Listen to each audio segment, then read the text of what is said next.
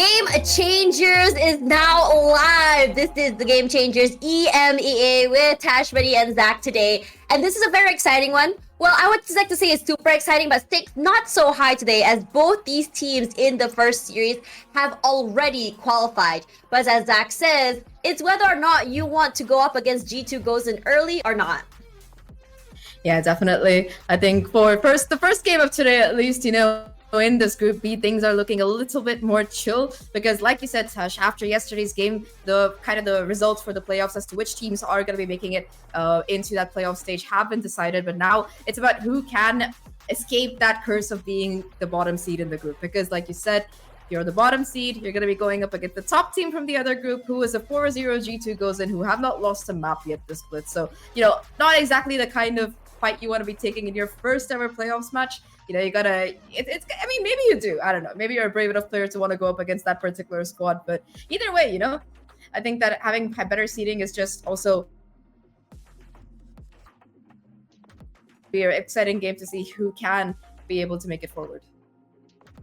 Yeah, I forgot. Let's have a look at the standings so far, just to give, for those who just tuned in, a little bit of idea of what our journey has been so far here at Game Changers EMEA. Now, looking at this, G2 Goes In coming up at the very top of the first group, coming at 4-0, followed by KC, NASR, Ignite, Odd One Out, and over at the very bottom, we're looking at Alternate Attacks, Ruby. Meanwhile, on the flip side, we're looking at Falcons Vega with a 3-1, Heroic Valkyries with a 2-2, a Valiant, a Giant X, as well as BBL Queens. Now, I would like to say that throughout the entirety of this year, I have to say this is one of the more competitive stages thus far, because stakes are definitely a lot higher as we go to champions, our GC champs, coming in toward the end of the year.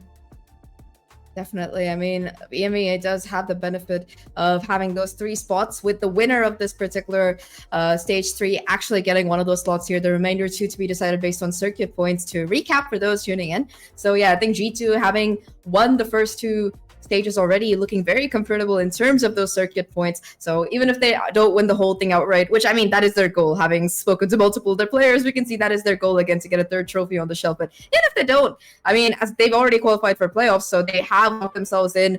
They are confirmed to be able to attend the GCC no matter what. But those 2 remaining spots, Falcons, they've had a pretty consistent year. Giant X as well. We were talking about the potential of this roster, and I think that this particular team definitely, consistently being able to prove themselves in the top 3. I mean, you can look at the caliber of players that they have, and you can kind of see what they've been able to put together.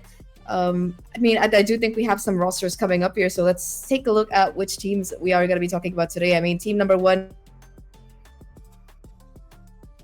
We're looking at Giant X versus Valiant GC. These 2 teams are very, very exciting to see. Both teams have quite a large number of achievements thus far. Giant X, they have managed to make it to 3rd place regardless of what tournaments they've been coming into, and I'm sure that they want to try and climb a lot higher than before. Smurfette, Miori, Sarah, Ness, as well as Jolina, all of these players are showing us the masterclass of what it is to play at the highest level of Valorant.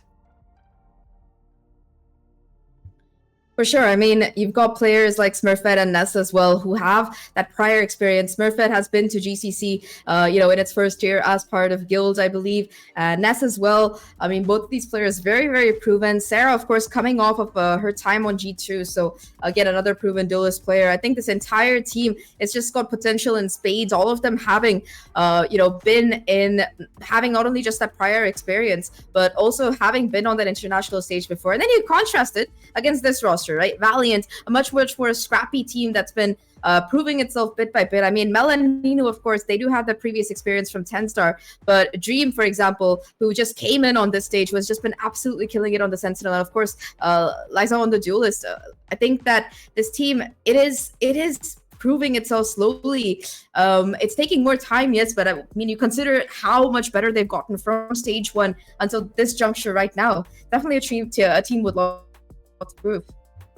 Yeah, it looks so good for them. I completely agree with you, Zach, coming into this one. Lisa has showed us some incredible plays and a lot of versatility with her agent pool on that duelist, showing us a masterclass of not only Jet and Raze, but also that Neon, which can be very, very formidable coming into today. And on top of that, the X Factor Dream, who has not only just been so sharp, but high clutch potential, insane at stopping those rotations, and her lurks have just been phenomenal. She can take 1v1s, 1v2s, 1v3s, very, very well isolating these fights, and her taps are very, very scary. Now, as we go into today, again, stakes are not as high. Both teams have qualified, but it doesn't mean that both these teams won't be taking this game very, very seriously. As we come into today, the map veto is going to be a very interesting one. We're not going to be seeing Abyss and Bind, but Lotus is actually the most interesting one to me, because coming from this one, Valiant, the last 2 games of Lotus they've played, it has been both overtimes, and it just shows that so many teams have sort of understood what it means to play up against them. And meanwhile, for Ascent, now Ascent is going to be the pick of Giant X, but again, this one, the last time they played this was back in June against Falcons.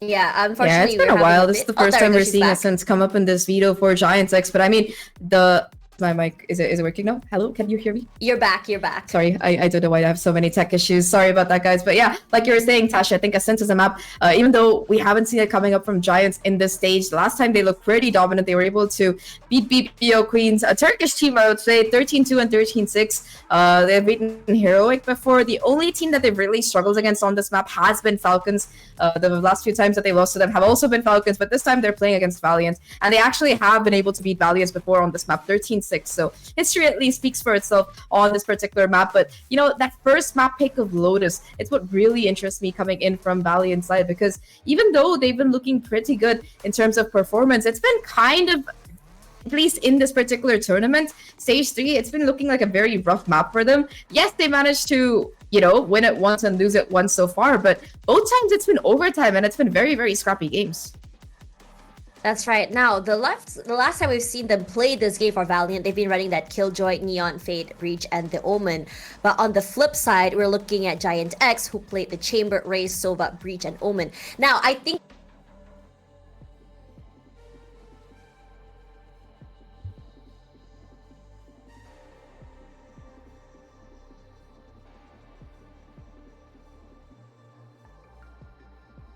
okay, well, Tash fixes that. I think that we're gonna be like we talked about the game here. Lotus for Valiant, at least. I mean, Tash was talking about the on the Neon.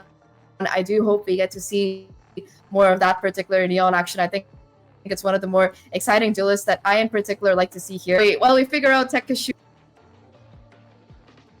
It's just me. Hello.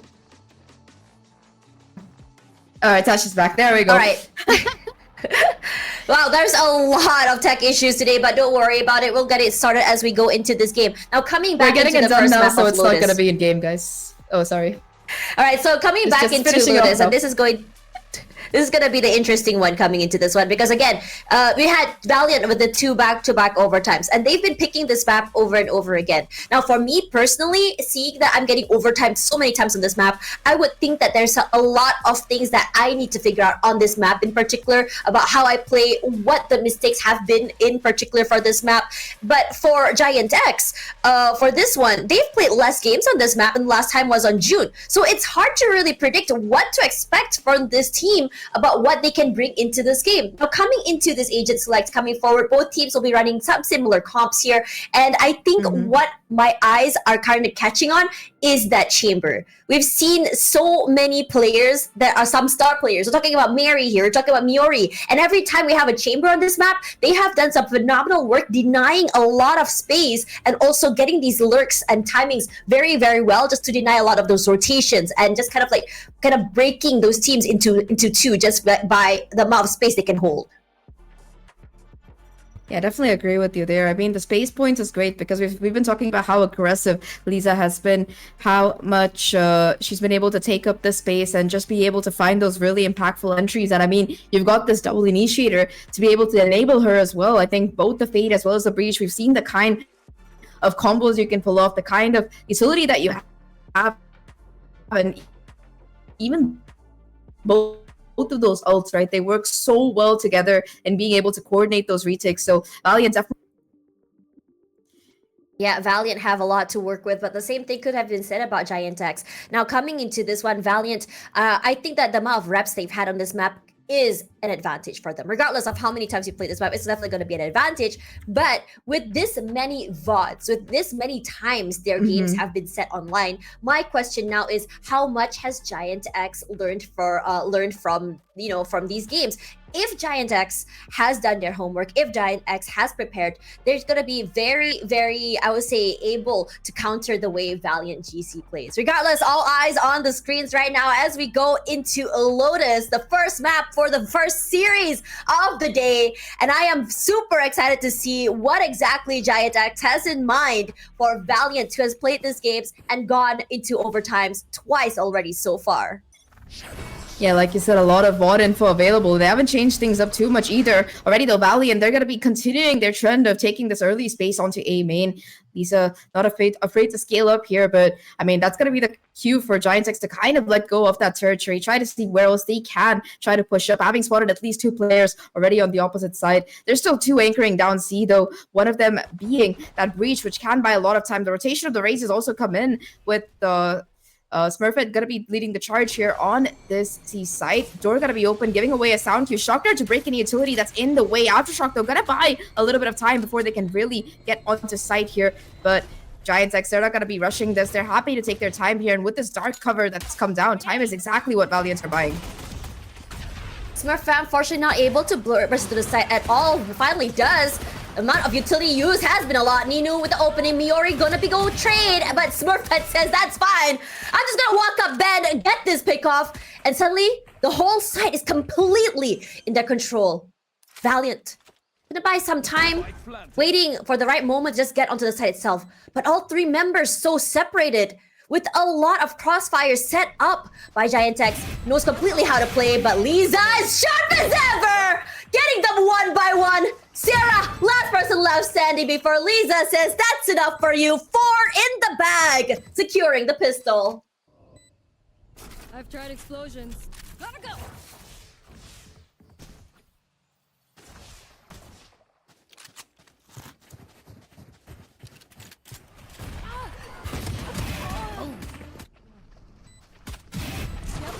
One enemy remaining.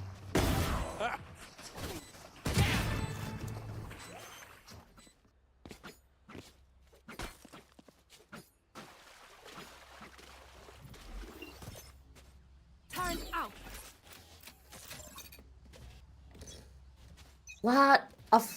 Oh yeah, a lot of mistakes earlier was made, and I think this is something that's good that's getting it done early. Regardless, we're seeing Dream on that Outlaw.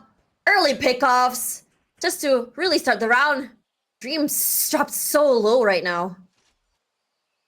Yeah, gets the kill, but pays a little price for that, I would say. That said, though, I mean, we do still have Dream having some backup in play as well. A second player having rotated over here. Prowler to be used as well to make sure C-Long is still looking a little bit clear. Not going to be the case. There's that presence still noted, but both these players, they do have Sheriffs in play. Could be able to find the kill onto Dream. All it's going to take is that 1 bullet as the remainder of Giants X look to rotate in. Problem is that Ninu is here. Ninu has the heavier gun. Oh, she saw them. Ninu has the stun to peek off of as well. The flash connects. The information is gotten. And here comes the kills. Very well played. They waited for the right timing. But Valiant was just very wise through their plays. Good read all around. Smoke just to cut those space. Ness could be waiting out with their teammates. The flash comes through, but it doesn't matter because Ninu just holds the corner. Played very, very well. You want to be able to just kind of dwindle down the numbers of the guns brought forward. Only managed to do 1. But really, it's just about those timings, about the patience, and Valiant those reps they had on this map is just paying a lot of dividends.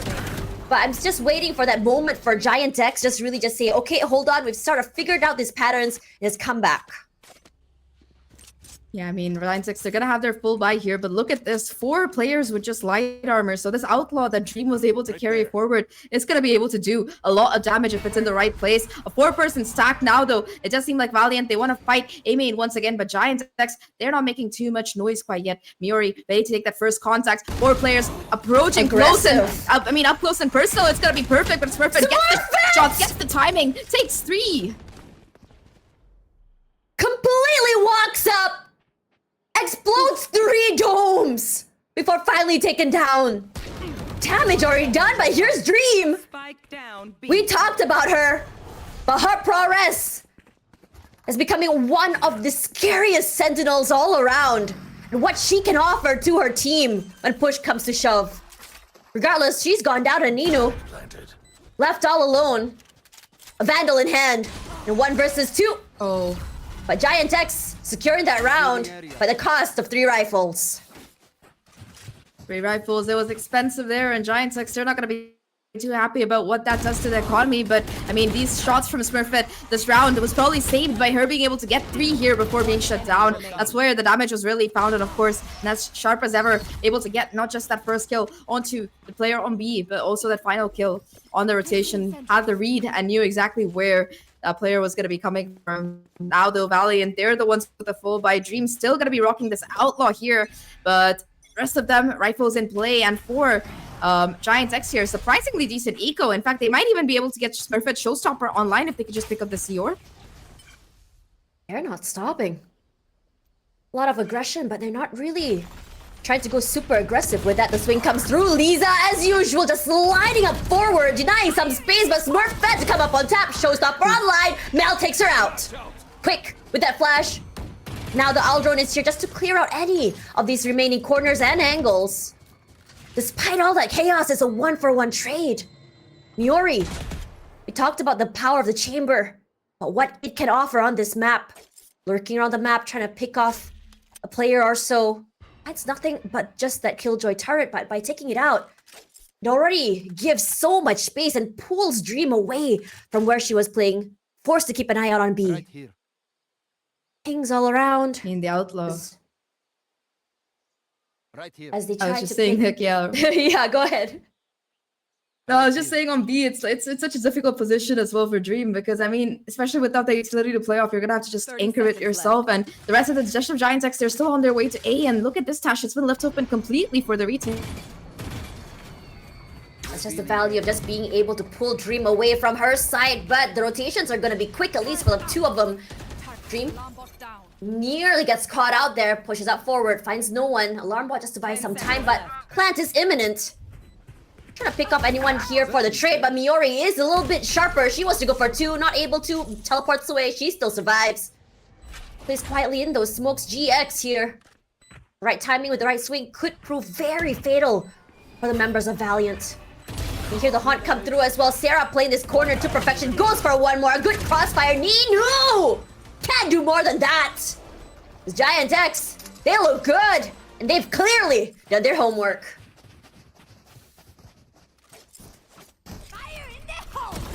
Another buy round that's going to be able to come through, and this time, I mean, the contact plays were perfect. As soon as they heard that Showstopper, they were ready for the swing, but I mean, Miori really being able to make the difference in this particular round, ready to trade out her teammates, finishing the round with a triple kill, and even able to take that Odin down. Really, really high impactful round for her. And overall, I mean, Valiant, they're going to be pushed into an eco economy broken here. They do have a couple of ults though, including that overdrive, which could be the saving grace. Last time Lisa had this on Sunset, she was able to find a triple or a quadruple kill with the help of just this particular ult. That said though, Giants, once again, they're expecting this A aggression. This time around though, here comes the Neon ult. There's the chamber in play, and it's actually able to find the first kill.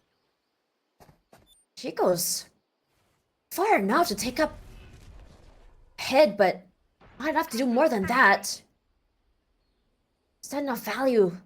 And despite that, they're already on a lesser buy, but for Valiant, they're not giving up this aggression. They're not giving up this space. All they've left here is on C, those utils, just to buy some time, but they're gonna go aggressive here. Smurfette. Ooh, nearly takes down Ness. There. She's so low. Sorry, not less. Excuse me. Nearly takes down Ninu. But for now, rushing out forward, clearing out all those angles. That aftershock. Gonna find no one. To clear onto tree, and Smurfette's free fire gonna prove fatal. Mel goes down. Committing straight onto that A. Pain shall secure out backside. Ninu's so low. But she's still holding down her ground. The flash. Unfortunately, not gonna be able to give her that pickup that she wants. High, low, Smurfette getting so much support from her teammates, and Dream left alone with the Bucky. We've seen the damage that Dream is able to bring to the table with that Bucky. But in this situation, might be a bit hard. The gun is right in front of her, but as soon as she picks it up, it might just be over here. Plastic in hand. It's all about formalities. Perhaps an exit frag, but no movement quite yet. Dream possibly just trying to go for a kill. Just go down to that spike, and I think she's gonna do just that. Shout out to the EDG Classic. I mean, if anyone's gonna be rocking it, it's gonna be Dream here. But yeah, great. Unfortunate no conversions there. Not too many conversions there for Valiant. They weren't able to bait out that Rolling Thunder either. So a good round for Giant X. They're going to be able to carry a lot of these guns forward, charge up Smurfette's ults once again. And I mean, this was a nice play from Valiant, but it seemed like Giant X expected it, and they were able to find that trade. A 1-for-1 on the Neon ult and an eco round is not exactly the kind of ideal situation you want to be in now that they're going to be able to have that buy again and are going to be calling that timeout. I think looking at how Giants X are playing, they've done their homework for sure. They know the kind of aggressive plays that Valiant like to make, and they're ready to counter it. They're kind of just playing their own game at their own pace. They're like, all right, we know Valiant likes to get aggressive. We're going to let them burn some util, just default a little bit until we can find a pick or so. And if we can get the side great. Otherwise, we're going to be ready for a quick rotate. And so far, Valiants have just been in this consistent position of having to play for that retake so often with the numbers advantage. But even when it's like a 3v3 or something, Giants X are still able to win out that first engagement, and after that it just goes downhill. Yeah, Valiant is just finding it really hard because it's not really about playing together here. It's more about Giant X being able to just hit one side and just completely pivot into the other. It's hard to really figure out where they're gonna go and just really play with those setups. And every time they have a hold onto B side from Dream, her turret gets taken out, her util gets taken out, and she's forced to just move away from her teammate.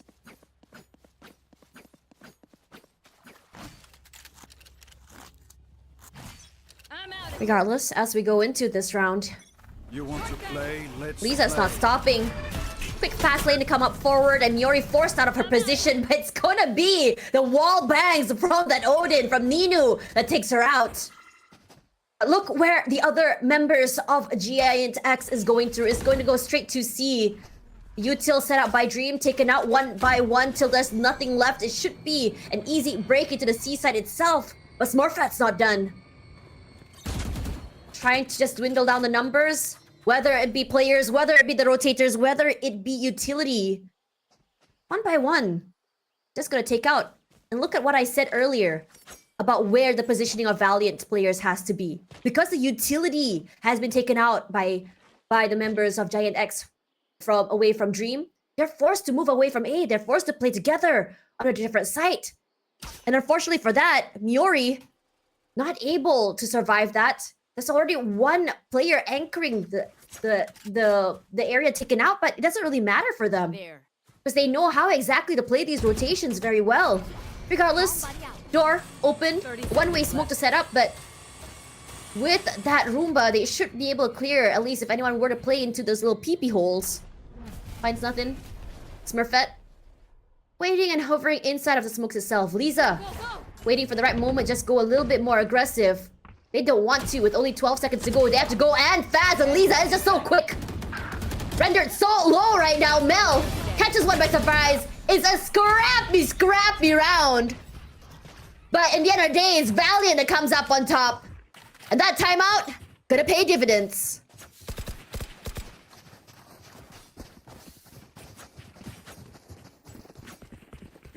As we mentioned in the pre-show, today is a day of tech issues, and unfortunately, it's for the production this time.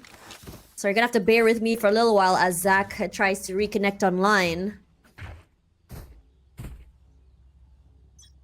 But in this situation here, It's been an interesting one coming up forward. Is Valiant finally putting back the number on the board? Miori this time Here. forced to be very wary of this Odin play by Nino. As soon as she teleports, Nino just completely spams her Odin. Her position compromised, they know exactly where she's playing. Gonna be 3 members of Valiant posted onto B. Trying to go for a little bit more of an aggressive push, but finds no one. The Prowler. Lisa, the jump peeks forward. Gonna find no one. Interesting style play, but it's gonna be Mel. She has been posted onto this rubble area for so long. And that patience is paying dividends right now. As she quickly moves back, done her job taking out Miori's head.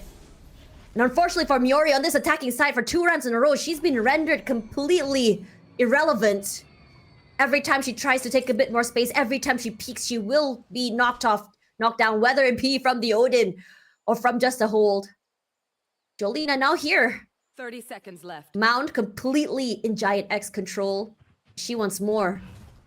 The setup set by Dream a little bit more in the passive side, rolling Thunder just to start things off, and Dream forced off her side itself. But this works out so well in her favor. She's already posted to play for the retakes here. Nightmare set down as well, the Nightfall, excuse me, as Smurfette gonna pop GX's head. Lisa playing the backside, not able to win these duels, but Dream is there for the trade at the very least. Ticking down at the very end by Smurfette. Nino here, Odin in hand. A good hold is what she needs, and she does find 1, goes for 2. The power of friendship for Giant X looks amazing. Sarah all alone, but it's gonna be Valiant that prevails in the end. Playing together with her teammate and strength in numbers is what keeps them on top and keeps them around, and they take the lead.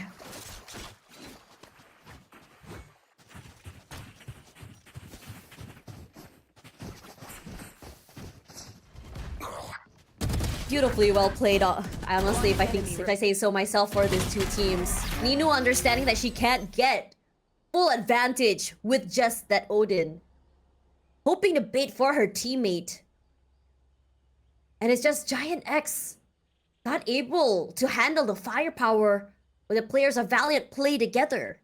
Yes, it looked very rough in the rounds where Valiant can't really figure out where Giant X is going. But they're understanding that just leaving 1 player in A, maybe putting 3 onto B, which allows them for those quick rotations, would pay dividends. Lisa, very aggressive. I think this is something that we all have noted, regardless of what map she plays, on attack or defense. She likes taking risks on this Neon. And when she's on that Neon, she's gonna be jump peeking. She's gonna be taking out space. She wants to go aggressive. And that space that she takes gives her teammates a lot of information, a lot of space to work with. Timeout from Giant X. Wondering what they were talking about. Wondering how they're going to be able to play off each other. And now Zach is back. And I can breathe a sigh of relief.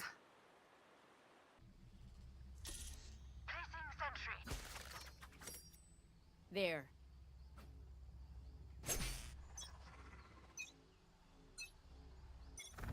Thank you for that, Sash. Hopefully we have successfully resolved all of my tech issues because I cannot take another bit of that. Thankfully, though, we do... So well played! And Giant X playing together!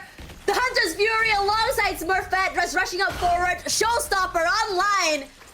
Gonna find no one. Losing Mel so early, gonna hurt so bad for Valiant. Losing their smokes, Miori gonna find 1. The trades are imminent here at the very least. And Dream forced to place very, very separated from her teammates. This is a very quick plant so far. As for Valiant, GX on the backside. Can't really spot 1. Spot the head of Sarah. Spams all around, and Sarah just keeping very, very safe. Dream all alone, and Ness quick to pop her head. As GX, what are you gonna do now? With only 2,800 creds. Later, the call to save is here. Running away for her life. But still gonna be trying for those exit frags. Hunt is on. Jolina is here. Oh no. 40 HP left, running. I think she's gonna be able to survive this. The other members are still chasing. And the round goes to Giant X. As GX just desperately tries to stay alive. Giant X, I mean, they're able to save, again, these guns as well. And this time around, it's Smurfette. We've been talking about how much impact she's been having throughout the series here. This time, it's combined with the Hunter's Fury. And between Smurfette and Ness, they completely decimate any kind of presence on site, just being able to, like you said, get that spike down so quickly. Now, though, Valiant, once again, they're going to be able to scrape together a buy here, but it's kind of a do or die round. You only got like 4 more rounds left in the half, and I mean, this map, while it does tend to skew towards attacking side, you also have to be aware of how Giants like to play. Goodness, Smurfette! What an entry. Walks up, pops hits, wants to go for more, Oh, no, and she Dream. almost does. Quickly traded by Ness. And Giant X learning the power of friendship just like Valiant did. Power in numbers, strength in trades.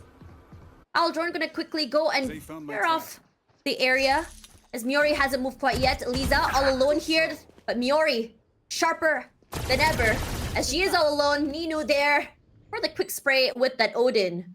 See sight. Very well taken. Giant X, they know where the weakness lie for this site, understanding that with only one Killjoy there, the power is to go for those aggressive pushes and the Rolling Thunder to come through, and they're gonna try and take this fight over onto main. Time is slowly ticking. The pops are there. Nino sharp with that Odin, but Sarah and Jolina says, doesn't really matter when you have the big guns, when we have aim. I think this is like the 4th round or something where Giant X have been just able to find a free kill towards this D long. They're just able to push forward and get that free opening pick. I mean, yeah, Ninu and Dream able to at least counter with a little bit, but I think that Valiant, they're gonna have to come up with some kind of adjustment as to how they are playing the C side. The aggression on A, the Giants aren't falling prey to it. On C, they're always somehow the victim. This time around, though, I mean, Valiant, they don't have the greatest money. They like to go for these eco pushes on this A side, and this time around, once again, 3 players going to be leading the charge. Sharp as ever, Lisa playing all on her own with just the fast lane. Kind of just denying that space. Mel pops hit as well. As the casters of EMEA call it the game changers sheriff. It's a global concept. Stuff. It's a global concept. I think it actually started in NA, fun fact. I'm not sure if it was NA or EMEA. Was it really? Yeah, because I don't know which region started it, but it's like a global phenomenon, man. Like these eco runs, they're just so exciting. Exciting for sure. Smurfette rendered to only 40 HP, Oh and my GX once again, 1 tap is all it takes to render the members of Giant X offline. One by one, the members of Giant X get toppled over like dominoes. And they get a bit of value from it too. It's all silence onto the A side right now. It's Giant X, Jolina, and Ness. The power of friendships, they just need the right taps, the right sprays. But Jolina...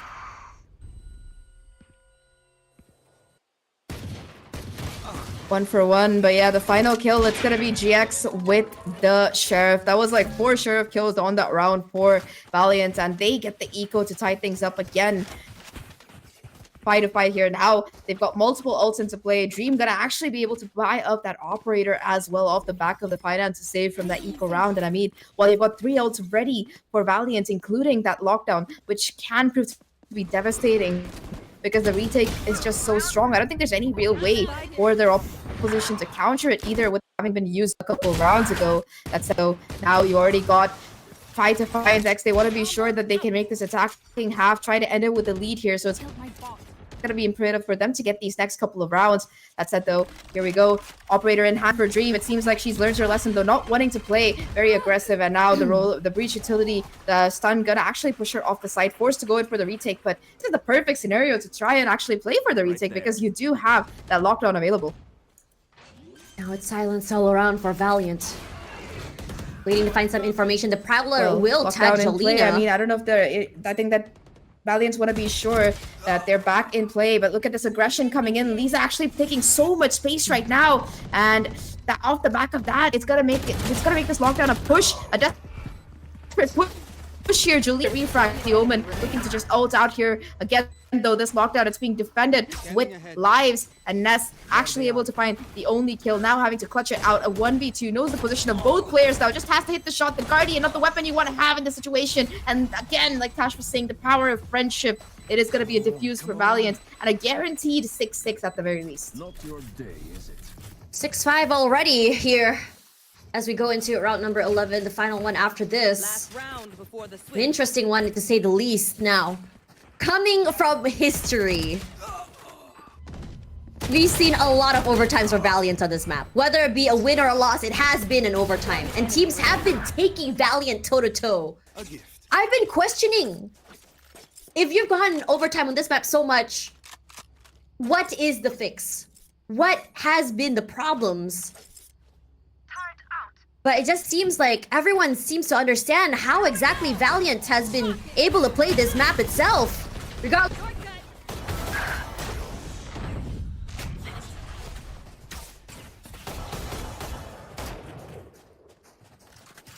Well, take a side. Like Tash was saying before, I don't know what's happening with the internet, man. It's just cursed today. But yeah, trade coming through, 1-for-1, 4v4 scenario right now here. And I mean, Jolina does have the Omen to try and book it to an opposite side if necessary. Problem here is that Nino also does have this Nightfall. Gonna be a really important tool in this retake. Here comes Sarah's Rolling Thunder though. Gotta be the tool to push all of these defenders off of site. And I mean, they've got the Nightfall for the retake, so they're happy to give it up here. Problem is that Dream still has his operator. It's gonna be difficult. Early Nightfall actually gonna be invested here. It is gonna be the Aftershock to try and buy a little bit of time, but now the Hunter's Fury as well invested with the Recon. Actually gonna be able to do a lot of damage to Mel and might even be able to confirm the second pick, but Mel gonna be the one to actually find this first kill. Nino taking a lot of chip damage in the meantime, and still a 4v3 situation. Nestle evens up things one more time, but here we go. It is Valiant still finding the numbers game, and now in a 1v3. Unfortunately, Miori can't do anything here, and Valiant, they're gonna be closing it off with a 7-5. Valiant looking really good on this map. We talked about histories earlier. History of overtime, history of not being able to win this map decisively. And now for Valiant, they look like they seem to understand what exactly has been the problem coming up a little bit forward. But the second half is going to be question marks all around coming into this half. Taken out. Question marks indeed. I mean, now though, got a little bit of a tech pause Today here. is I mean, extra I'm glad cursed it's not just us, for- Tash. It's not just us, it's everybody. What is it Yeah, about usually- today, man?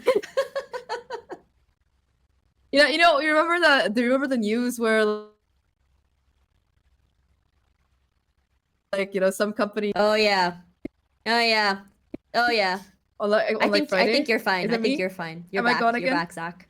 Yeah, I heard about that. I heard Okay. about that, and that's a very, very terrifying. Yeah, we had That's what we had today a tech feels like. issue on our broadcast earlier as well before the show. So I don't know what it is. Whoever that's sending us bad juju, please send us good juju. Reverse it for us, please. Maybe a four-leaved. And, Maybe like, a some four-leaf chocolate and clover boba might tea, be I what don't we know. need. Yeah. Tash. I think Tash needs a boba tea. That's what we need.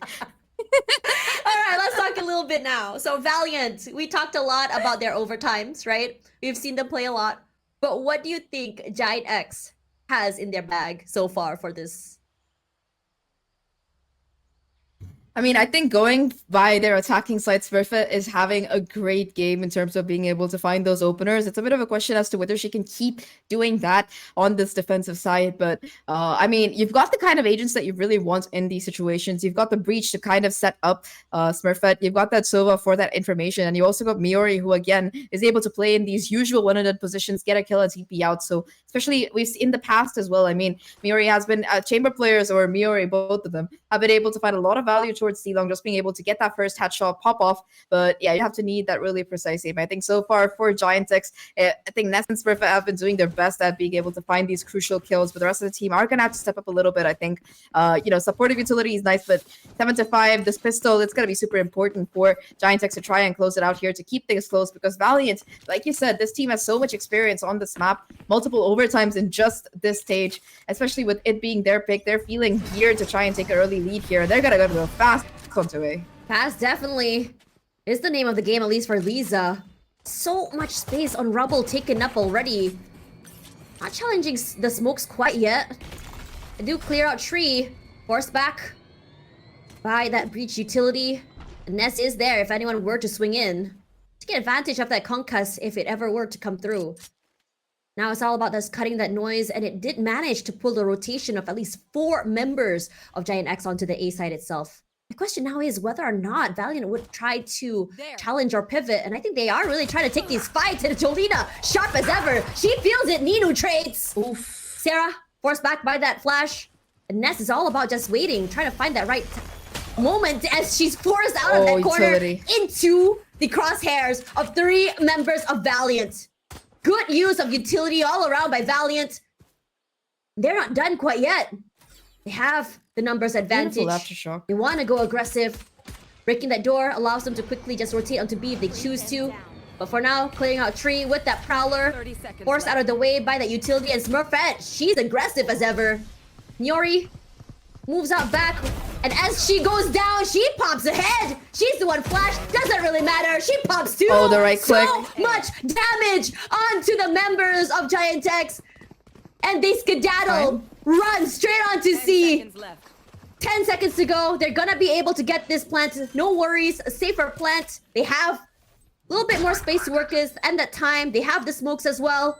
But Mel rendered so low right now. But Giant X, they've shown us some insane powers with crossfires. But Oh my God. Dream! Tap, tap, tap she goes. Showing us what she brings to Valiant. 3 kills on the round for the Killjoy, and I mean, like you said, that was the crossfire. That was completely unnecessary because Dream just able to get both of those kills. 2 remaining players from Giant X not able to trade things out. I mean, Miori did her best here, being able to 2 kills before being shut down. Also buying so much time on the rotation was well played, but yeah, the swing not exactly perfectly timed here, and I mean, Dream just got her ideal situation there to 2v1, more like 1v1v1. So yeah, gotta be able to capitalize off of it.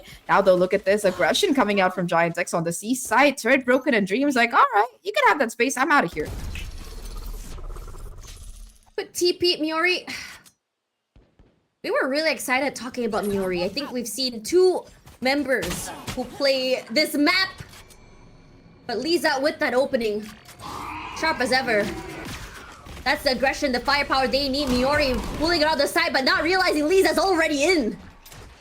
Forced to move away. Lisa making a lot of noise onto that rope area. Just to buy some time. Creating that presence. Leaving Giant X wondering where exactly the players are. Right here. With Dream playing on toward Link, it's really hard to go for that lurk either. Right here. Even if you were to cross the stairs, heads will be popped. Ness is here at the very least. Perhaps just dwindle down the numbers, keep her busy. Turret spots are out there. And Dream quick to react. Let's set out those smokes. The turret gets taken down, excuse me. Puts in a bit more pressure. A recon forward, Nino. Rushing up forward. Just to clear out the angles as well. Playing together, time dwindling down. No retakes needed as the members of Valiant says, okay, hasta la vista, baby. You've gotten enough members down. But, we're okay to go down on a spike.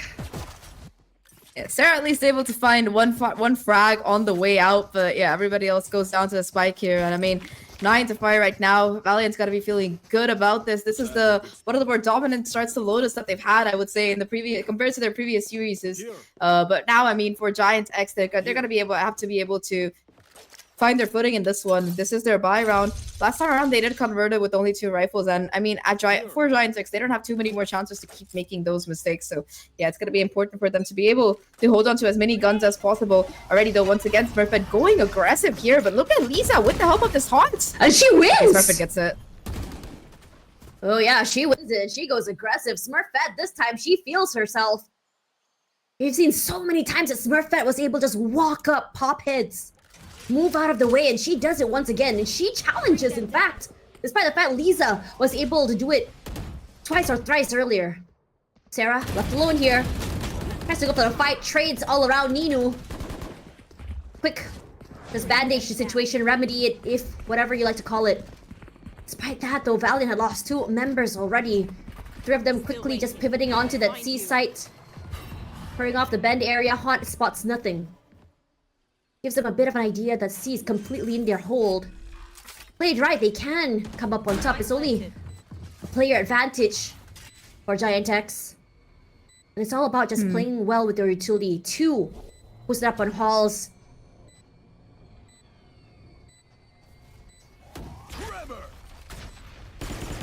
Oh, the stun. Here it comes. Want to be able to find that first kill. GX through the smoke. Actually going to be coming out at the perfect time to isolate this one pick.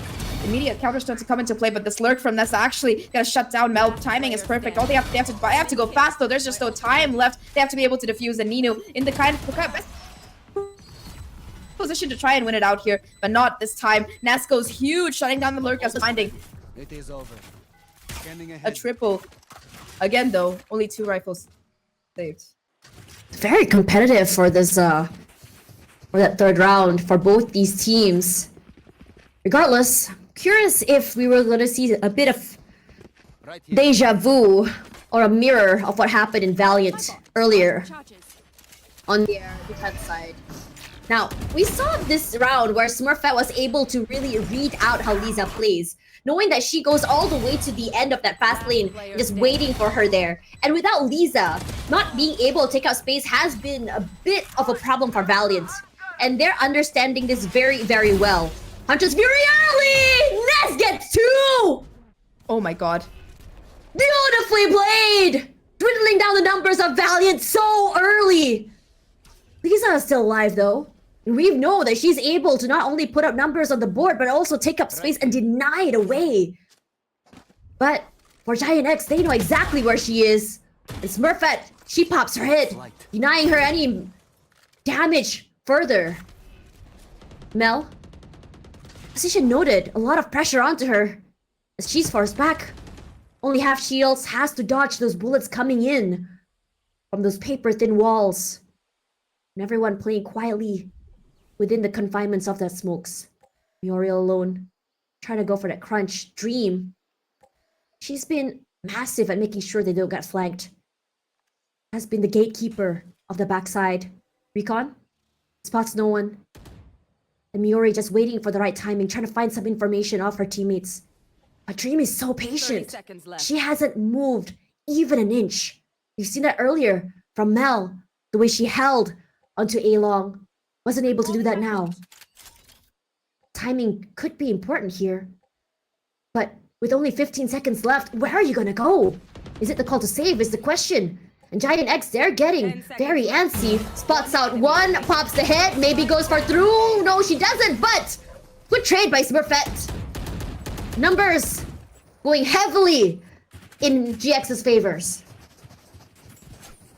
What a huge ult from NASR, right? That round started off with that immediate Hunter's Fury, the expectation of that A mid default, and I mean, NASR is able to immediately 2 players off guard. Just beautifully done there in terms of starting things off. And I mean, like you said, the awareness as well. And of course, they initiated from Giant X to deny any kind of carryover for Valiant side to break their eco completely, pushing them into the situation that they are now. Really nice round coming in from them. Now, though, Valiant, they've been able to charge up these ults here. They've got the Nightfall, couple of orbs off of this particular ult on Lisa as well. Now though, Jolina playing aggressive has the one way to work around here, but here comes the utility. Not gonna actually catch her. And with this door opening, the crunch play tries to come into play here. Sarah still gets the Aggressive first all kill. around. One by one, the members fall for both teams. But it's Giant X with the player advantage. Ninu just walks up. What a swing. Equalizes. An upgrade to go forward. Couple thinks about dropping down that Nightfall. Playing close together with Dream. Deciding to play with the utility instead. It's gonna be a hard take, Ninu. A shock dart. Hitting her. Completely dwindling down her HP. One by one, it's just a util dump. Nez gets her in the end. But Dream, we've seen her win these fights before. It's all about finding that right angle, the isolation. And she is sharp as ever. Miori is here. She pops her head. One member forward, 10 HP. Knows exactly where Ness is. She still has one nanostorm to work with, but all she needs is one singular bullet. But it's Ness that's just quicker with that contact, and she gets the defuse. Giant X slowly but surely catching up in score.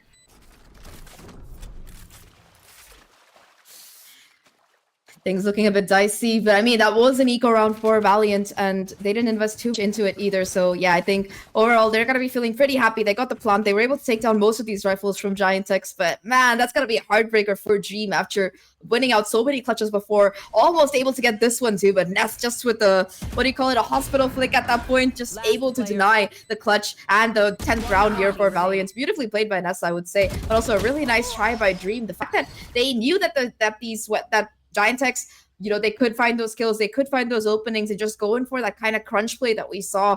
Really well done, I would say, by the Giantex side. But for Valiant now, gonna be taking their timeout here. They've got the Nightfall still since Nino didn't use it. They got to figure out how they can make this round work. And I mean, Tash, look at the number of ultimates they've got. Just one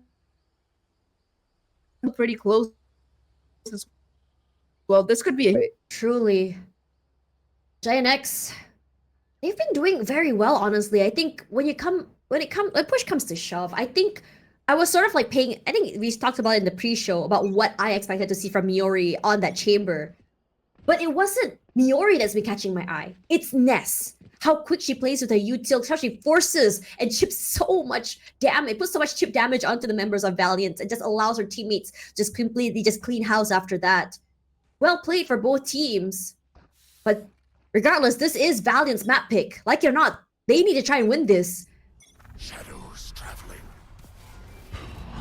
And now Jolina playing... important round, like you said. Sorry, Jolina playing so closely with those smokes. The op shows where she is. Miori forced out of the way. That Prowler has been disabling her so far. But look at this masterclass of what a setup should look like to enable your duelist. Smurfette! Playing so well with Sarah. Oh my god. And she's not done quite yet. One by one, she pops heads. Everyone who peeks her. Not able to trade back. Damage. Done. And Lisa rendered to only 6 HP left.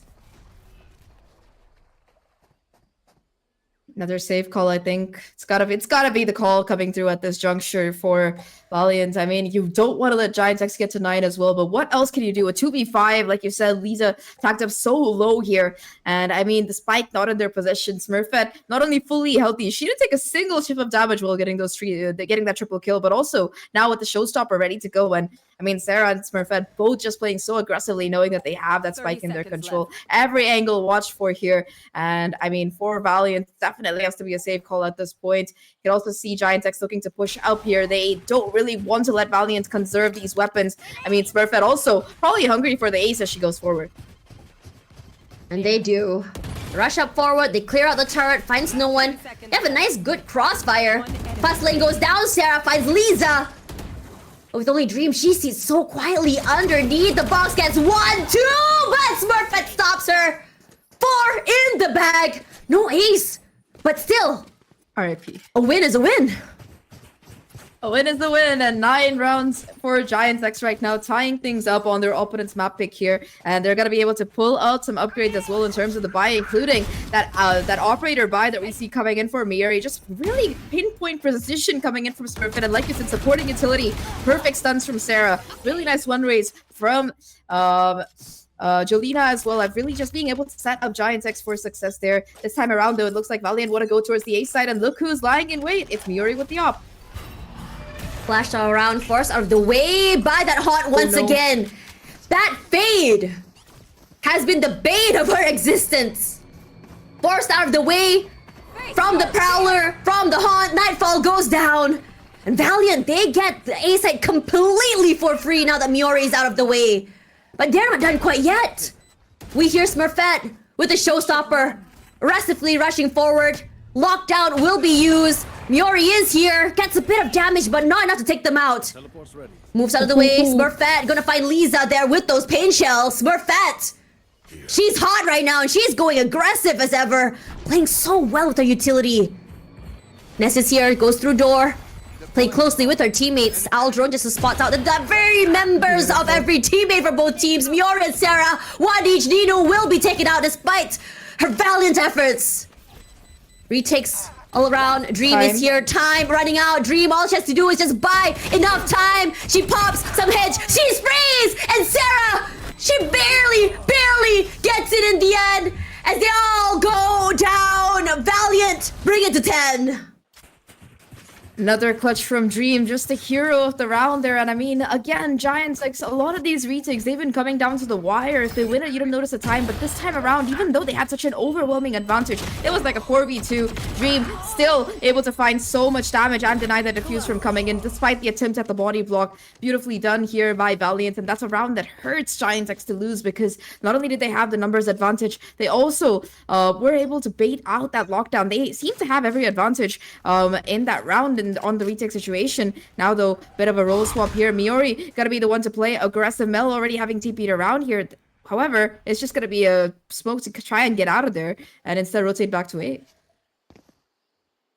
And with 4 members of Giant X lying in wait, 2 already on Link, 1 toward Tree, and Ping's already done. Valiant reading them very well like a book. Prowler to clear out rubble area, finds nothing. And GX is here with the concuss to see if anyone will be caught out. But the Rolling Thunder to come through just completely counter the members of Valiant. They got 2 out of that setup. Very well played, very well done. The other 2 members left running with their tail between their legs. Here. Dream on B all alone. They hear the footsteps rushing up forward. Positioning is key. And Dream, she wants to pop as many heads as possible. Potential to equalize is definitely there. But with no idea where the members of Giant X is, it's going to be hard. They've pushed all the way to CT side. I really like this from Giant X. They're just trying to prevent anybody from going down alone. They expect this wraparound through B, so they're going to be re-clearing it together. And again, they've got this numbers advantage. They're not leaving any of their members open in an isolated fight here. So a very, very doable round here for the side of Giant X. But for Valiant as well, they've given themselves a fighting chance because look who's alive. It's the Killjoy and it's GX with the Rolling Thunder available. So there's just so much utility available in this post plan. Giant X, they have to be careful about how they're approaching this even with the numbers advantage. Now it's all about that wait. GX here alone, gonna be playing with her utility. Honka spots 1, 2, and 3. GX cleans house. Dream will be spotted by that recon. They know exactly where she is. A flash to come forward, buy some time. And Rolling Thunder as well to secure the round. Ness left in a mess. Everything in the kitchen sink thrown out at her. Aftershock as well. And she's gonna go for that call to save. Time not on her side here. Just gonna deny that space. Keep herself alive. But it's gonna be a clean one here as GX gonna go down to that spike. But again, win is a win. Yeah, I think that was just such a beautiful fault line to come out of GX. I mean, we were talking about it. Giants X, they were in a 2v4 this time around after this early advantage. A 2v4, and just because of one fault line, you can see the damage it's done. Beautiful fight, isolation, and choice coming out of GX. And I mean, just that further time denial as well with the help of that Rolling Thunder. I mean, did you need to use the ult? No. Did you want to use the ult? Yes. And does it get you the round at the end? Also, yes. So I mean, it's Valiant a lot of now going to be able to respect. push to 11. Yeah, I mean, it's a lot of respect. I would be scared of that. I would actually use my ult just in case in this situations. I think one of the scariest things that you want to do is throw around, and it's best to just really secure it.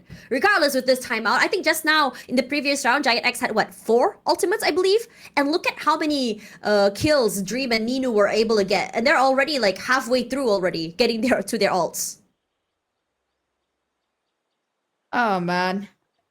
That was a round that Giants X really had no round losing. In fact, that's been 2 rounds like that right now. It was a 1v3, and now it's 2v4. Yeah, it's gotta be tilting if you're on Giants X side. So yeah, this time out a good way for them to kind of recall here. But losing both of these rounds in a row, I think that might just cost them the game at this point. Look at their economy. It's gonna have to take a miraculous Thrifty and maybe another massive Hunter's Fury from Nest to be able to start this round off with a good way to go. I do like that they're giving Smurfette the rifle instead to prioritize it, and knowing that these eco rounds, you're going to be seeing these kind of plays. Look at how far back Valiant are playing together. Oh, beautiful. Oh, the Smurfette special. Walk up forward, get a pick off, but Lisa is there for those trades. Dream knocked down already, and Miori taking quite a fair bit of damage. But for Valiant, they're happy to take that A site completely clear and ripe for the taking. We planted for tree. They do have their protocols on how exactly they want to play there, but it's all about that space denial. GX here to give a little bit of space, playing closely with Ninu. They've heard the sounds, they've heard the space. They go for the flash, they go for one. Sarah pops one in return. Good protocols, power of friendship, whatever you want to call it. Let's give ping dividends in buckets. Flash, Ninu plays very safe. Ninu for 2 goes down finally to Sarah. But Lisa, with only half her HP left. Tap by Sarah. Trying to find where Lisa might be. Waiting for the right time, but Sarah Oh my God. is the one to come up on top. Sarah had no business winning that, but yet she did. How on earth? Honestly, this round has to be karma for the previous 2 rounds. I don't know how else. It like balances out, you know? You started off, you lose 2 rounds that you need to win, and that's perfect. Does something like this. Gets the first kill. Ness again with the Hunter's Fury, just creating so much chaos, enabling the second kill to come through as well. So yeah, with the numbers, I think just efficient trades. But like you said, Sarah had no business winning this. A little bit of a whiff from Lisa, I suppose. But aside from that, I mean, Sarah just able to confirm it with 5 HP, and now Valiant, they're going to be on the one-on-ones on the back foot when it comes to the economy. They do still have the ult from Lisa, as well as a Bucky in her hands. I actually don't know which one terrifies me more, I'll be honest. Oh yeah, that Bucky. I think I remember a dream playing an insane Bucky just the other day. Smurfette again. The Smurfette special, insane. Both duelists just popping their ults. Both duelists going down. What a bloodbath over on B main. And regardless, it's Smurfette, the only one that goes down in that fight. They've lost Mel already. No smokes is going to make it so hard to play for that post plant. Gun here. And now for Valiant, they're going to have to find a different way to play this round. I mean, it's gonna be really difficult for them. GX not even able to pick up the rifle on this other side, just being content with this Bucky here. And I mean, a Stinger, a Bucky, and a Ghost. It sounds like a setup to a bad joke here. 3 weapons walk into the seaside. What happens? It's gonna be the question mark. Right now, at least Valiant, they're just gonna be holding on, hoping that someone from Giant X will make the mistake. But again, once you have the numbers advantage, you don't want to give it up. And now they, off the back of the Kunkas, they try to go in. 2 players from Giant X on the side, and what a flash. You can't see anything with the amount of utilities thrown out here. 30 seconds GX left all alone with only 24 HP left. Yes, she was able to get many picks earlier. Oh, But in this round, it might be too much to ask for. if this goes to another overtime, I'm actually gonna be really questioning Valiant's decision if they pick this map again. They're never gonna beat the overtime allegations. It's giving Never. Leviathan on Icebox. Let's be real here. Oh, exactly, man. Like, every single time they've picked it up so far, it seems to have it going that way, the stage. And, I mean, 11-11 right now. They're at least going to be having a buy into play. But look at Giant X. They're going to have enough money to get this operator back into play. I think the only saving grace is that Nightfall here for Valiant. Momentum for both these teams kind of piecemeal right now. But, oh, okay. Miori, I thought she was going to get the kill. But instead, just 2 players forced to TP out. Except That Lisa. is unfortunate. And we're seeing skirmishes throughout the entirety of the map. Lisa rushes forward and she just takes off Miori's head. These fights all around. But it's Valiant's members winning them 1 by 1. They've lost 3 already. And now for a retake in a 3-on-5, that's rough. Ness gonna push up forward, gets one Dream. Gonna stop that nonsense right now, she says. It's Smurfette all alone with utility in front of her. Clears one area. She got one for herself. Good isolation, playing these micro angles. And the other members, she waits. A high-low. Oh. But she's done enough damage. Valiant effort, as they say, and they make it to 12. So the question now is whether or not they can wrap this up, or will they never beat those allegations of an overtime? I mean, they've got a chance right now. Last chance at the group stage to beat the Lotus overtime allegations. Let's see if they can do it. But Giant X are still gonna have a bye. But yeah, this round, it's just, you know, Valiant, they did a lot of things right. But more than that, it was just Giant X screwing up, I think, in a lot of ways. All of these isolated fights, it's just, at least Ness is able to get one. But the rest of the time, I mean, 3 players went down for free. So it was just such a difficult situation from the get-go. 12-11 right now. And I mean, that round, it seems to have revitalized something in this Valiant side. They're going to be upping the pace here as they push on to A. This time around, Lisa, uncontested from Rubble's side. Dream with that ultimate, just gonna quickly just clear out that site. But no members of Giant X were there. They've read it like a book and they knew the ult was gonna go down. What they want to do here is play those retakes, and they've had a few successful rounds.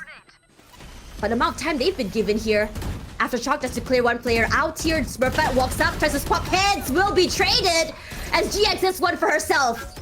Numbers advantage by for Valiant, not anymore. Ness is here alone, the recon. And Lisa playing very closely. They know exactly where the members are, but Mel's gonna be stopping her. Terror, her reign of terror, excuse me. As now we are in 2-on-2. Giant X desperately looking to push this into an overtime.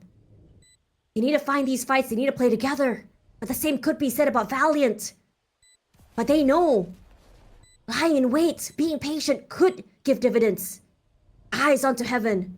No idea that Giant X is already in the site itself. Mel is here, will be taken out. Miori, sharp as heck, and Giant X, they bring us to an overtime, and Valiant are not, never stopping those allegations.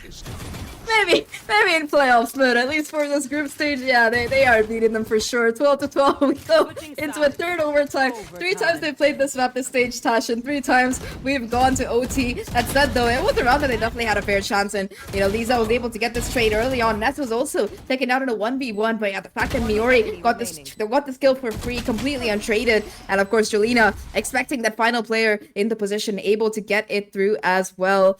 You know, I don't think this one qualifies as a caster curse, really, because I feel like it's a self-writing prophecy with the way that Valiant have been having overtimes. You know, what was it, a 14-12, a 15-17? I'm kind of curious to see what this one would be, but early timeout by Giant X actually going to be taken out here. I feel like they want to move on to map 2, you know, get to a sense where they're looking a little bit more comfortable. And I mean, Valiant, they don't have the operator, but they've got the Odin, and Nino has been quite impactful with it, I would say.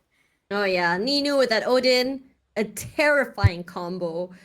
She's understanding where the paper thin walls are on this map. She knows where to spam that, and she knows how to play together with her teammates to get the full maximum value of that Odin. Understanding that fire rate might be a little bit lower for that first bullet. Regardless, as we go into this, I'm glad that Giant X decided to take an early timeout as they go forward. They want to make sure that they are able to just finish this game early, get into a sense, still fully fresh and, you know, revitalized, given the fact that it's their map pick. I mean, I hope they have the mentality for it, because so far in the overtimes, they've been able to win it at one time, lose it at one time. So kind of 1 for 1. I mean, Dream actually going to be investing in the operator here. I mean, a Killjoy op on defense. I'm not sure if I'm the happiest about this, but you still do have a Molly as well as that turret. Might be enough, but look at this from Valiant. They've been pushing A all this time, conditioning it. Now they're going C fast. Oh, Lisa, aggressive as ever, and this is read very well by Giant X. Their strat of just lying in wait and letting them push to us and punishing. It's working out well in their favor, but look at the amount of space, Giant X, Valiant has in their favor. Beautiful but Lisa, good to punish. Smurfette this time not able to serve her Smurfette special. As Lisa says, all right, my job is done. Here I go back to the shadows of C. Good crossfire setup as well onto C site 3 already there. And only chip damage taken by Mel for Valiant. Not having that Julius makes it a little bit harder to get out to the side, but the team's still very much able to play off of Sarah's utility if they want to. But indeed, but I mean, Smurfette going down there. Really nice play there by Valiant, you know, tapping the orb. And with Lisa positioned so aggressively, I don't think Giant X were ready for that player to be holding that off angle. And of course, just the power of the Neon there to be able to get that kill and back off as well. Giant X, though, they played well. 30 seconds on the clock, but they've managed to at least cut noise here. There is still all that breach utility to worry about, but they're just gonna have to take contact up into the C side, and there's still 2 players waiting for them. Lisa, that first point of contact. Oh, Lisa, aggressive as ever. Jolina goes down, but GX trades. Still one more to worry about. GX, good at cleaning up the site, good at cleaning up house, and it's all down to Ness. 10 seconds left. 10 seconds to go. She wants to go for that plant. It's a 3-on-1. We've seen some incredible clutches so far. Has a bit of an advantage. She can go for isolates if she wants to. Coming up forward, she spotted one already. Waiting for the right time. She taps one. Dream goes down. They know where exactly she is. The recon. Sorry, excuse me. The shock dart goes down, and yes, with only 2 HP. She has ult. tap as well, and she has ult. Hunter's Fury to come up forward. She has the right tap. She could get 2 if she wants to. Diffuse comes out. She does not get the tap. They know exactly where she is. She's marked as well. They force it, but Mel to come up on top.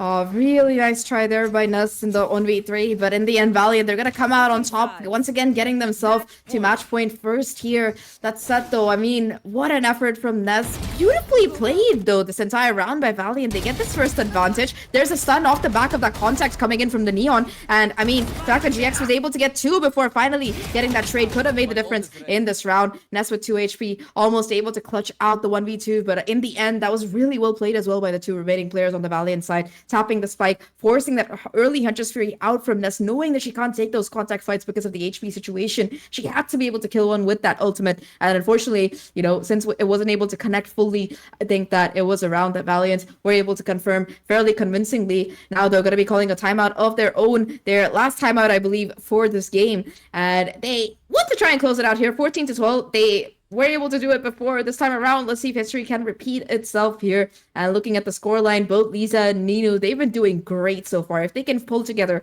one more attacking side round, it's all that's going to be needed.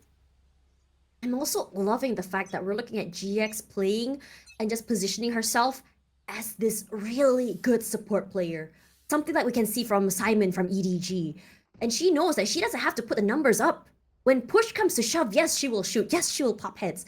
But it's been her job to set up for Lisa, for Ninu, and she's been doing it very well and just synchronizing it with her teammates. The same could be said for Sarah. But in terms of team play, in terms of teamwork, looks a little bit more better on Valiant's side as Miori. She's doing the same thing again. This time around, the util doesn't hit her, and she skedaddles out of there as soon as she sees Lisa's head and the gun barrel. Yeah, that's PTSD there. Too many times you've been lost alone, and I mean, I think for Giant X, it's important that they keep everybody alive. This util is going to be so important in a retake. Even if the Chamber is the one player you can probably afford to lose, then Molly actually going to push her off the side as well. But Jolina on site, just playing hard anchor right now, and Smurfette chimes in a quick round, and it's just going to be Mel alone in a 1v5.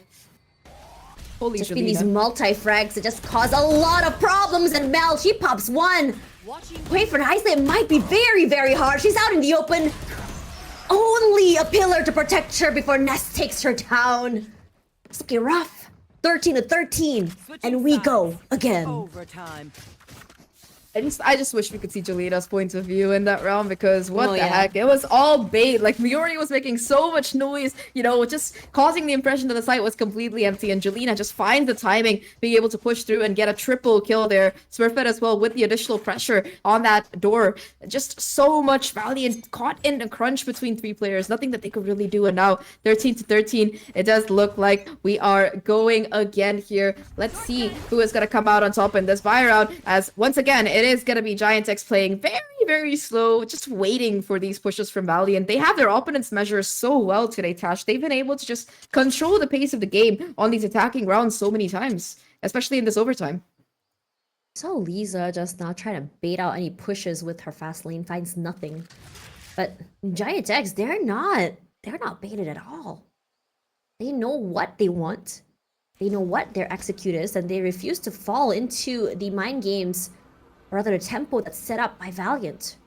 Both teams outplaying each other, and Giant X has done well to have done their homework to understand what exactly it is that Giant X brings to the table with this comp. There.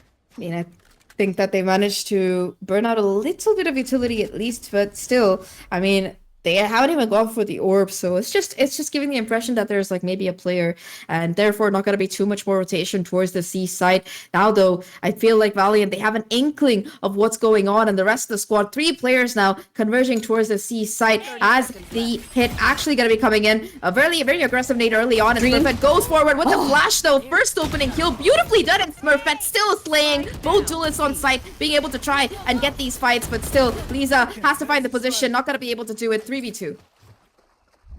Aggressive from both duelists, but this Valiant come up on top. Smurfette with 3 already. Showstopper online! And it's the second 4K for Smurfette already. And she is aggressive. Completely able to walk up, pop heads, and take up that space. We said that about Lisa itself. But the fact of the matter is, Smurfette has been taking up so much space with her teammates on the same page in tow. Just dividing Valiant's comp away from each other, denying the ability for them to trade. Absolutely crazy round, and now once again Valiant, they're the ones on the back foot here. No timeouts either to try and work with. I mean, nice try from Lisa in that round, but Smurfette just a force of nature. 3 kills, a showstopper off the back of it in the overtime, and now continuing to put pressure. This time around, still trying to hold down B main very aggressively. Boombot for additional pressure as well, and Ninu fighting for the space. Despite all that commotion, surprised no one actually went down that scuffle. Lisa rushing up forward. Just completely disrespects the smokes, rushes in. She takes quite a fair bit of damage. What a shock dart. There's at the corner. Knows that someone on Haven as well. Nino forced back. And aftershock just buys a bit of time. Mel finds one. But it's gonna be Ness that's aggressive. Playing so well from drop. Forced to hide in the corner, but she still wins it despite the slide, as well as that sees. Miori holding down the cross from long as well, and Nino left all alone in a 1v2. Forced to isolate, gets one, tries to go for one more, but Ness, she is feeling good today as she bags 3, and Giant X, they are gonna go away with this map. They're 15-13, taking away Valiant's map pick. Look, at some point, this game was 9-5. Valiant, they had the lead, they had the money.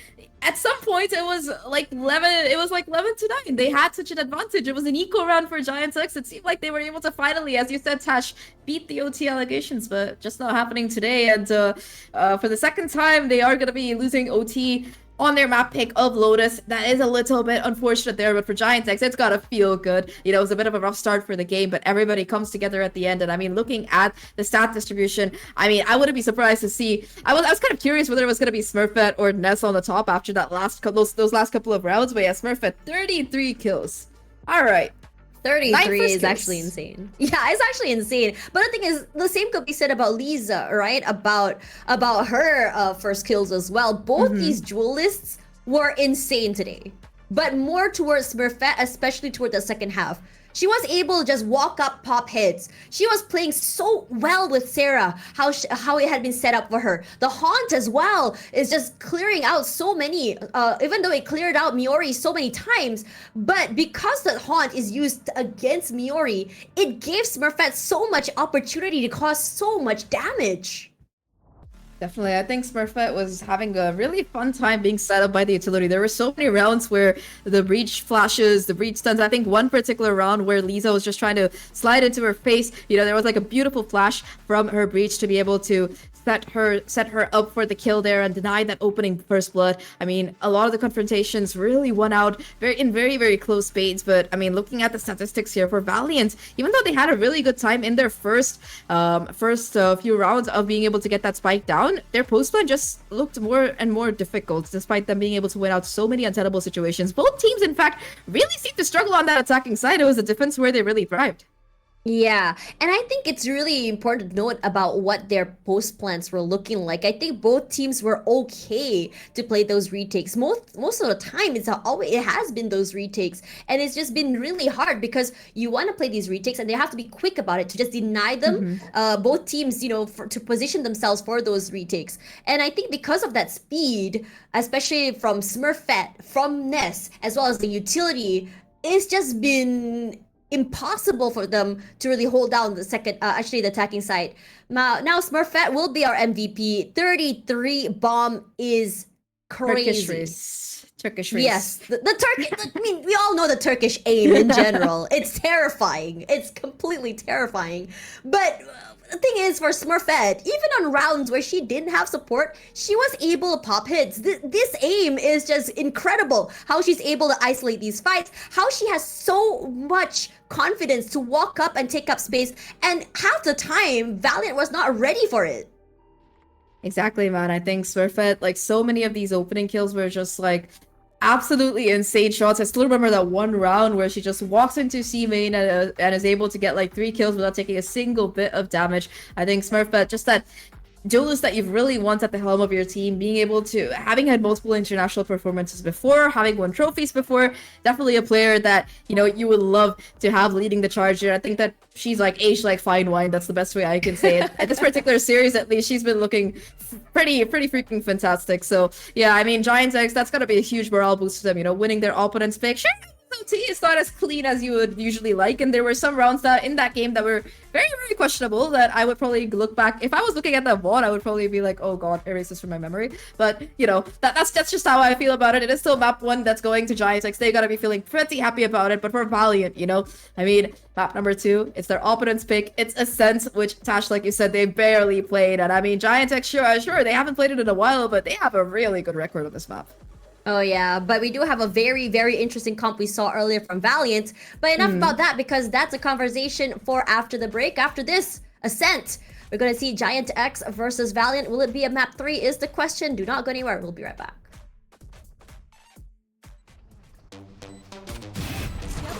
One enemy. 2 seconds left. One enemy remaining.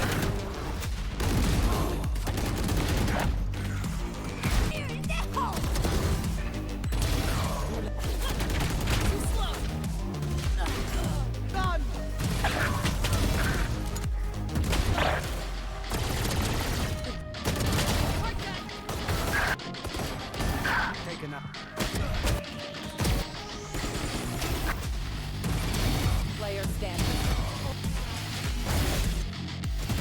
10 seconds left. One enemy.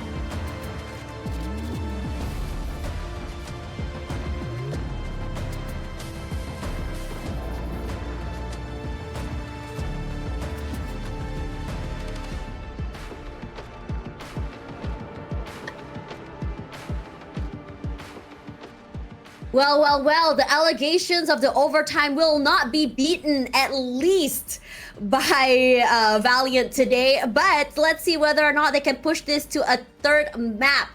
This is Tashman alongside Zach, and this is the Valorant Game Changers EMEA Stage 3. We've seen an overtime once again. Valiant, unfortunately, not able to secure the round, and we go into map 2, which is Giant X's map pick, and we are looking at Ascent. Now, Valiant has a very interesting comp on this one. They played a Cypher Lock last time. Thoughts? I mean, Cypher Deadlock, we're kind of seeing more and more teams lead into it. I think it started with Leviathan picking it up during that America's playoff against G2, and actually, like, it completely, like, blindsided them. I feel like that was a really fun game. And I think since then it's kind of like shot up in popularity. That said, though, I mean, I still favor the meta comp. I'm just a Killjoy enjoyer. I've even got like her on my back at this point. I can't flip around to show it, but yeah, I'm just a Killjoy enjoyer. So I think Killjoy's superiority, does belong on this particular map. But I mean, they were able to find a win against Heroic the last time they did to play this comp. So at least they're in a little bit more familiar territory in terms of playing it. But I mean, like you were saying, Tash, for the likes of Giant X here, this is a map that they've played only once recently, and even that, I think it was like pretty good against BBL. But aside from that, I think Giant X historically have also been looking really, really strong. So kind of excited to see if these two teams are going to be sticking to what comps they usually pick, and I really do hope that for their sake, Valiant bring out that double Sentinel, because they look really confident on it.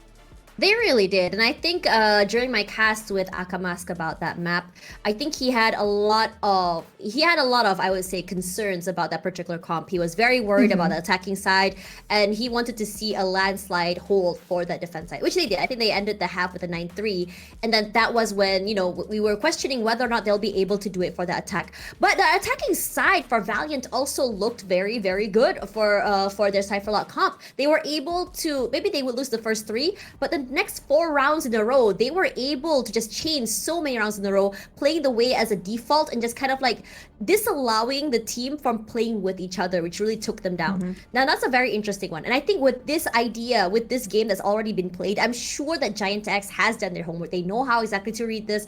And, despite the fact that this is a very, very strong comp on the defense side, they are able to kind of like figure out how exactly this comp is played and just play around it, because having that KO can disable so much if they were to bring in that Cypherlock comp. Regardless, let's have a look at the agent select here. Now, the last time Giant X played this map, they played the standard comp of Omen, KOs, Jet, and Sova, which they are going to be doing that, and Valiant will be playing that Cypherlock comp again. Now, if you are Giant X, what do you need to do in order to counter this this comp on the attack side? Like you said, Tash, hit your KO knives. If Sarah can do it, it's gonna make things much more easier for Giant X. But yeah, aside from that, I mean, the advantage of this KO Sova is that you have a very high info comp. You're gonna be able to figure out where exactly these players are positioned, and especially, a lot is gonna be riding on Dream here. I think the advantage for Valiant is that they are starting off on the defensive side, so gonna be able to get themselves off to a good start here. But I mean, at Cypher especially, if you can shut them down with the 0 points, if you are able to just push forward and find that player quickly, isolate that fight before the rest of the team can come in, I think it's going to make things a little bit easier. You also got the shock darts to deal with these tripwires, so you have the tools at least to deal with the Cypher. It's the deadlock that's more of a question mark. So I think that for Giants X, I mean, they might not have to do too much outside of what they usually do, because usually they're a pretty methodical team anyway when it comes to playing, as we saw from the previous map. Oh, yeah. And I think what I like the most about how Valiant played this Cypherlock comp is the ability for them to play off the side itself, the Cypher, as well as that deadlock. But this time around, GX is gonna be heading the helm for this defense side. Quickly taking out that turret. Spots no one yet, but she did have to use her net very, very early. Yeah, keep piece of utility gone out of play, and in the meantime, look at Giant X. They're taking up all the space towards short. Nobody really home here. It's just everybody towards this A site instead. You've got the Cypher utility for main, as well as an Omen on the site as well for the quick smokes. And I mean, as soon as this flash comes into play, it's going to be pretty obvious that A is this hit, especially with that shock dart breaking the tripwire, or at least trying to. Silence all around, but I think that Valiant has sort of an inkling the Giant X would be hitting that A side, so the knife does come out. Catches no one. Gives them all the information they need. forces that rotation onto A, but it's already gonna be mid, and Lisa fortunately misses that first hit, and then she takes a bit of damage from the bullets from Giant X, and both teams will back off, but it's gonna be a double peek here, double dipping once again, as Giant X quickly just getting straight onto that B site. Now, turret for Miori does go down. They're all just playing off that site itself. Oh, actually, they haven't actually planted. They sort of bought more time. Not too sure what happened there.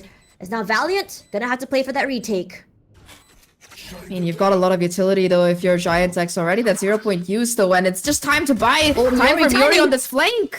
First kill. So good. That timing is insane. Elisa coming onto the site itself, spots no one. A recon, a flash, but it's gonna be Smurfette walking up. She's trying to give that special. Jolina is there, and she's making up so much noise. Everyone Flawless. so fixated onto Smurfette, they did not see the other members, and Giant X, they swarmed completely onto the members of Valiant. Man, that was just a beautiful round from Giant X, right? They wait towards A, they take up short control, they deal with some of the Cypher utility with the help of the shock darts, and then they pivot back towards B instead after being confident that the rotation has been called over. I think that they also wasted enough time for the deadlock utility to completely break down there. And I mean, on a retake, it's just going to be so hard to try and pull things off. Once again, though, look at this Giant X. They're going to be having a pretty pivotal buy. 3 guns invested in, and it's just going to be GX towards the side, already pushed off the angle by the Paranoia, and look at this Smurfette with the Vandal waiting the charge. Taking their time, baiting utility. Very, very well played by Giant X. There's a lot of reliance to that utility. As Miori spots one on A and then quickly just runs through a mid-side, smokes over toward Pizza, so no one is able to push through. Ness dipping our toes with the Aldrone, and just like that, quickly, that wall set up. I have never seen a deadblock wall broken so fast. That is very aggressive. They just completely just swarm onto that site. No movement from GX quite yet. A flash up to the site itself finds nothing. They want to clear our boathouse. Miori is here. Gonna spot 1 hit, 2 hit, make it 3! What? And can she go for 4? Not quite! She runs out of bullets. But the damage has been done. Just like that. They fall down.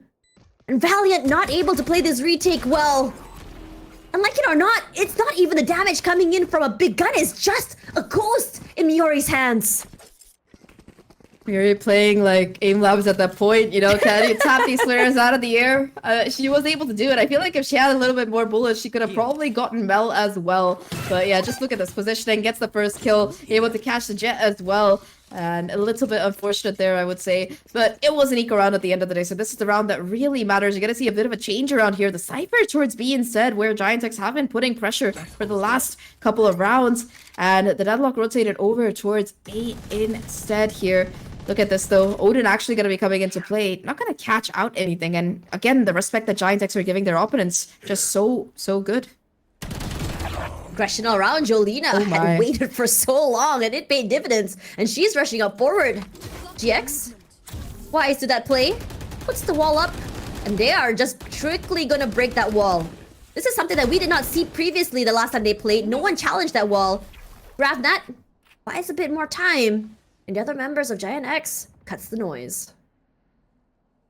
Again, just this pace the Giant X are putting up, you know, they bait out this utility, they get that first pick, and they cut noise again. And this isn't an anti-eco round. They're just trying to kind of get their chances as good as possible. The problem here is that you do have the second player rotating over with the Outlaw. But again, Giant X, they have the entire map open to them if they want to go somewhere else. And that does seem to be the call. They're headed towards B here. The problem is that Valiant haven't really rotated their players over towards A as much as you would have liked. Both players still towards CT here, and I think they heard the sound cue. So Cypher actually going to be hanging around. Dream still on site, looking to make things difficult. With 30 seconds left, they have to go. You know, there's Sova on the side. Minu, she's been terrifying with that Odin in the previous map. Dream lies in wait over on Boathouse. You know, there's one here, and Dream plays very, very well with her teammate. The pressure is on. They try to go for that plant. 10 seconds to go, and they try to deny. The flood comes forward. Sarah is good for 1, for 2, in fact. And the members of Valiant, they can't do more than that. Sarah left off alone on site. Her teammate is there to give a little of time, but not on their side. As Valiant finally gets one on the board. Honestly, that was around the Giants. Giants actually could have pretty easily converted, but their patience worked against them. And I think VLNT, they made the right call. It was a 2v4 with 2v5 maybe with the rest of Giants X rushing onto site here. But the problem is that in that backside, it's just so difficult to get the post plant down, especially if you have two players spraying at you, one with an Odin, you know, just an impossible situation there for Giants X and VLNT. They take full advantage, but again, not exactly the kind of way you want to be wanting to be winning your buy run, especially with Giant X now full rifles on board here, 2 away from that lockdown. And already that high-low setup, you've got Smurfette on top, waiting for a possible peek. This time, though, it seems like VLNT, they're going to be playing a little bit more cautiously, going in for the double peek instead. Just a 1-for-1. Oh, Smurfette walks up and gets completely punished. GX was very patient and very much ready. Miori gets spotted out by that cam as well, so Dream knows where the members are one by one. It's all about just waiting and being patient. That's what the Cypherlock comp brings. Playing with their utility. Waiting for them to make some noise. You get so much value from it. No HP either on 2 of these players. Look at Ness and Miori. It's a 3v4 right now, yes, but 2 of these players are just a sliver of HP away from their demise. That Odin might actually bring Miori down to her grave, but yeah, the spam actually not going to be coming through this time around from any kind of gun. I don't know if they know that she's been tagged by this outlaw here. Soma Joan actually going to be able to mark her out though, and she might actually be able to get away. Still 40 seconds left on the clock. Are they going to go for the execute? That's the question, and if they do, it does look like A is the call. Sarah leading the charge here. A lot of utility thrown out here. GX caught, tagged. 55 HP left. But they got the site. That's the most important part. But we've seen VLNT on their retakes. It's explosive and it's incredible. They have the guns. They have a bit of util to work with. At least for Lisa. Updraft. But Sarah, those micro angles, paying dividends. Null command to come online as well, just to deny them that space. It's all up to raw aim. They've heard the noise, they've heard the footsteps onto heaven. But Miori is there, just playing lineups. Dream just waits, and so does GX. Nice crossfire to come through. They try to buy time, but they still get the defuse regardless of the post-plant setups. Yeah, I'm not super sure about that null command. Maybe it was to try and deny Dream information from that neural devs, but I mean, you're also going to be giving away your own position as well at that point if you think about it, because that null command, it's a circle. If you go to the center, it's going to tell you exactly where they are, and I think you can already see the expectation in this jump down coming in. Despite that though, Giants X, they were still able to make it close, and they did get themselves the plants in both of these rounds, so I think they might have enough to get themselves another buy here. That said though, look at the ultimate here. You got the neural theft. You also got this annihilation from GX here, so that could be so pivotal if it's, especially if it's like a 1v1 or a 1v2 situation. Sound cues all around. Lisa goes aggressive with that op. She's happy with that. A pick onto Ness means a win. Denial of information is there. Coming onto mid side. Trip broken. That's enough info. Gonna quickly just break the door. But instead of just rushing into B, they just back away. But the good thing about VLNT is that they are undeterred by these sound cues. And GX, she's online this game. Beautiful kill. It's a double kill. No way she should have gotten 2 there, but in fact, actually gonna be able to get 3. What the heck? This is her side and no one walks away alive. Lisa does get traded out, but Sarah can't do more than that as GX ties around with 4 in her bag. The op will be taken. And it looks increasingly terrifying by this comp. I mean, that was just like clean shooting by GX at that point. This time around, there was no wall to cut off offense or anything. It was just headshot after headshot, 4 kills on the round there. And I mean, I generally felt like Sarah might have been able to, you know, if she'd been able to connect another bullet in that spray down, could have been epic, but yeah. Not gonna be happening this time around, and Giants X finally economy gonna be broken here. They've got a rifle, they've got a judge as well onto Ness, and they're gonna be looking to go aggressive, but again, this deadlock util, it is just making things so difficult. Annihilation misses, and GX still wins out in the end. Jolina with the headshot, but GX playing very, very carefully in this corner, trying to isolate, goes down in the end. GX gonna be happy with another pick there onto Ness. Lisa with the op. Ooh. Micro angles all around, sharp Miori. Taken out already, and now Sarah left to fend for herself. A flash rush up forward.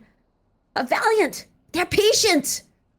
They know where exactly where she might push. She can play a little bit more safe, planting right under heaven. But it's all about that timing. She forces it and retreats to the safety of this area. Oh, the Odin. They break the knife. They know exactly where she is. Gonna play carefully here in the back. They know exactly where she is from that recon. Shock darts just to chip some damage, make her a little bit more weak to deal with. But power of friendship from Valiant in the previous map looked good. But now a high-low hold knows exactly where one is, but Ninu is there, and we know. Name a better duo with Ninu than that Odin. I'll wait. I don't think I can. Maybe Smurfette with the Prime Vandal, like going by last map, but I don't know, man. Nino has been looking great on that previous map as well as this one. And I mean, you might switch over from the Fate to the Sova, but you don't switch over from the Odin, especially, you know, it's like the home ground for the Odin. It's where the Odin became popular. But yeah, this was very, very well done. Again, GX just buying so much time here, doing so much damage, but despite that, Giant X still able to at least keep the round a little bit close, remembering that it was an eco. Valiant now, though, 4-2. I mean, Ascent does tend to be a pretty defender-sided map, and they've got the agents for it, sure. I think I also have the same questions that Akamask had, which is how well are they going to be able to do on the attack? Odin versus Odin, though. Nessus, if you can do it, I can do it better. And Nino, well, I believe you call that an Odin diff. I was not expecting a battle of an Odin on Neither was 2P Nino. main. I was not expecting that. Oh man. Lisa eyes onto mid area with that op, hoping to find a peek here. But regardless of how one-sided it's felt, it's only a 2-round deficit for this team. Spotting out one player there. Shock dart as well, just to clear out the area of lane. Finds nothing. But that's been the biggest question mark here on how exactly Valiant has been playing the Cypher Lock. Look at where the position of Dream is. It's so far away from main. So whether or not the knife would hit, the trips are still gonna be online. Now, the Dream actually going to be coming onto site, and look at this coming in from Giant X. 0 point actually going to be more towards that market area instead. Valiant now onto site.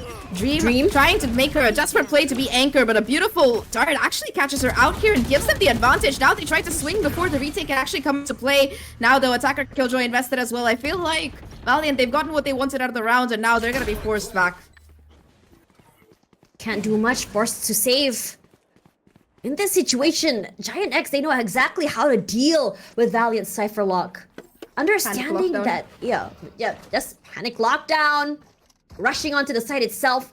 But let's talk about GX's performance just for a little while we wait for the round to end. GX, in the previous round, we were talking about how she was as a support player, how she was a little bit more quiet in terms of pickoffs, but so good in setting up plays for her teammates. But this time around, she is playing as a Sentinel, but she is playing an aggressive one, playing so well with her utility. Definitely. I think her being able to anchor down this A side consistently in so many of these rounds where Valiants were able to win were a key factor. I also like how they keep switching around between A and B, both of these Sentinels, to make things a little bit more challenging. It does look like Valiant, they're going to be able to hold on to this AWP and the Odin, the two most pricey guns. And I mean, the rest of the team as well, it seems like they're going to have enough money for a buy, but now a timeout to actually be coming out from the Valiant side, I believe. I don't know quite yet. We can't see who called it, but I mean... Okay, it's just a fake timeout. Oh, never mind. It's a replay. I thought it happened again. Yep, there we go. Yeah, it's Valiant. Valiant's timeout. So, I mean, so far, if you think about it, right, the way that Valiant is playing, you said it, Tash. GX has been that perfect mix of that anchor as well as that aggression. You know, multiple times she's been able to find that first pick towards A main, and more than that, they're just not able to get onto the side. Giant X literally have to pay in blood, you know? It's like a toll, like, all right, 2 lives to get onto A side and get the spike down. Thank you very much. You can pay. Would you like to pay in cash or card? That's how this entire A hit has been, like, going so far.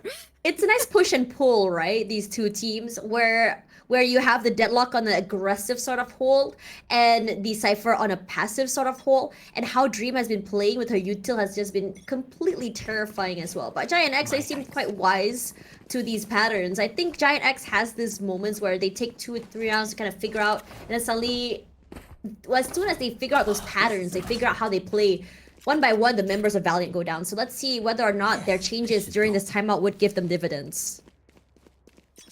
Hope it does. I mean, they do have some ults to work with. They've got the neural theft as well as that Hunter Sphere available for Ninu. Again, we were talking about this from GX. Gonna be a very aggressive push. Actually, a trap play with the help of that grenade. Oh, and Ninu. Jelena just caught inside it. Ninu with the Hunter Sphere confirms it. And what a nice trap. It's such an important kill as well because now no more smokes available for Giant X, especially if you consider this operator from Lisa. It suddenly turned into such a hard round.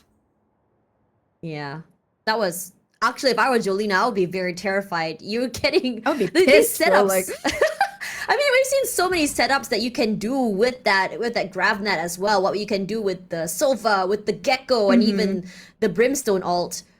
And it's just being so great. It's not something you can do every round, but when it works, it works. Now, Dream forced back away.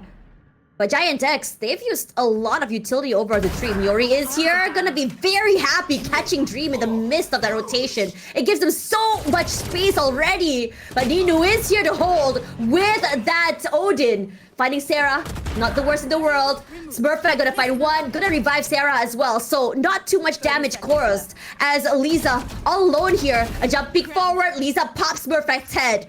Little bit of an aggressive push here from Lisa, but she's not done quite yet. Walks up forward. Mel is there to help, but Nets with that Odin is completely disgusting. Will go down eventually. Chip damage all around. 30 HP left. Sarah with the shorty in hand. She can do quite a bit of damage here. Has to go for the reload. Gives away her position. Malgus just takes her down with a snap of her fingers. 1 versus 1. Both players mad low. Hunter's Fury will be used a little bit too early if you ask me. But it does give Mel a little bit more room to just play with her utility. Goes for a pop. One more shock dart to be used. Mel forced out of the way. The sprays are imminent, but the defuse pros gone fake as Valiant brings it to 5. Mel played that so very well. Every single player alive in that 2v1 was one bullet away. And I don't know, man, just the timing that Sarah, had to go for the reload, caught in the open, and Ness again, just Hunter's Fury try and buy time on the defuse, but there was just so much time on the clock. I don't think it was the right call there, especially with that shock dart not connecting. I don't think she knew where the plant was, and it was such an unfortunate round because Giants X started off with such a huge advantage there. But yeah, you said it, Tash, pros don't fake. I don't think the damage was called out either. I feel like if Ness knew that the player was 30 HP, she would have played a little bit more aggressive there. But yeah, unfortunate round there for Giants X. And now Valiant, I mean, both sides still have weaponry in play, but Valiant now, they're starting to pick up that momentum that we saw once again in that 3-round streak. Take flight. 2 ultimates in Valiant's pocket, Neural Theft as well as the Blade Storm. Smurfette, team could be said only one ult orb away from that. From mid-side, Ninu. Also, I've seen one over on the mid area, but Lisa, aggression earlier had given dividends, and she wants to do it again. Albeit, not as aggressive as before. If Miori were to even peek, she would go down. Oh! Risky, but it does give away her positioning. Push down that turret. Ness is there for the swing back if she needs to. But forced out, can't hold any longer. Her teammates are there at the very least, and suddenly, she has no control of that space at all. Here we go, though. It does seem like Giants X, they want to still go towards this B side. Smurfette now trying to go up against the Blade Storm here. Lisa on side does get taken down. And oh my god, it's a massacre right now. Sarah with 2, Smurfette with 1. And Smurfette's like, alright, thanks for the op, I'll take it. 5v2. I mean, Valiant, I don't know if they have the economy to really try and do this here. They might just opt to save. Yeah. Looked good from Lisa in the beginning. But as soon as she had given away her position, it felt like Giant X knew how exactly to adjust the way they're holding, the way they're playing. They knew that just by putting down the utility means that Lisa will be forced out, and that was the moment they needed to immediately pull the trigger and just burst onto the site. And one by one, the members of Valiant fell, and it was a complete massacre, as you mentioned. I don't know how Sarah got 2 there. We were kind of focused on the cat and mouse game on site that they were playing. Miori on the hunt, actually gonna be able to take down this Odin.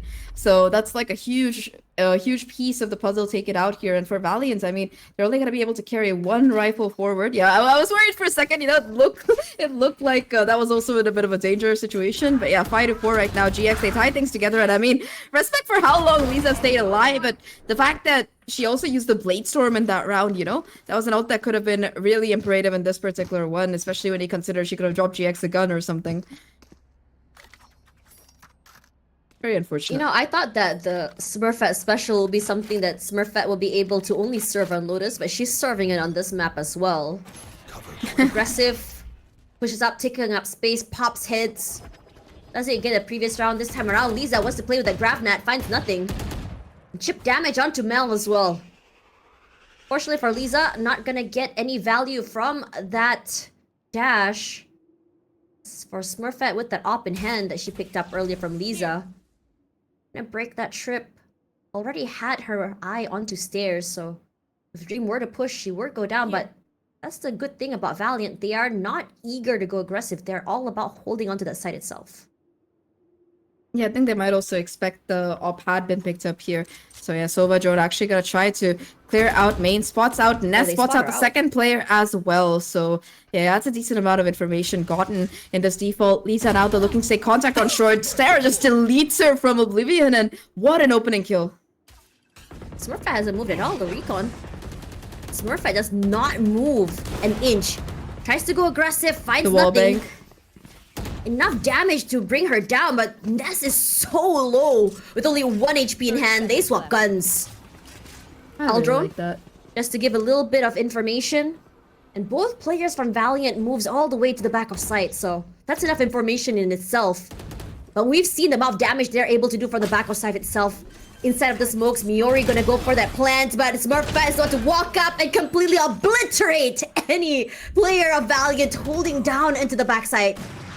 Mel is dead for the trade at the very least. Ness all alone from main, but it's gonna be Sarah's timing that will be impeccable to catch the members. One by one, they fall down. GX sharp as ever, but Smurfette, she is done taking names and she wants heads. Took 3 of them that round as well. Really nice round from the duelist. And I mean, again, it was such a repeat of that round number 3, right? You have 15 seconds left. You don't have the spike down yet. There's 2 players in that boathouse ready to spam you down. But this time around, Smurfette gets the angle, gets both of these kills. And I mean, Sarah being able to take out Lisa is just huge because it keeps the rotations from coming in. They have to be so careful of her presence. And she's able to get a second kill on this lurk as well. Giant's just really playing this map to perfection. I mean, it was a nice shot by GX, yes, but 1 out of 4. You're gonna have to do better than that, I think. 5-5 now. Giant's able to tie things up here. And I mean, we were talking about this, Tash, in the pre-show about how this comp that Valiant have is so optimized for that defender side and how their attack side was a little bit of a question mark even the last time around.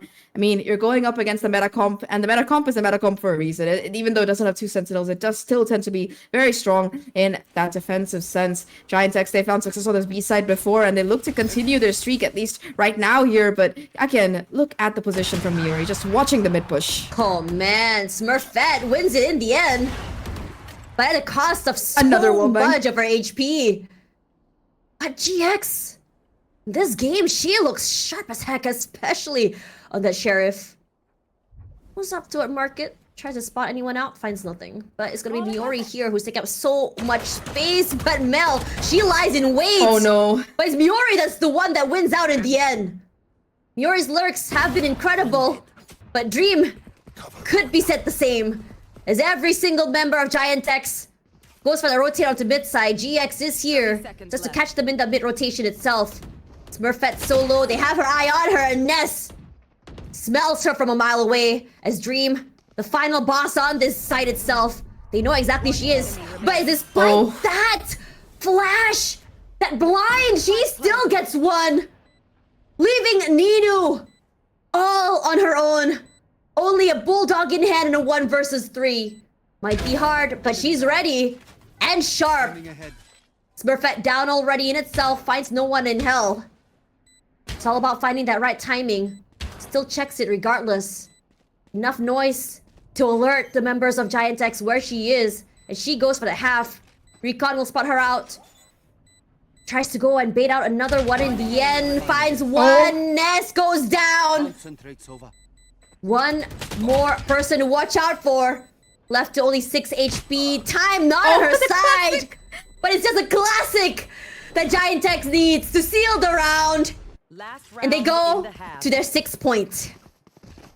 Really nicely played there by Julian at the end, knowing that, okay, even if you're not able to get this immediate kill, you just have to keep this diffuse from coming through, especially with that half being stuck through here. I think that Mel had no business losing this kill, just shot a little bit too early, but at least it was traded out here. I mean, the only reason this round was close was because of that hero play from GX, but yeah, 1v3 for Nino. Almost gets it, but not quite. Jelena with the classic will be the final barrier. And now Giant X have it guaranteed themselves at least that, you know, they're going to be getting a 6-6 half, if not a 7-5. So they've guaranteed an equal half, if not a lead. And for Valiant, that's going to be rough when you're running this double Sentinel comp here on Ascent. Attacking side already so difficult on this map against the meta comp. And now you're sacrificing more of that initiator utility that you really need in this forum. So things looking a little bit more dire. Smurfette still with this operator though, looking to find an opening.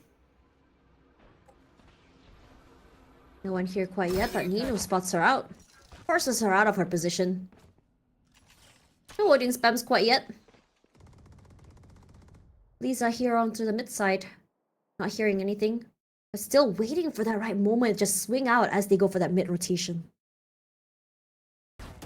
Just gonna be her though, so timing has to be perfect here. And I mean, a mid split does seem to be the call. Miori looking to take that first contact, but look at this towards main. There's still that deadlock utility. Now command popped Lisa. Fortunately, Oh, no. pushed a little bit forward with Sarah already caught out here. Jolena can't do much quite yet. GX gonna be happy with her catch. It's gonna be Ness with that shock dart to find GX in the corner, and she was already rendered so low from the earlier skirmish. Mel holding down her ground, finds Jolena, takes her out, but Ness will be the second one to just challenge her there. Mel still wins it in the end over, but it's going to be Miori and Smurfette aggressive as ever with their utility to find 2 heads of Valiant taken down here. With 8 seconds to go, Lisa goes down, Miori with 1 more, but it's gonna be a 6-6 half, and both these teams bring their A game. But what's the question mark here is how well and how much homework Giant X has done to counter this Cypherlock comp. Let's see. I mean, a lot of this heavy lifting pressure is going to be on the shoulders of Lisa, of course, having to be able to entry with the help of just the Sova here. You have the information, but you're not going to have the flashes. You only have a paranoia to work with, so things looking a little bit more difficult, I would say. And I mean, Miori, she's been having a great game so far, so switching over to this defensive side, going to be much more optimal for the Killjoy player right now. But I think that for Valiant, right, in that half, I think they needed to have gotten like a 7-5 or an 8-4 at the very least, ideally, to kind of like give themselves a good lead. Because Giant X, even with the lead, Giant X have proven themselves to be so resilient. And now with them on the attack, they have to get through this barrage of utility that Giant X have in play. And looking at this position, they've left B open completely for retake. 3 towards A, 2 towards mid. They're just happy to they know that they can retake B. They have the protocols. They're just playing off the info of the Killjoy turret. And this stack, it hasn't moved an inch. Last time Valiant played with this comp, what they did was try to force fights. Try to force them to come up forward, take these fights, win out those rounds, and dwindle down the numbers one by one. As soon as their members dwindle down numbers, just completely burst onto the site itself. And once they have the site, it's completely impenetrable, and that's the power they get. And now Smurfette, she tries to go aggressive. Unfortunately, despite that beautiful flash, they're not gonna get dividends, but Jolena will be the one with the opening. GX goes down, but it's gonna be trades all around for both these teams. So Giant X gets 2, 3, in fact, as Sarah and Jolena, mid-area is their playground, and they get that pistol.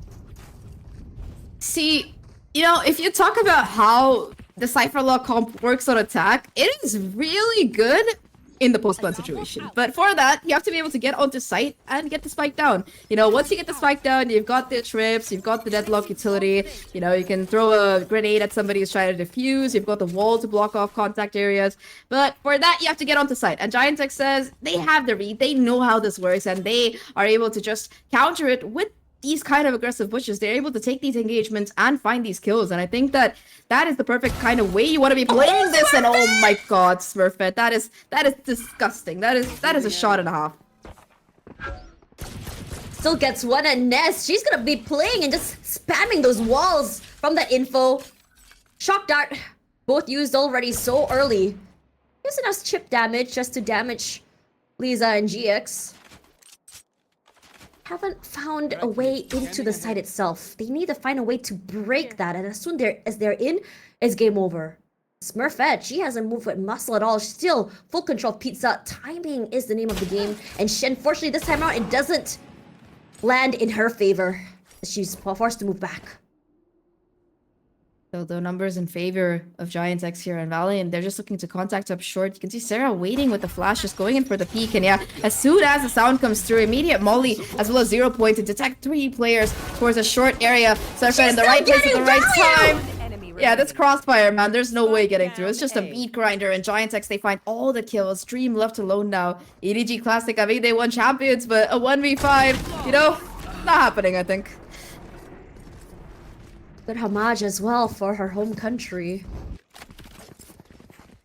Love to see it. Got the 2 rounds and it was completely clean.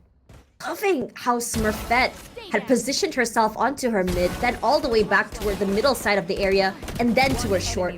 It's so hard for Valiant to really pinpoint where every single member is, and that was the biggest problem they had.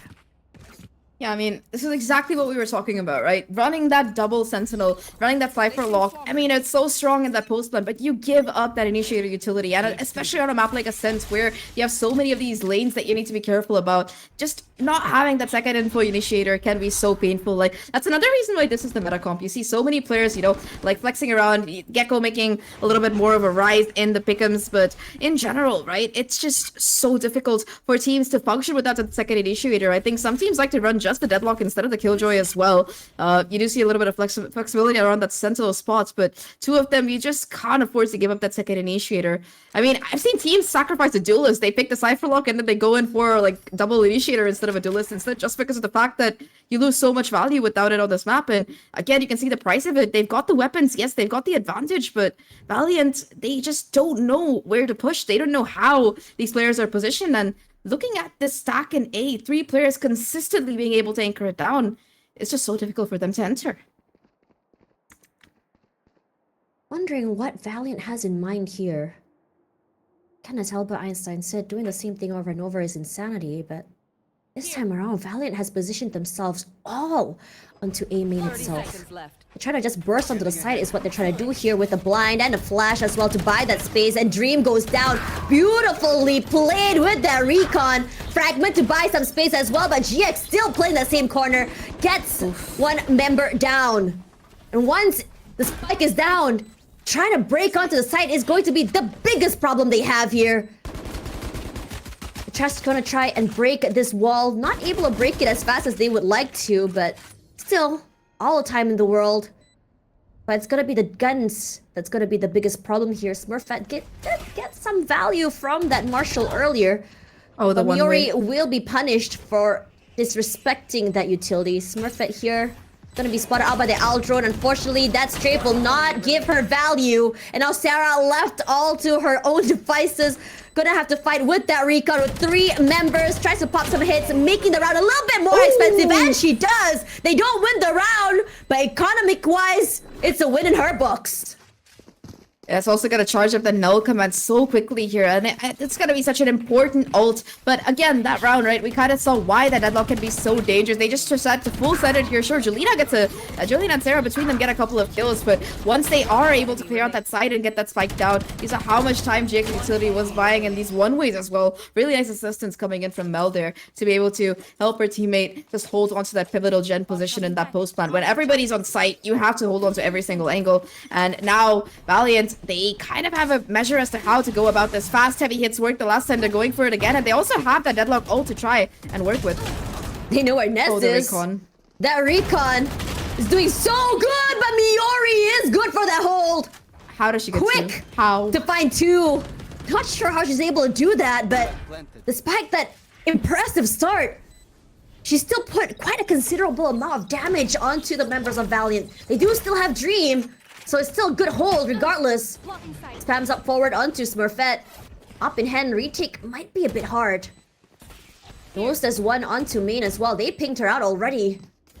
With Sarah holding a little bit close. She has nowhere idea where to look. Sarah quick to find her out. Sarah good for 2. As Nino once again left to her own devices. They know exactly Oh, where no. she is. As Smurfette gonna be happy with that punish.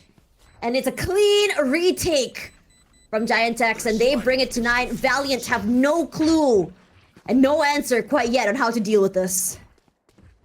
I think that was just a post-plant mistake more than anything coming out of Valiant's side. I feel like also the fact that the fact that Miori was able to find 2 here before being taken down, one of them being the deadlock, one of them being the controller, just the most impactful kills you can arguably take. The spacing not ideal there for Valiant's side, I would say. And in that post-plant as well, right? They had the perfect way, these retake mechanisms. You can see why they're so confident of leaving B open for that retake, with Sarah being able to perform at this level. Having the null command active as well now, going to be so huge in a retake situation. And I mean, for Valiant, a bit unlucky here, but now they just have no money to work with. And oh my god, that is huge information. Exactly what you want from your 0 point. Get out of my way. And what's great is that she's used it so early as well. 30 seconds later, it's gonna be online once again. Lisa already popped her blades, just waiting for the right time, that trigger to be pulled to just break onto the site itself. You can already see the null command online, denying her the ability to use her blades. Fragment to buy more time, and Sarah, she's just buying so much time, disallowing anyone from taking away any space that she's holding. Yeah, it's But- run down the clock to a minute. So impactful. Yeah. Once again, 0 point will be broken, but it's enough value already as Sarah with the sprays. Good for 2. Mel does take him down, but Mel and Lisa will at least equalize the numbers. 3 on 3 still despite the ruckus. Has What already a seen shock some dart. chip damage onto Lisa. As Giantex trying to get into the site itself. And Lisa, we know that she's aggressive and she wants to take up that space. That blind works so well in her favor. They know exactly where she is though. So Ness, good to trade out. Smokes out one member, isolated. Just those pre-fires to come through, to deny them from any push-outs, to deny them for any peeks at all. They know exactly where Mel is. She takes quite a considerable number of damage already, but Ness with the sprays into those smokes, and you do get the defuse as well! Wins out in the end! Not before Dream comes back around and taps 2 hits. A win is That's a bit still a late. win though. Yeah, that's a bit late there. I mean, it's able to get those kills, you know, maybe carry another Vandal forward into the round. You got the plant as well, which, I mean, it's good for an eco round, but that was actually a winnable round. I feel like, you know, Dream also had a camera on the side, but just wasn't able to tag the diffuser. You know, I feel like that kind of just got that stick to come through for free. Sarah, of course, I really like the timing and the way she used her null command. Initial 0 point, uses the null command to slow down the push, and immediately, you know, a second knife comes through as well for that information. Sure, it gets broken, but still, that buys enough time. That causes a rotation of that second player of Jelena to be able to come in onto short as well. And overall, I mean, Valiant, they have to be able to buck it up here. We were talking about the drawbacks of this comp, and they're just not able to deal with the players on site. They have one recon, yes, they're able to use that to help Lisa get the first frag. But the way that Giantex have been stacking up here, they're focusing more on holding down these sites because they know for a fact that they can't let Valiant get themselves into the post plant with how much utility that they have, how many trips, how many traps that they have in play. And it's working out great for them so far, this plan. Once again, Smurfette with that operator got the Odin on Ness as well. And, you know, Ness might not be up there in the kills this game at least, but bad. Her shock darts, every single one seems to be freaking hitting. It's insane. Yeah. Shock dart's been hitting. Recon has been giving so much value to her teammates as well. This time, Valiant trying to go for that B-side hit. Lisa, aggressive. Took so much space already. Finds Miori, clears her out, and suddenly B-side completely in their control. There's still one more member. It's gonna be Jolena. But then Jolena, who barely gets caught, 9 HP left. Mel clears her out. And these fast hits by Lisa gives a lot of value to Valiant. Allows them to play the way they want to, denying that space, that retake from the team itself. Dream, gonna be spotted out already. And this wall bangs, the util thrown around. Dream, despite that, still surprised that she's able to survive for as long as she did. Time dwindling. It's all about those retakes. They know that Lisa is close. It's just about where. Recon is back online already. Gonna use it, just clear out those members. Gonna get destroyed. They know exactly where Lisa is. GX goes, finds 2 in her name. Cross fires all around, but GX doesn't need it. Sarah all alone here. Perhaps goes for an exit frag. Still waiting. No one coming to her lane, but she's not able to. As Mel seals the round and Valiant back online. I think that round, Mel is the beginning, Mel is the end, and I mean, being able to find that first frag, just netting them the sight, and again, like, you were so disciplined in that post plant, those 2 opening kills, and nobody was peeking after that. They took a while to clear out Dream as well towards main, and I mean, you can really see that Valiant, they're just forced to take these fights that they really don't want to because of the fact that they have to retake that site in 40 seconds. I think that was a crucial round for Valiant to be able to win, because with that win, they're going to be able to break the economy for Giant X. They don't have the... They do... Yeah, Smurfit doesn't have the Blade Storm available either, so no crucial to try and work with. But again, Sarah, man, she's been hitting these knives today. Smurfette with that Marshall! Gonna quickly find GX, the hard hitter of this game. Ness down already. It's gonna be a little bit hard for the team to get that information they need to get to site.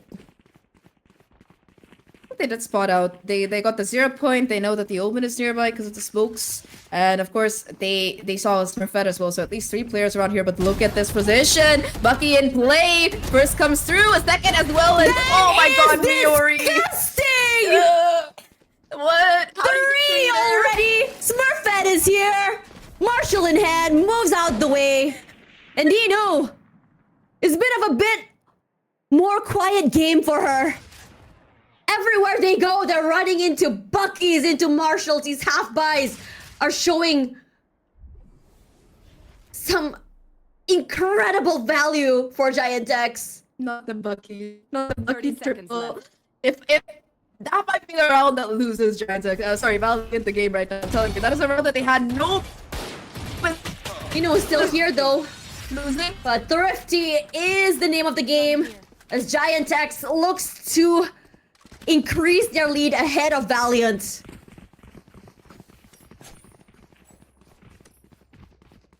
Oh my god, you have 2 sentinels! Somebody's able to flank and do this to you. That has got to hurt, Tash. Oh my god, that round. I mean, honestly, disgusting. looking at it again, right? Just isolated fights, like the dream fights you want to get as a Bucky player. Like Miori is salivating, and I think that's the clip that's gonna be haunting me tonight. I die too much to shotguns as it is, so a triple to a Bucky and an eco round. Oh hell no. This time around, Nez with her Odin. Unmovable force from B site. Not too sure if she's used her recon quite yet. Jolina holding. And Mel will be paying the price for not properly checking that angle. Jolina, fortunately forced in this corner by that grab net, will be traded out at the very least. Not the worst way in the world, but losing Jolina this early, as well as Mel, both smokers offline, both teams not doing so great as well. May have asked me. No, definitely. I mean, especially, I think it's a slightly worse for the attacking side because you want those smokes as you try to go to site to avoid being spammed down. But aside from that, I mean, losing Jolina as well, right? You're not gonna have the paranoia available for the retake, and it was just a nice piece of utility. That Gravnet really finding its weight in gold there with that kill. Now though, I mean, 0 point catches a couple of players. It looks like they still want to go into site, and look who's here to anchor. It's Miori. She is trying to put in those numbers. Will be spammed to only 11 HP, but there is her teammate, Sarah, 4-2, 3 in fact! Wow. You know what? Make it 4. The whole team is there, playing so well with that Hunter's Fury. Ness has done a great job of just herding all the players into Sarah's crosshair. What an incredible round for them, and it gave them 3 ults to play with as they go into match point.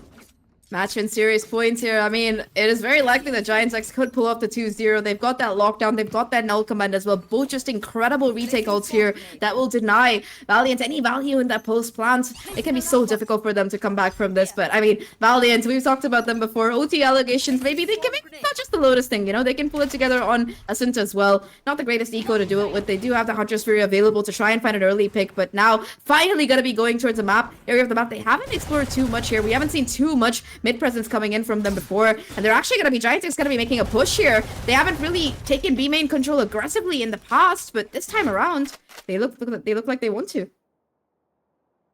Makes so much noise in mid, finds nothing. Making their way down to the mid-side area. Lisa, eyes on market. But the same thing is that done to Valiant, to GX is done the same as well. It's about that discipline and that weight. Not over-rotating. Just playing safely enough to play for those retakes. Ooh, the shadows used already as Lisa, the players of Valiant from Tree coming to side. Miori playing near dice. One wrong move will mean heads pop Sarah for one, and so is Miori. The power of friendship imminent, and they completely crunch the members over inside of Jen. Here. Smurfette already with the blades, knows exactly where the final member is, my and God. a right click to the face to end the game. And Giantex show us what they have on the menu and how they want to deal with that Cypher lock. Yeah, just sliced and diced was the call by the end of it. But yeah, really, really beautiful half, I would say, by Giantex on that defensive side. Really putting the meta comp as to its full uses. But I think, you know, if there was a hero for Giantex in this map, it has to be Sarah. I think by the end, she had like at least around 30 kills. I don't remember the exact number there, but she was having an absolute game. Multi-frags galore. And I think overall, Giantex, they were prepared for the Cypher lock comp. They were ready to shut it down with the initiative and kind of plays that they were pulling together in their defensive half. And I mean, I think for Valiant, it was important to start off strong in that first half. But looking at this 2-0 for Giantex, they're gonna be they are not gonna be the bottom seed. That one falls to Valiant. But I mean, both teams have made it to playoffs. It's just that Valiant's their first game in the playoffs. Well, it's gonna be against G2. Sometimes you just want to get it over with. That's true. Sometimes it might even be so much in your favor, regardless, as we go into this one. But coming into this particular game, the Cypher lock, in my opinion, puts too many win conditions, especially on the attack side. There's so many things you have to worry about, so much information that you are denied of because of your comp. They did a great job, and you want to be able to snowball and get as many rounds as you can on that defense side, and they weren't able to do so. Giant X have done a due diligence. It's going to be Sarah with those multi-frags. The way she's been playing with not only her utility to set up her teammates, but also her teammates, especially Ness, setting her up for success, has been incredible.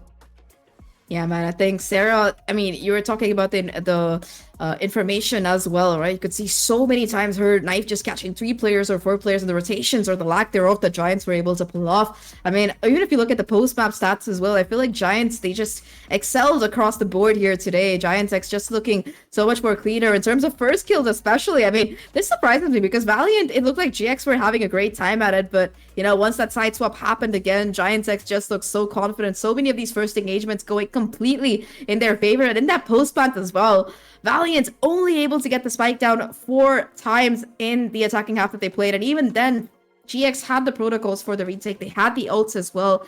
And I mean, for Valiant, right, this is a comp that is still relatively evolving, I would say, but you got to be able to figure out a way to play it, and it seems like Giantex, they just had the perfect read. Yeah. Coming into this one, the MVP is gonna fall to Sarah for this map, and honestly, are you Sarah surprised? slays. Yeah, Sarah she slays. played so well. I mean, it's not just about that setup play for her teammates, but also how she plays on her own. Individualistic wise as well, she's able to hold down the fort, especially toward Tree. You can just say that she can throw her fragment one side, flash one side, and you just really can't do much about it. Yeah, I mean, it's crazy. The 341 ACS is one thing but, you know, as an initiator, also, like, having a cast like 90%, like, look, 75 is good. 90 while being the MVP frag is crazy. But either way, Sarah, kudos to you. Just absolute bombastic performance on Ascent. With this, I think that we only have one more game remaining in this group stage before our standings are completed. But now for at least Group B, everything is done but the singing. And we do have our 4 teams who are qualifying. BBL, unfortunately, not going to be making the cut this time around. But for Valiant and Giantex at least going to be able to claw themselves up thanks to the head-to-head here. But, you know, on the opposite side, Tash, we still haven't decided who's going to actually be making it to playoffs because we still have Casey versus NASR to go. And depending on who wins that, we're going to know who that final spot is, because if Casey wins that, there's still going to be a 3-way tie in that group. So things looking very, very spicy for our second game today. Spicy, suspenseful, do what you may. So ready or not, let's see who will be taking that final spot to playoffs after this break. So we'll be right back. More Valorant Game Changers EMEA coming right at you. deployed. Block sight. Really in. One enemy remaining.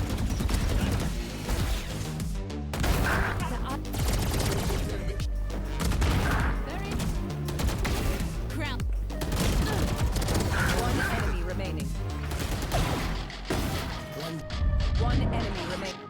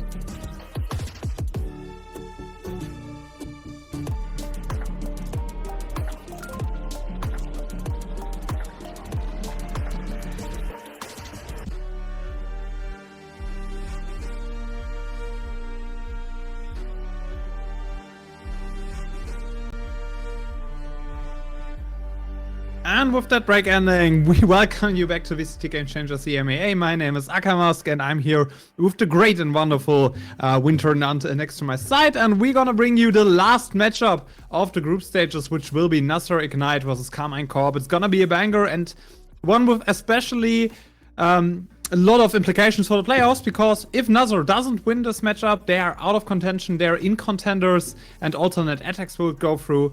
If NASR wins this one, they get second place in their group and are in playoffs. So gonna be a wild matchup with a lot of outcomes suddenly. Yeah, and just stressing how important this matchup is. Of course, it's amazing for KC. They're just playing for seeding, but it's also outside of, well, this series in particular. I've got, yeah, sure, they've already qualified to playoffs. They've already secured that, but knocking out NASR here could be massive for them in regards to the Game Changer Championship points, because NASR are one of the teams like in the top middle of that overall points league. I think they've got 40 points so far, and if they're able to get to playoffs, it secures them a little bit more.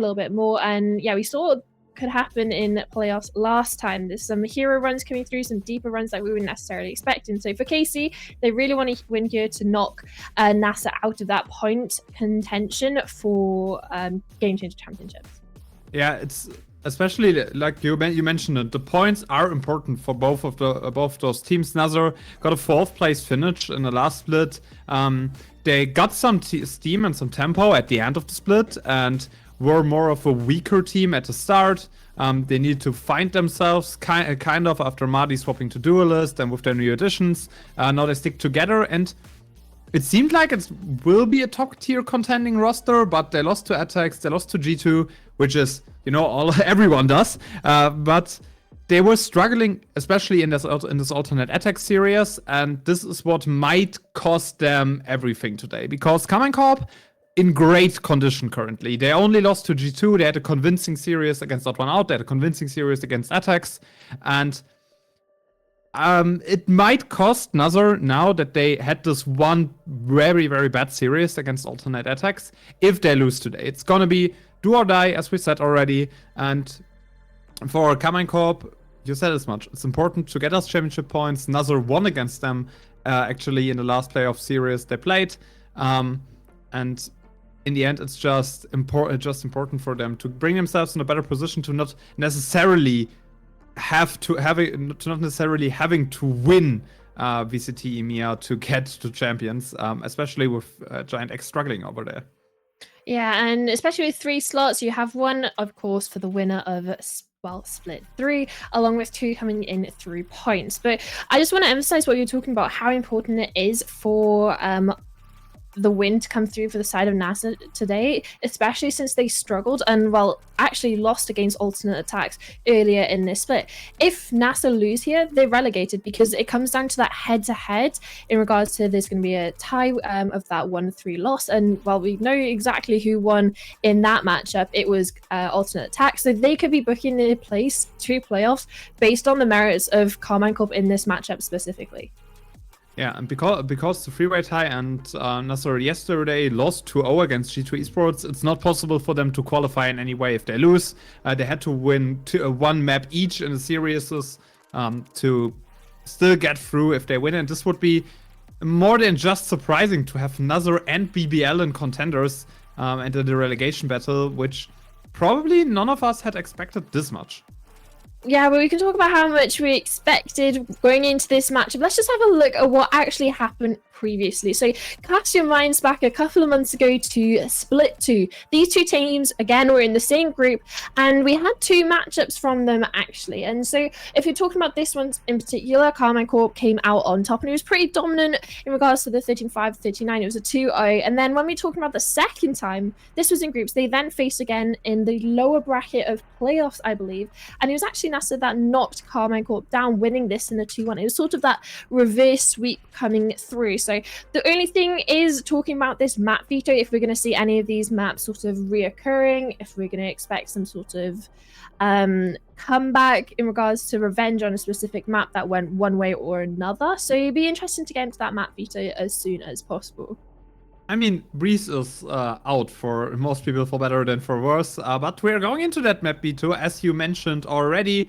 Ascent gonna be banned, Haven gonna be banned, and it's gonna be Bind.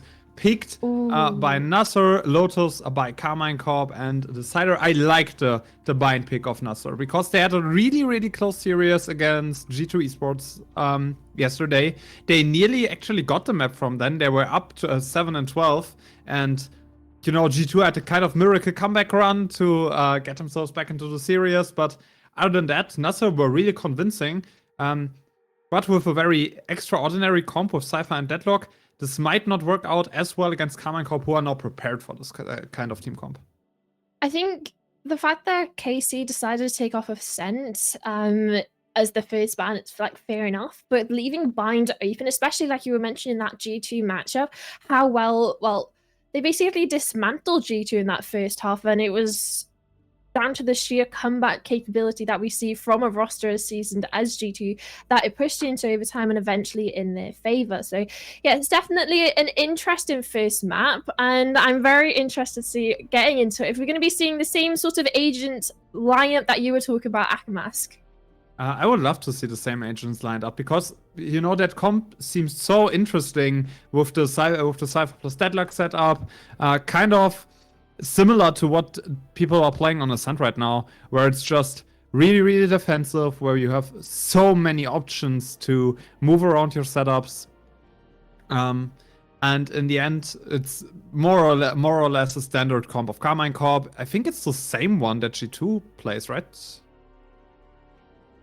Yeah, especially with the Sky being that pick. I'm glad to see on both the sides. I know after the sort of the Sky nips that came around sort of in that first wave that we saw a drop off of them being integrated into composition, so nice to see it's on both sides. I'm an avid Sky lover, especially in the capabilities of how versatile I feel like this agent can be, whether it's on those solo plays or supporting up your duelist, which is definitely be looking over to Matrix and Marty on those rays.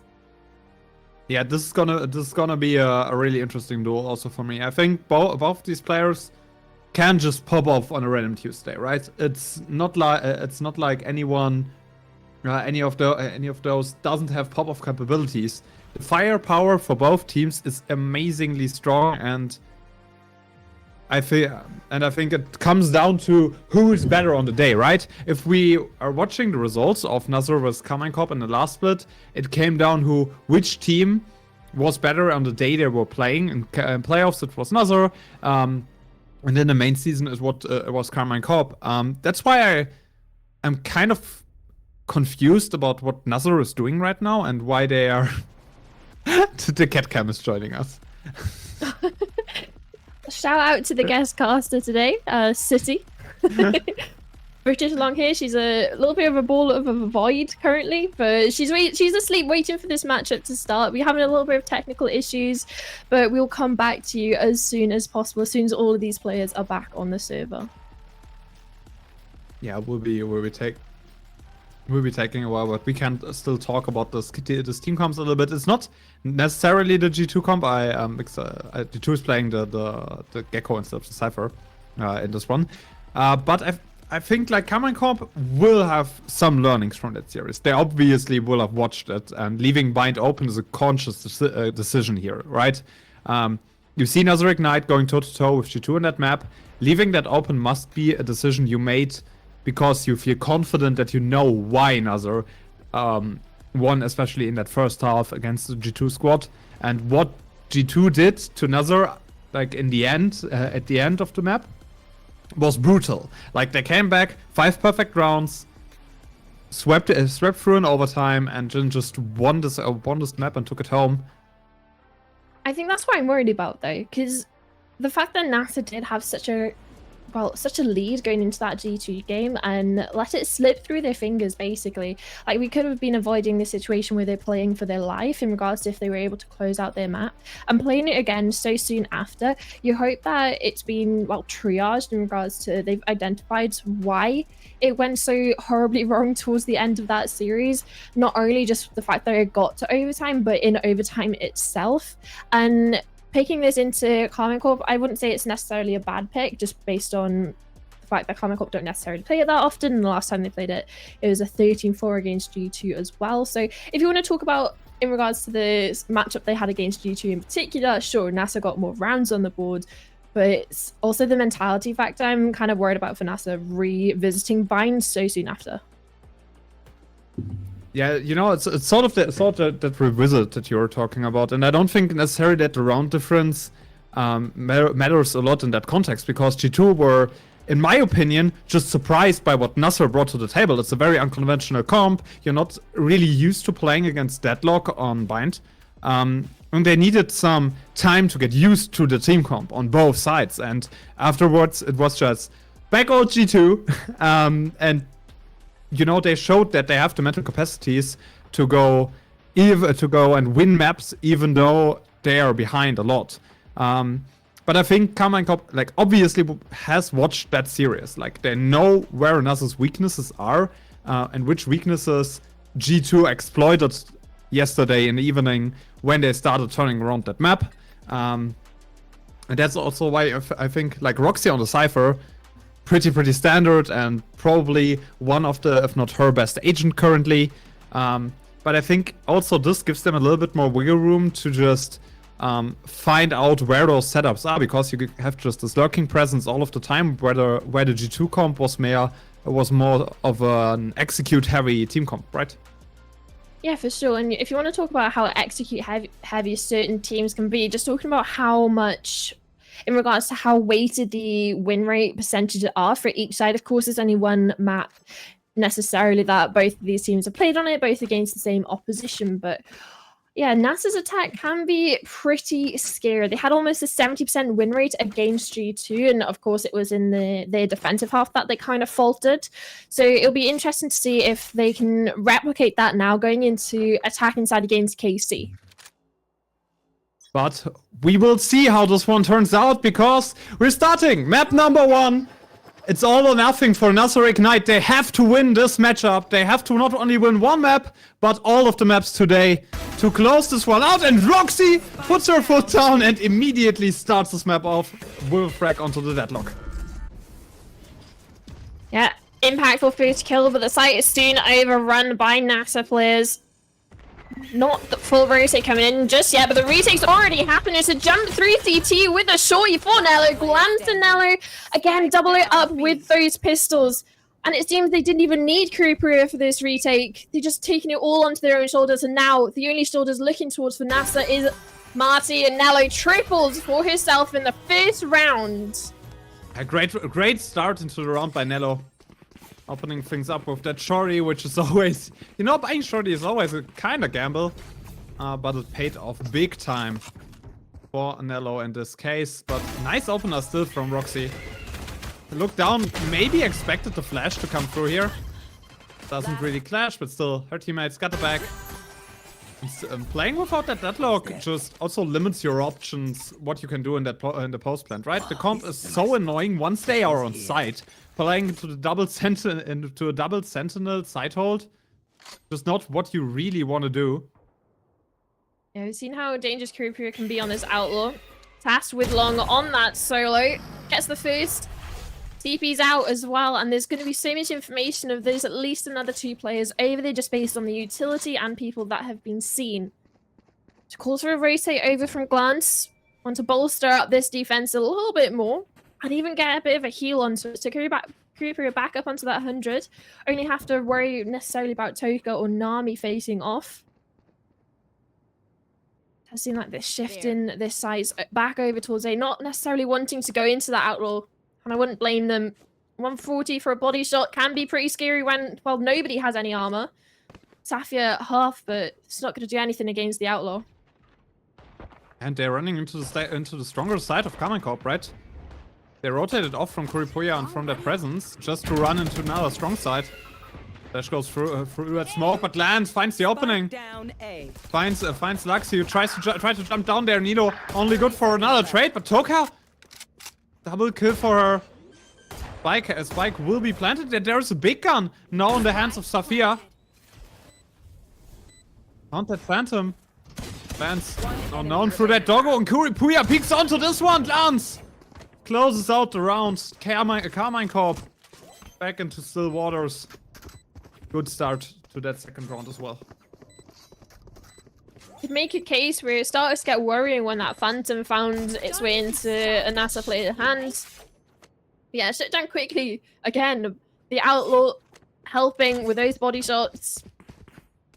And then even being able to pull it over into this round, you can even see in the replay, opens it up and helps close out the round. But it's going to be so important to see how NASR react to the fact that they know that the Outlaw's still in it. And yeah, you can see Safia's decided to go for that Guardian buy just to make sure she does have that full shield, just because of how scary it can be that Creeper has been able to save this Outlaw into the third.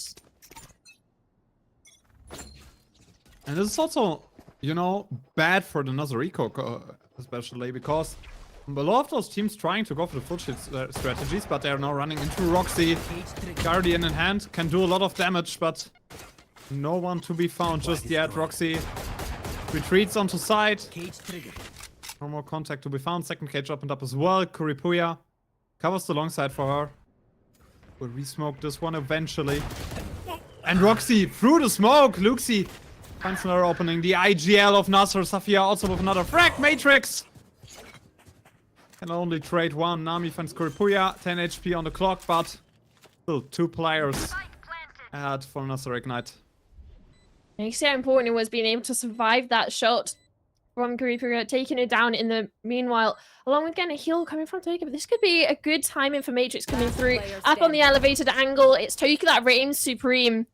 Nello left with the Guardian from the previous. In a tough situation of 4 players ahead. Seems inevitable for a round on the board for NASR, but decent damage. They've managed to get 1 kill, but possibly hoping for more on the exits. And Nilo at least finds some contact. Nami would be low. Nilo finds Marty, but it's only a trade. NASR Ignite. Winning 4th round. No bonus win for the side of Carmine Corp. No, it's full buy against full buy. I don't think that necessarily NASR is able to rebuy all of their big weapons. Last player stand. Okay, and as we see some other big frags. I feel like the change in pace that NASR did helped them a lot. Like, they were much faster towards side, flooded hookah, and just pushed Roxy out. She tad too aggressive, tad too on the nose. And NASR once again starts off at B.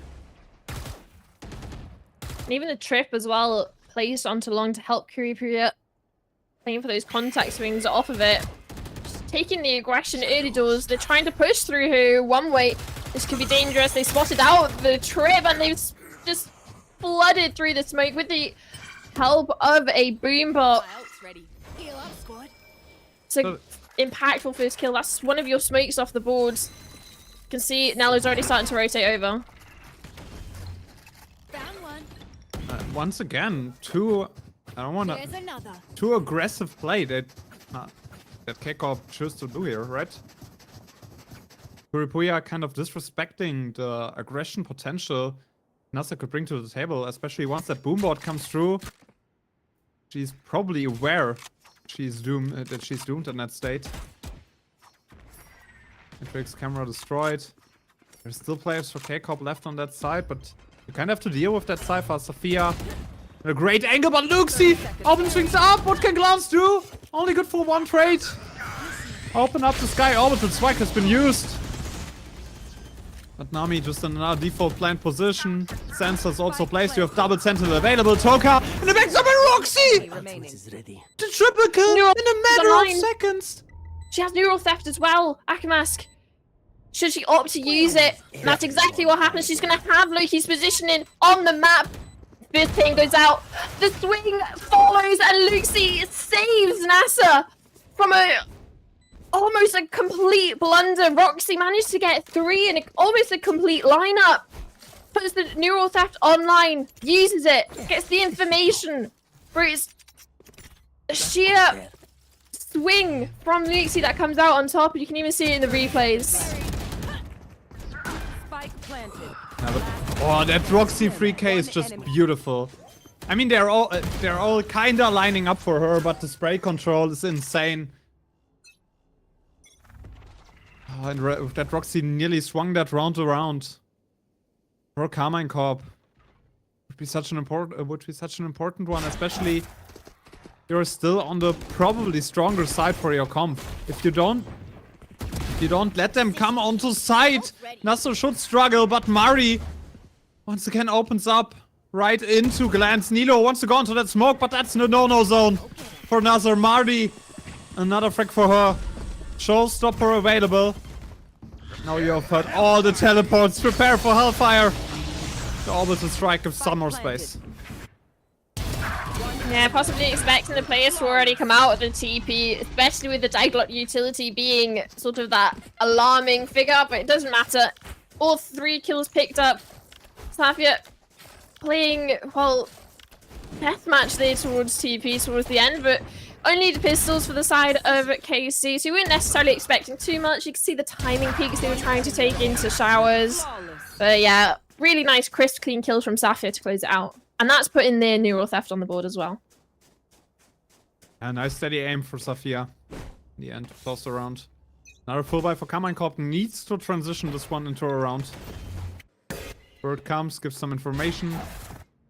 Nobody ahead of showers. Vance pushes back. Mari on her way onto side. Showstopper has gotten some information for her schedule play. Ult orb has been taken. No one in backside just yet. Only the front side taken for another ignite. Wall to stop some more approaches, and this will be such a hard retake into both sentinels. Incredibly rough for Carmine Corp. There's a Deadlock ult available as well, so it could be used in that post-plant. Molly goes out, and it's just a utility jump all the way over towards Lamps.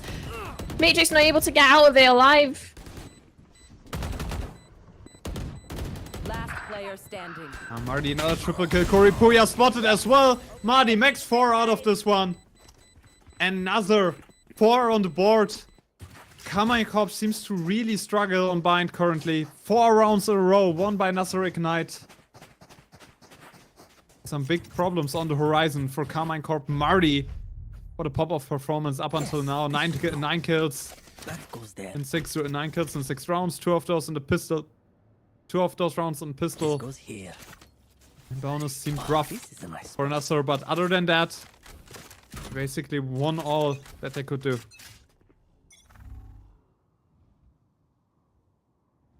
Definitely stretching their legs in this match. Up to a 2-round difference, and hoping to make that 3. Looking at the side of KC, not necessarily the optimum buy. You have Nello and Glance on those Guardians, but not the worst either.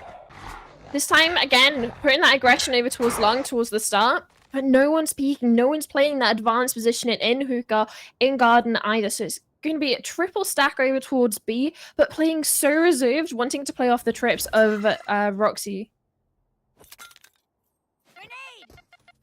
Nate from Marty, also trying to just find some players, create some space. It's just a waiting time for NASR. They're just trying to dwindle the patience down from the KC players. Slowly but surely clawing their way onto the A side. Force some rotations with that nade, maybe. That is the unstacked side for Carmine Corp that they are walking in. But Kuripuya has such an advanced position. Over there. 30 seconds She will give some informations over to her team that nobody's coming from showers. Annihilation would be ready if they are spotting out Kuripuya. High position right there, finds Marty, but can she find another one? Only good for a single kill. Nami and Nilo. Her own private duel, and Carmine Corp just floods the side. Sophia might be the unsung hero of that play. Triple for her, or nothing. Only 5 seconds to plant a spike. No time. Time has run out. No more frags for Sophia, no more rounds for NASR. And Carmine Corp back into the round, even though Sophia. Another double. Make it 4. And they give all the kills, though, over to NASR. Interesting choice towards the end. They know there was no time. And you can see the implications it's had on the economy. Only 1 player is coming into this with a Vandal now. Not that it really mattered. You can see in the replay, Nello was able to get 3 with the Guardian. But yeah, these 2 kills towards the end, it's simply unnecessary. Roxy and Glance lose those Vandals, and then yeah, you have one on Kuripura coming into this. You have Guardians, Bulldogs, but only one Vandal compared to the full buy of NASR.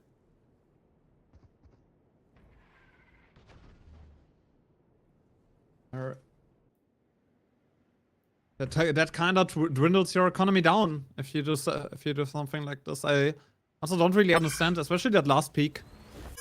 Wasn't really necessary, especially since NASR's economy were up and running, right? They would always have a full buy nonetheless. If you get that frag, it doesn't really matter. Like, getting that one rifle out on the round. Also not that impactful in the long term, especially if your economy is struggling as well. Carmine Corp stacked a lot towards A. They need to clear a lot of angles for NASR to fight this one out. First frag falls into glance at the spike. Down in Narnia. Matrix with another one. The showstopper is successful. And they're all running into the stacked side of Carmine Corp. Marty, great timing through that smoke. Back in 4th place for those two teams. Flashing onto their still numbers advantage for Carmine Corp. Showstopper to null effect. Kuripuya, next double kill. Carmine Corp equalizes.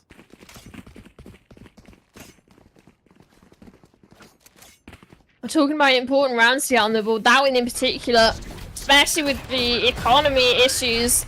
Glance starts are all followed up by Matrix with the showstopper, but this could have gotten a little bit scary. Marty went lost in the chaos, managed to, well, reflank the two players onto site, gets a double, even manages to pop the showstopper, but shuts down before it can be deployed. Equals it out now 4-4. Marty maybe felt herself a bit too much there. Showstopper in very exposed area. Still 11 kills is an amazing feat to pull off start to the round. Kinda dragging NASR more and more. She and Sophia, great performances, as I said. On the other hand, Carmine Corp. Team play as always, Nilo. Some good shots. The economy once again doesn't look great for their side. There might be a Guardian in Nilo's hands, but nothing really more. Can't stabilize it throughout the last few rounds. Especially since they are losing too many members. Need to win more in a row to really get a stable footing back onto that map. But KC found an angle to open things up for them, right? Their position much better compared to the last four rounds we had seen before that. And a switch up in the defense of KC. Now switching Roxy over towards this A site. Trips to help with the entry. Glance hoping to get some freebies playing off them. But again, it's this A site that's coming into question for now. So this is exactly where they want to go. And this is exactly where they're not going to be able to go. At least Toga. Glance takes her out. And a missed annihilation starves them of an opportunity to equalize. Still, NASR able to plant a spike. Front side has been taken. Duel has been missed. Kuripuya, a tad of information she got there. Boombot into Lamps, they really want to flood this one. Really want to take the fight to them. And Matrix! The shots are amazing. It only comes down to Nami and she falls to the hands of Roxy. The rocket pad of Marty still finds Matrix, but those shots were just incredible for Matrix. 3 rounds in a row for Carmine Corp, and for them, finally convincing round to stabilize their economy and to finally have a real full buy back in their hands. But here, oh my god, what beautiful shots by Matrix.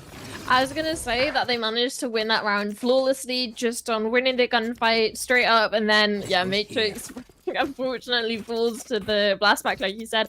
But yeah, the economy's fine. It's not as if it's gonna be that massive dent in it, keeping 4 players alive. Matrix has even been able to pick up a couple for herself in that round. She's gonna be fine for cash. And yeah, this is gonna be an interesting one for the side of NASR, because theirs is starting to run low. Only Marty really has around that 2k and Nami around that 2k mark. Everyone else is scraping to the deepest parts of the barrels to get this buy through. And it's, I mean, NASR should still be able to some decent economy going if they're winning. The nice paranoia, but the shots from Matrix are missing. Only one trade coming through. Marty backfires, also Roxy with a double kill. Chaotic situation on long. Found one. Back has been picked up. And now they've heard the rotations for Kamen Cup. They will take the teleport, no doubt about this one. Spike plant will go down on A. And it's only down to Glance and Nilo. They need to make something happen here. Smoke's going down. What can Glance and Nilo do? Yeah, lots of util available for the side of KC. Dog invested, and well, that just is the call for them to TP back over towards a way that there's not going to be any sort of trips left over because Roxy's off the boards. 30 seconds left. Camera up to hold CT. Got the information that players are already closer. They're going to be on high alert. Flash out. Now, there's not really much utility left for KC. It's all going to come down to the gunfights between these 4 players remaining on the server. One enemy remaining. Aaron Toka opens up the first one. Sees Glance. They know that she's in tube. Great position by Toka, and in the end, triple kill for her. NASR equalizes the rounds once again. And Carmine, what a back and forth map up until now. But I feel like Carmine Corp can't be happy with the current standing, especially since you're looking down a double sentinel comp. Don't show us that, observers. I think that's it. A little bit of a technical pause, but yeah, it's been such a... Even though we're on that 5-5 mark, you can just look at the scoreboard and how, well, there's not really been that back and forth in regards to rounds, but the rounds closure, like the gap closure has been insane. You've had a 4-round streak for NASR, followed up by a 3 for Carmine, and then now NASR's starting to put their name back into the hat. So this half honestly really relies on who's able to get the next streak of rounds together. And looking at the buy from KC, they're actually opting to invest into that operator, even though it hasn't actually been brought out this half yet. And for the side of NASR, they're going to have so much money to keep investing, hopefully for the next, well, for the rest of the half, based on their economy. They should be. Like, if we're watching at NASR's current score, they should have... it could be getting a little bit close if they lose this one hard, right? If they lose out on this one without any players left, this one will come down close, but if they manage to get a good win here, might turn out fine for them. Yes, this should do. Nilo, another Guardian. They're scraping together what they can at Carmine Corp. That goes there. You said already, they're investing into the operator, which is kind of a risk here. First time we're seeing it, and Matrix hasn't had the best of games, especially for her standards. But she is going to be tasked with holding towards that short position. Could get a little bit scary now that showers have been overrun. Only a smoke blocking their viewpoint, and you can see starting to get a little bit nervous, aware of the possibility of someone running out, but Cooper is tasked with holding it. We are on that angle. Dangerous as always. Always good for at least one frag. Smoke's going down just to help out them a little bit more, and Kuripuya finds Marty. Open up for Carmine Corp, but Nami equalizes as well on the other duelist. Operator down. The best of situations for Carmine Corp. Paranoia comes out. Nami has been spotted, but they need to check the corner. Kuripuya! What a flick from her. I can see both of the Skies trying to heal up their teammates, but it's Safia that denies it. Takes down Glance and Nello in one go. Back into this 2v2. Creeper is low on that HP, and the information of positions has been revealed. Toga takes advantage of it, but Roxy swings and nets both. And that's finally a back and forth round that we were talking about. KC net 6. Casual Roxy play. She's just that good. Oh, like, the first shot was crazy. And then even getting the second one, Roxy and Kuripuya are really carrying that round to another win. Open out to Safia, and then just wide swing against Toka. Yes, this should do. Amazing stuff from Roxy, and that sense, NASR not the best of all buys. Luxi only on a deagle. This should do. I need this. Rest able to full buy here. My thanks. And on the other side, Carmine Corp Full buy once again. Really winnable round for them. Really winnable round for them, in my opinion. It'll be an important one to win, especially from what we've seen of NASR's defense over the last couple of days. This is the attack where they truly flourished, getting that 70% win rate against G2. And now KC have at least secured themselves an equal half, and for them going on to the attacking side, I think they're going to be pretty comfortable.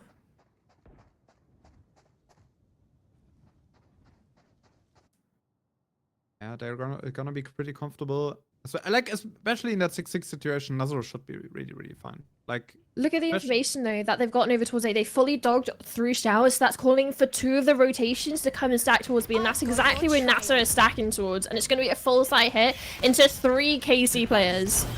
Roxy waits a long time there in hookah. Do they know? They know, but Roxy finds a little bit of damage, but the ultimate invested to clear out hookah once Roxy falls. Maybe a tad too late. Nilo rushes through that, but doesn't get a frag hookah, and Sophia just holds aside. Too good. Matrix can only trade herself out in the end, and NASR Ignite equalizes once again. What a back and forth between those 2 teams. And now there is the question, how many holes can Carmine Corp poke into the defensive side of NASR Ignite? G2 struggled mightily with that. They had a lot of problems, 9-3 half. You know, it's always the curse thingy, but right? I think it was the other way around. It was NASR that were winning on their attack, so it was the attack of G2 that brought it back. I want to say. I actually need to look this one up because I remember it the other way around. But maybe I'm wrong. Maybe I'm wrong here.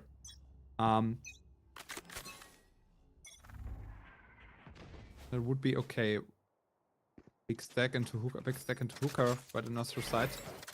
Matrix wants to spot this one out, but the blind is good.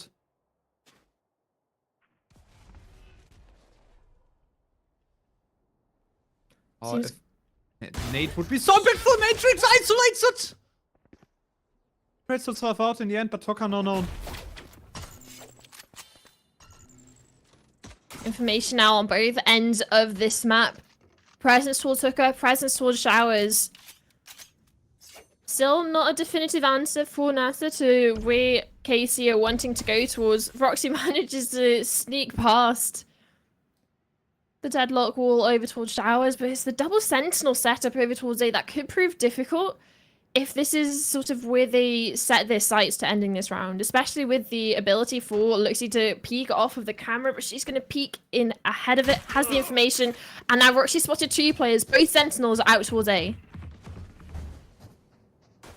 Off towards A, starting the rotation just now, but Nami 30 seconds left. peeks into 2 and gets 2 as well, makes a Enemy triple kill. remaining.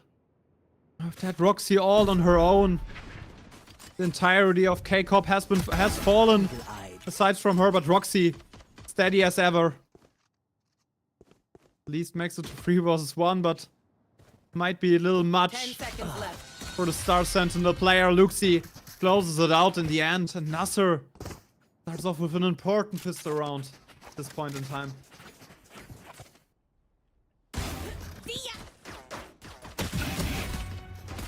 Seconds left. An important pistol for sure. Eagle-eyed. Hopefully able to convert the next and start the second half on the right foot, being able to secure that lead once again, getting it up to an 8-6, and then putting the pressure back onto KC.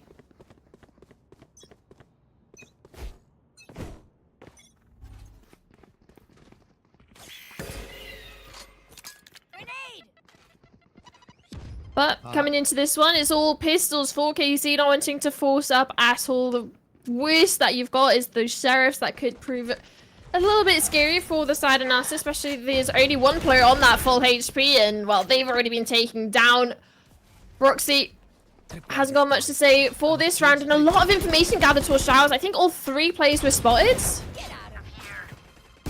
Marty with another frag Sophia in that smoke.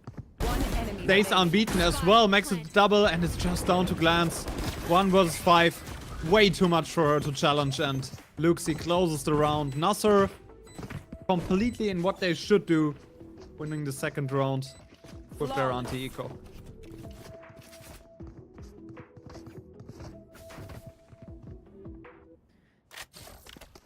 Important round, making sure nothing gets a little bit too scary in regards to losing the anti-eco.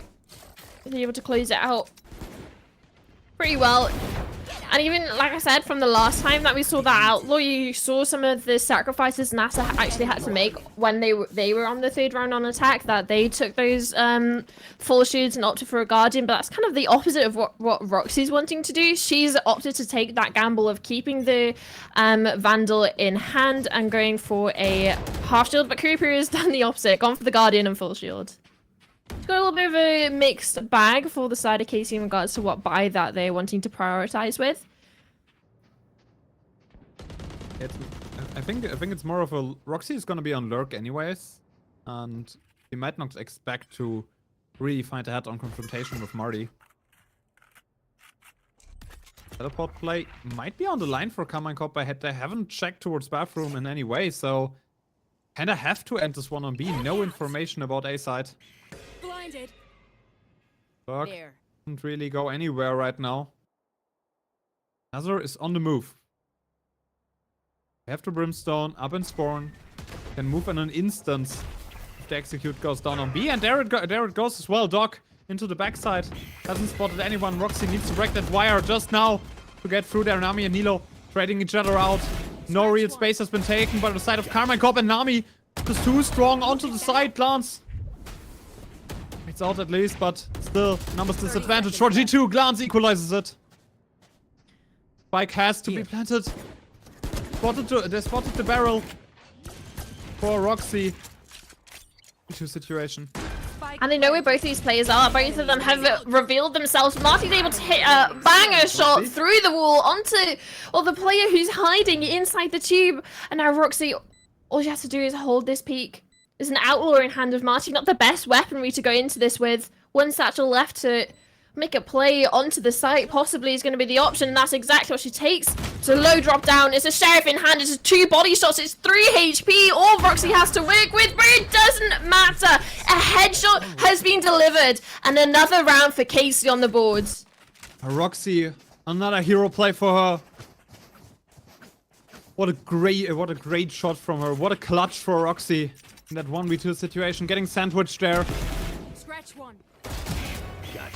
from the both NASR players, but the timings doesn't work out. Remaining. Then, you know, with all of her patience and experience, Roxy wins out that clutch. Also still 1 round up. It's an important one for Carmine Corp right here. Step your foot down. Windows rounds, Nilo ported already, but Sophia and Toka! Down A. 2 frags have already been found. The spike nearly unrecoverable for the side of Carmine Corp. Also, Nelly's been trapped. There's a deadlock wall and the TP wall sort of in her way, so there's going to be a lot of information that's being given over to the side of NASR there. On top of the information towards short, deadlock trips, along with the camera, gonna note Roxy's positioning, trying to lessen the heroics available to the side of KC coming into this match. Safia finds ahead 1-on-1 with the opposition side for Roxy, and she comes out on top. Neural Theft invested, and all the information now of remaining NASR players is there. They're playing it very, very aggressive. Open up the sky, Kuripuya. Let's run into this one. What has the spike in hand? Spike has been dropped into CT. It's just Roxy and Marty closed this one out. Very uncoordinated round for Carmine Corp. Especially in the end there, that Kuripuya runs into spawn with spike in hand. It's just such an uncharacteristic mistake for her. I don't even necessarily think it was a mistake. With the neural theft coming in, they knew there were 3 players coming from short and 1 player. It was Marty isolated towards CT. It's like, okay, fine.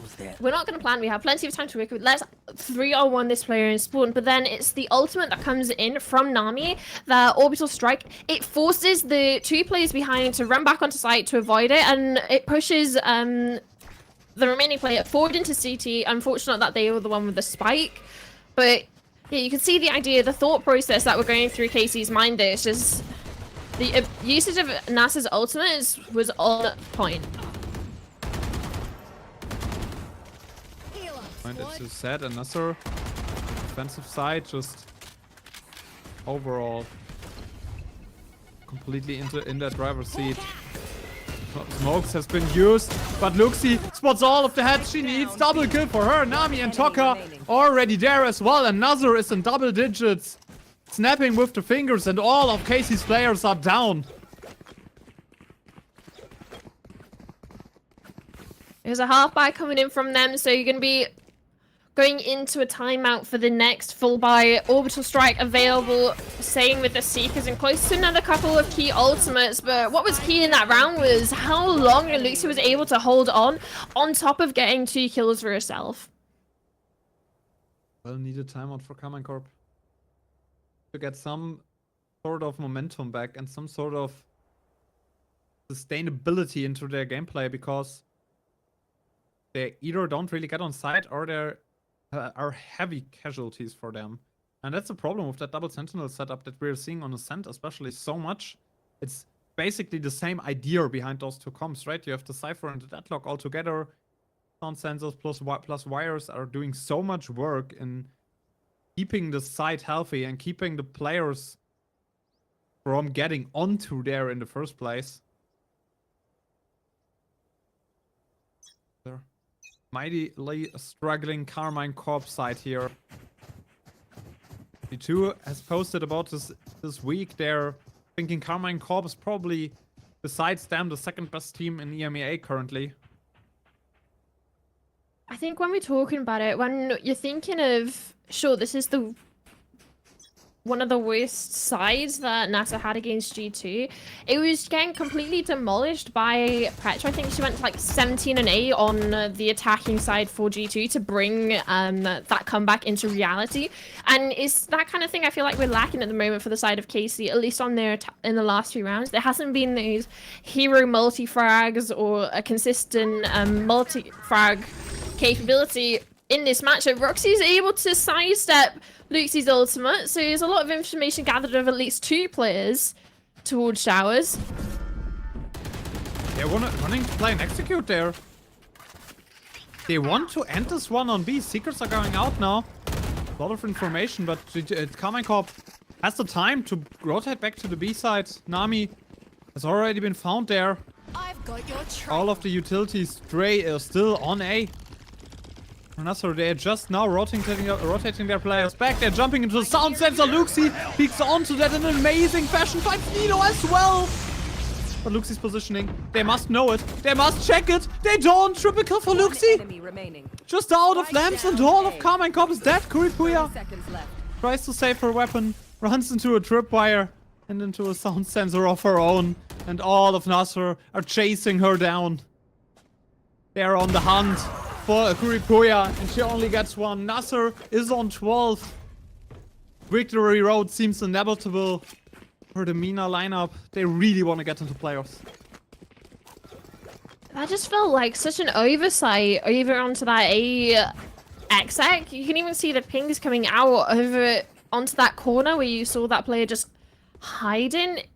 There was so much space left by the ultimate. You can see it here in the replay. Luxi gets first. Fine, playing off the utility. Nello swings out. She knows that the teammate, well, the opposition, that Luxi's sat in that corner, not communicated towards her teammates, that there's a gap, that there's a sight line for the NASR player who's able to capitalize off it. NASR would do one really big step towards playoffs by winning this map. Yes, it's their own map pick, and probably Bind, best map for NASR thus far this season. Her opener for Safia. Roxy has been found. The lurk has been discovered, and now they know where everyone is hiding. The timing for Nami is amazing. Finds out the opposing smoker. Finds the frags matrix. The showstopper has been taken. Oh, it's Marty actually who chooses this one. Finds another kill, and Kuripuya, last player standing, also falls into the hands of Nami. Match point. 7 and 12. NASR, must be a result that you don't really want to see after yesterday, but you know, still in the driver's seat, and all of the cards on deck for them. Enemy down. Yeah, NASA might start to have some sorts of flashbacks. But it's been going pretty swimmingly for them in this half. It's been near flawless for them. You can even see in that sort of timeline replay, only one of the rounds this half has gone in favor of KC, and that was the third round. It was the bonus buy from NASA coming in. KC had an advantage for weaponry, and it feels like that was their only chance to get back into this round. Spotted out over towards Showers, is able to duck under towards that headshot. Showstopper out, and even a second missed shot, and it leads to the demise of Marty. What an opener. Matrix finally finds some aggression, finds an angle to open up the round. Well, Carmine Corp, but Roxy with the operator? Through the smoke and into Safia's body. One more frag has been fallen for Carmine Corp. Roxy in Showers is a big threat for the opposing sides. More smokes are going down here. Such a hard retake. The bird has been taken, but Matrix, this is the first few shots, but the last one goes into the head. And Glance closes the round. Readjust from Matrix, netting here the double, starting to wake up in this match. And yeah, it's for the side NASA, they're not going to be worried. They're on 12. They have abilities to rebuy into everything they had, even able to buy up an operator again for Marty. One enemy remaining. This one could actually lead into, if KC are able to win this, they might be able to bring it up into double digits, get it to a 10, 12, just based on the economy situation, NASA. And Roxy Where is everyone? gets out the operator. Where is everyone hiding? Some damage on Roxy, but nothing else achieved. Her mate has been spotted. Roxy's stuck. Toga has the cross back over. So wants to look for this kill, knows that they are low, trying to opt for the classic, but isn't aware of Roxy's repositioning. Deep off angle, and that's the rotate coming through. Glance able to heal up Roxy as well. That shadows, that is chat. How you have impact on Sentinel. Double kill for Roxy, calls all of her team over. And they're all flooding the side into a backside. Aggressive play. Carmine Corp just wants all of the space. And Matrix finds the head of Safia once again. It must be a save, especially for Nami. All of the weapons you can keep in hand, you should keep in hand. For NASA, just to having a chance to close this one out.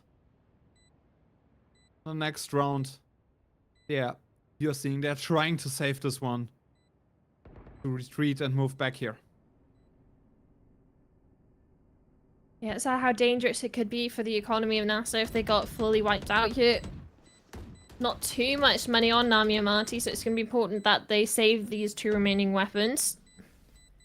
And yeah, no player from the side of KC wanting to hunt. They want to just make sure they ensure they're fully stocked up with everything that they need coming into this next round. Round 22 now. Poised up again, still for a NASA victory in regulation. A KC comeback is on the cards. Yeah, an important time up by NASR. You really want that next round to be yours. You don't really, you have one more buy, but if you lose out on this one, then it might get close, because then we are on 12-11 on your last full buy, and then it's a must-win situation. And currently, NASR has to experience some flashbacks of yesterday, but if they lose this one as well and go on 11-12, this must hurt so much, and that's such a mental gap that you have to overcome, that I don't really see them come back from it. Yeah, it's interesting that this even came through in the veto. I said it before, I'll say it again. The fact that NASA, realistically, based on their lead and the fact that they were on that match point for so long, it would have been, they should have closed it out against G2. And the fact that KC let this through on, I think G2 have lost 3 maps in total in this whole like 2024 year. The fact that they want to bring out a map that NASA played exceptionally well on against G2, and they've allowed it through the veto, and we can see in why this might be sort of a default map coming in for NASA. They played extremely well now against two top tier teams in GC EMEA on it, and they have a possibility to close it out now in this one. Make it a 1-1 record, and they're getting it off to a fast start. Hello, it's a 4v1 for NASA in the first 5 seconds. Akamas, what happened? Good morning. A small wake-up call. I think that's Carmine. a good. No, I think that's a good night for Carmine Corp. It's 1v4, Aka. Might be. But, you know, that's just waking someone up with a bucket of iced water. Roxy, he finds another frag. But it should be the round for Nasser. It's Nasser's round to lose, and Carmine Corps to win. Roxy turns it into a 1v1. How does she do it? Nasser already started. People type GG in chat, but Roxy nearly turns it around in the end. Luxy. A tad too good, but okay, Roxy. Yeah, I I really want to take this one. I was like, yeah, there's no way. It's 1v4 straight off the bat. They have they have all the information. They have the spike, and then Roxy just decides, okay, do you know what? Let me cook. Isn't able to cook all the way though. It comes down to that 1v1. But yeah, left on about an inch of her life, and yeah, it just comes down to the peak from backside, and yeah, it closes it out. NASA winning in that first map. Again, just talking about how important this is. They have to win this whole series to qualify for playoffs. Yeah, Nasser one map away from playoffs. On the other side, Carmine Corp. They might face a matchup with a rougher opponent if they doesn't win this one out. It's for seeding for them, and also for, you know, that they can say, oh, the only team that has beaten us is G2 in the overall group stage. But, you know, it seems like Nasser were playing out of their mind. Yes, Bind was by far their best map in all of a main event up until now, but still not the most convincing performance of Carmine Corp. And you see it in the post plans. Like, Carmine Corp had struggles going onto site, and once they were there, it was okay. But getting onto site was a problem for them, and in the end, they need to turn up a notch onto that next map. But I think it's their map pick. This might go down to 3 maps right now. Yeah, and just talking about those first kills as well, it's sort of the opposite of what we see. Sure, 13 rounds to NASA, but 9 first bloods. 9 rounds to KC and 13 first blood. So NASA were able to play off that back foot especially well when they're playing with those pack plays. Like we saw in the last round. Sure, maybe that's a little bit of an exaggeration of what I'm referring to. Everybody was in one place. And yeah, it's just the trades that went back and forth seemed to be like specific, especially there for the side of NASA. And they're able to claw back those disadvantages in man count. And they clawed back into this one exceptionally well. Marty, the MVP, 200 damage per round is crazy. Also only 70% on a duelist as cast, completely fine. Had a good round, had a good showing, but it was more of every one of Nasser that stepped up today. Yes, Marty had those, you know, exceptional moments, but everyone at Nasser stepped up once again. Bind seems like their map, and I feel like Carmine Corp will be a little bit mad or a little bit iffy about, you know, maybe we should have banned it in the first place, but they will have an afterthought about this one, and, you know, they will have some ideas onto that other map. Pretty sure, and with that, should be still a close series. We're going to the next map, which will be Lotus, if I'm not lying, and afterwards we'll be back. Short break. Take something to drink. You certainly need it after this map and for the next one.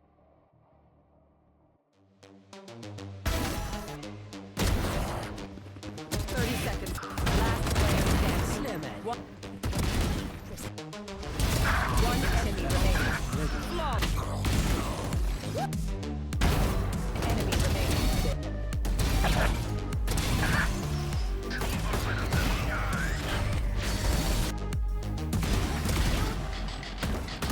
One enemy remaining.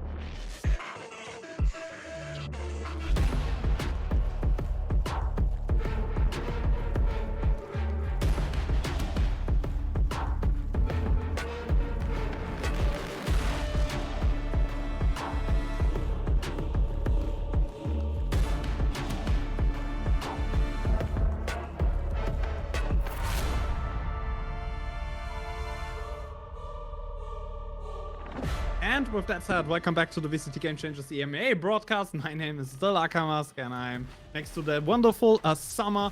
And, you know, we are gonna have a great one onto that second map because NASR Ignite one, as I repeat, one map away from making playoffs, but there is another team on this counter side that will have something to say against this one, which is Carmine Corp. You know, that did not necessarily have the greatest showing onto that map number 1, which was Bind, and NASR kind of looks like their strongest map, right? Yeah, I think this is going to become a staple for the side of NASR, one of their iconic map picks, if they're able to continue this form that we've seen them on this map in particular. But yeah, coming into Lotus, this is actually quite an interesting veto. I know we're already a map into the series, but only one of these maps have actually been played before. And yeah, it was Lotus and Sunset in that veto, but Lotus hasn't been played yet in this split with the sort of new roster of NASR. Yeah, it hasn't been played with that new roster of NASR. So first time showing there, and NASR, you know, needs to bring something new to the table on that map, which is always a little bit interesting for me. They had the same situation with Bind yesterday, where they just pulled off this new comp, which worked wonders for them as a team. I can imagine them bringing out the Deadlock here as well. Like, the Deadlock worked for G2 on that map, right? And we saw a lot of theory crafting about Race plus Deadlock onto Lotus and other maps, especially Split when it wasn't back in the map pool. But let's see the agent selected in a second, and it's a Deadlock for NASR. Yeah, I'm happy that I've seen this change because, well, last time we saw them on this map in last split, I think they won it once against Focus. And yeah, Focus did not necessarily have the best showing, and NASR were going through, I think they had 3 different comps in one split. So they had the Fade, they had a Gecko, they had Killjoy, they had no Sentinel. So it's nice to see that they're switching up a little bit, but now they've gone for a double Sentinel, bringing in, again, it's that sort of similar look with the Deadlock and Cypher. And we saw how well it worked on Bind, and yeah, like you said, they're trying to replicate this similar comp coming into Lotus now. Yeah, it's kind of the similar comp that we have already talked about, and I especially think with the comp that Carmine Corp is running, which is very execute heavy. You have the double initiator duo together with the Neon. You play a very, very execute heavy style, and with that against that comp, the comp of NASR on defense should work amazing. Like, Neon has some huge problems here because you can catch her in that wire that sound sensors will trigger. And this might be a little bit of a problem for Carmine Corp because they basically have to check every single corner and angle on those maps. And what I also want to highlight, they're picking the KO here, right? Which is not the most common agent on Lotus. It's, you know, more of a surprise pick. But I love it, especially since you know that Roxy is on the enemy team and that she will play Cypher on that map. And KO kind of, you know, gives you more freedom to play against those Cypher tripwires. So Carmine Corp defense should be a little tuned down by what NASR picked, and their defense should be very, very stale, especially against this Neon. Yeah, if you want to highlight Neon even more, last time Carmine Corp played this map, it was against Odd One Out. It was a 13-8 victory. And yeah, Matrix went 6-4 for First Blood. So she's definitely wanting to get up in the business of NASR Ignite, wanting to be in the face, put pressure off from the get-go. And that's something similar we saw with the same sort of comp from the side of Valiant when they were playing up against BBL. And we saw how that one turned out, came into a Valiant victory. So Casey, same comp as ever, NASR having a new look to their Lotus. A lot to play for. Already one up in the series. This is Carmine Court's map pick though. Let's see what they've got, Akamask. And they're starting it off with an aggressive flood of rubble. Door has been pressed just to give them some more wiggle room and fake out. Aggressive and fast. Go, but Matrix. Go through this one. Short noise cancel. Right now, no information for the side of NASR due to their own smokes. We smoked this one as well. Going into the connector, it will be a B execute for Carmine Corp. There's Luxi. No setup available to play around. Kuripuya finds some contact, but no frags. The fallen. Nate. He needs to dodge this one around. Needs to dance a little bit for this one. Nami right click. Worked out wonders. Marty already there as well. Also Luxi on the board. And with that, Carmine Corp picked apart piece by piece. Dance. At least one refrag, but it's still really rough situation for K-Corp. And the spike still isn't down because of the quick rotates coming in from NASR. They're expecting it to be towards C, and that's exactly where it was. But Glan's picking up crucial frags, gets a third for himself in the round. But not only that, it gives them so much space now. They can rotate towards D, hopefully finally get that spike down. But it's also the fact that NASR, they've just lost such an incredible advantage. 4v2, knew where the players should have been in regards to over towards that C. But Glan's double kill, that was so needed, and look how split up the NASR players are. Nami even going for it. Taking a lot of space early on. But there's not going to be anyone to find. Actually, take it through the back of the head, through a wall. Now it's back down to Glance. Needs a 4K, needs an ace to clutch this out. Ace or nothing, Dawn's good. But does she know that Nami is still on the spike to defuse? Oh, will go through, Glance gets another frag, no ace for her, and Nami already defused this one. What a chaotic round, but NASR Ignite reigns supreme and wins another pistol into their sides. This goes here.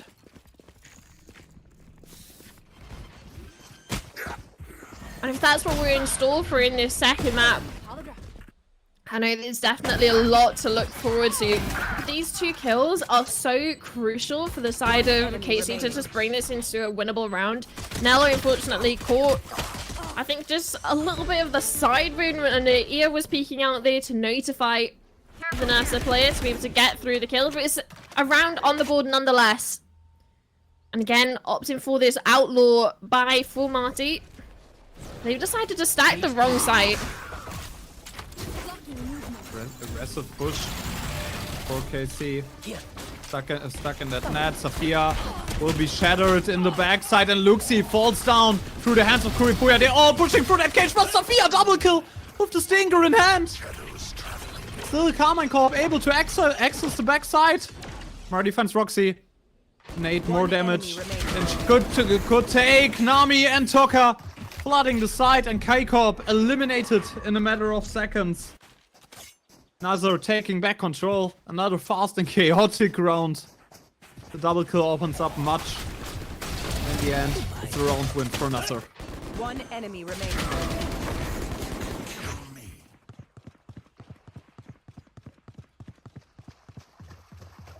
Got a little bit scary for NASR there, as KC managed to, well, overwhelm the two players, locking down 8.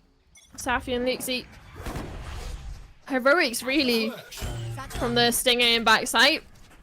But this time, they're wanting to take the fight. They're not wanting to get isolated on site again. And look how much space he's managed to take over towards C. It has to be re-cleared out now by KC. Another flash.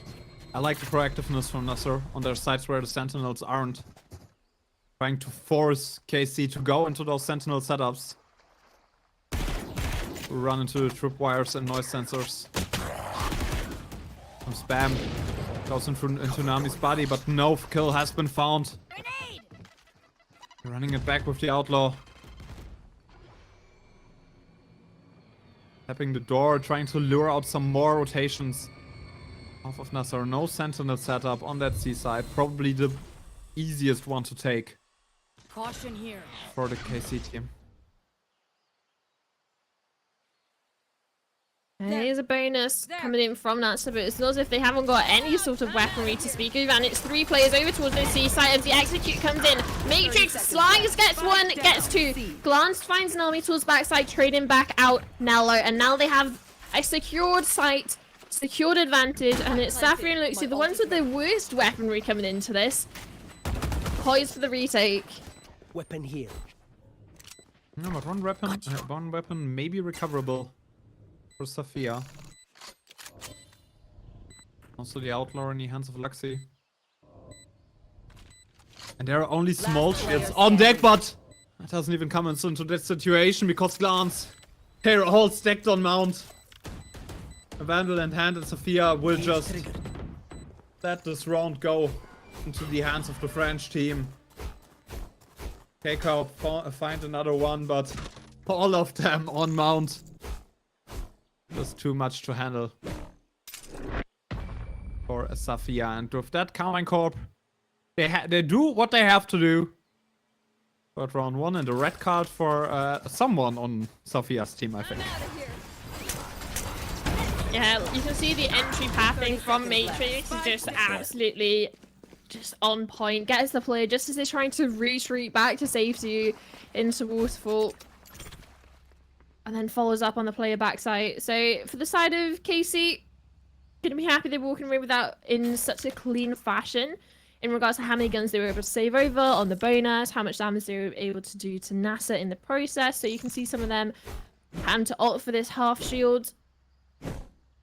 It's not going to be too much of an issue when it comes down to what KC are bringing into this round. But there is a Nightfall to be spoken of for the side of KC. Glance, her near ace in the pistol, helped bolster this up and bring it online early.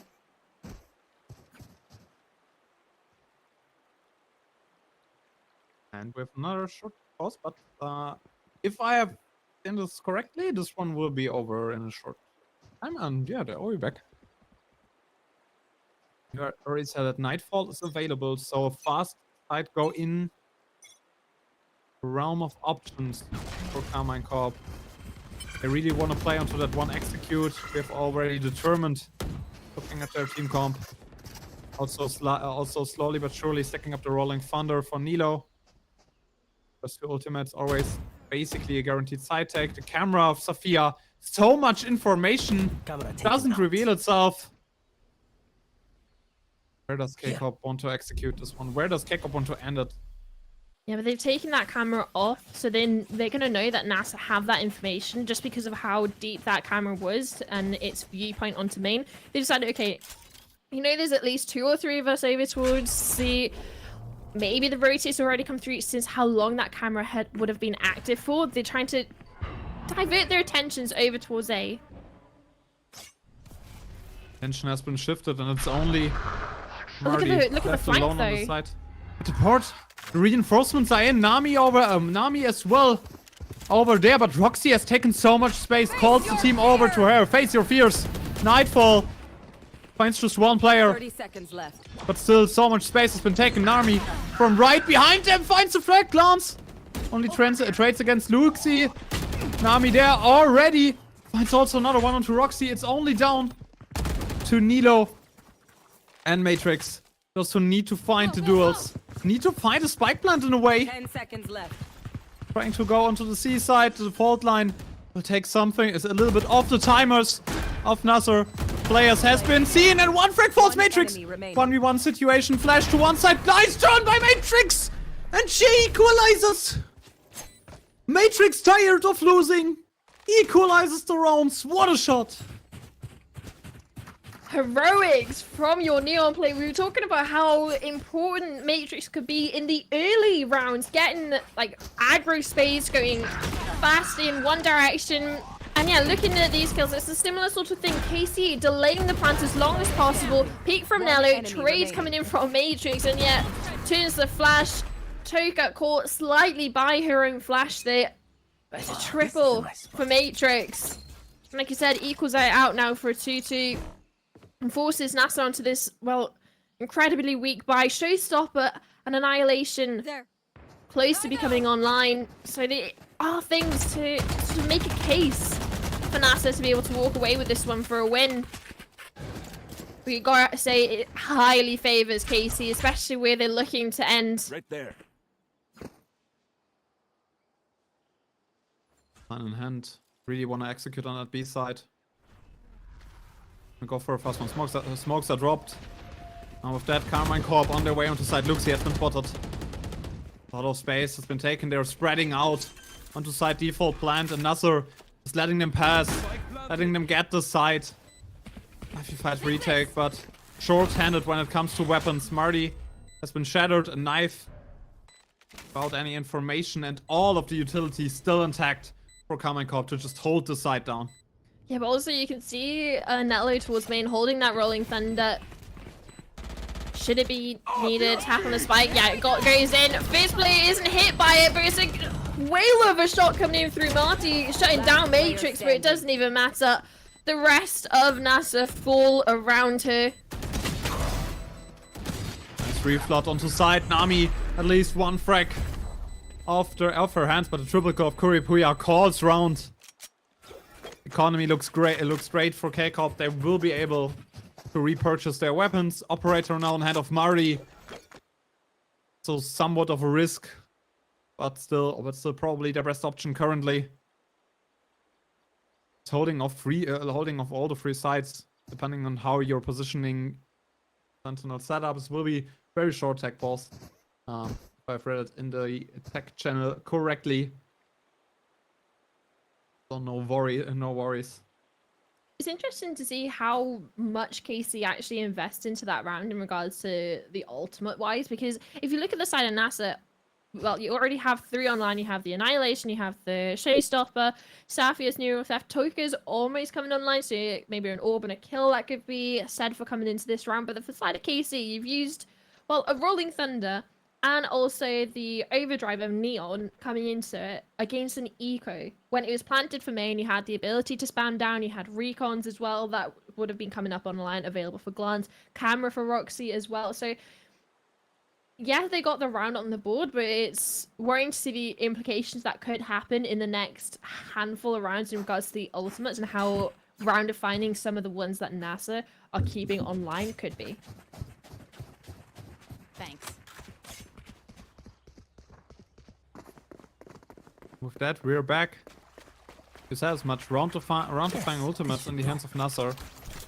Annihilation and Showstopper always good to turn This something is a nice around. spot. This goes here. That goes there. And especially with the operator in hand, it's like two spots of no-no zone, right? You don't really want to run into an operator, you don't really want to run into a Cypher and Deadlock setup.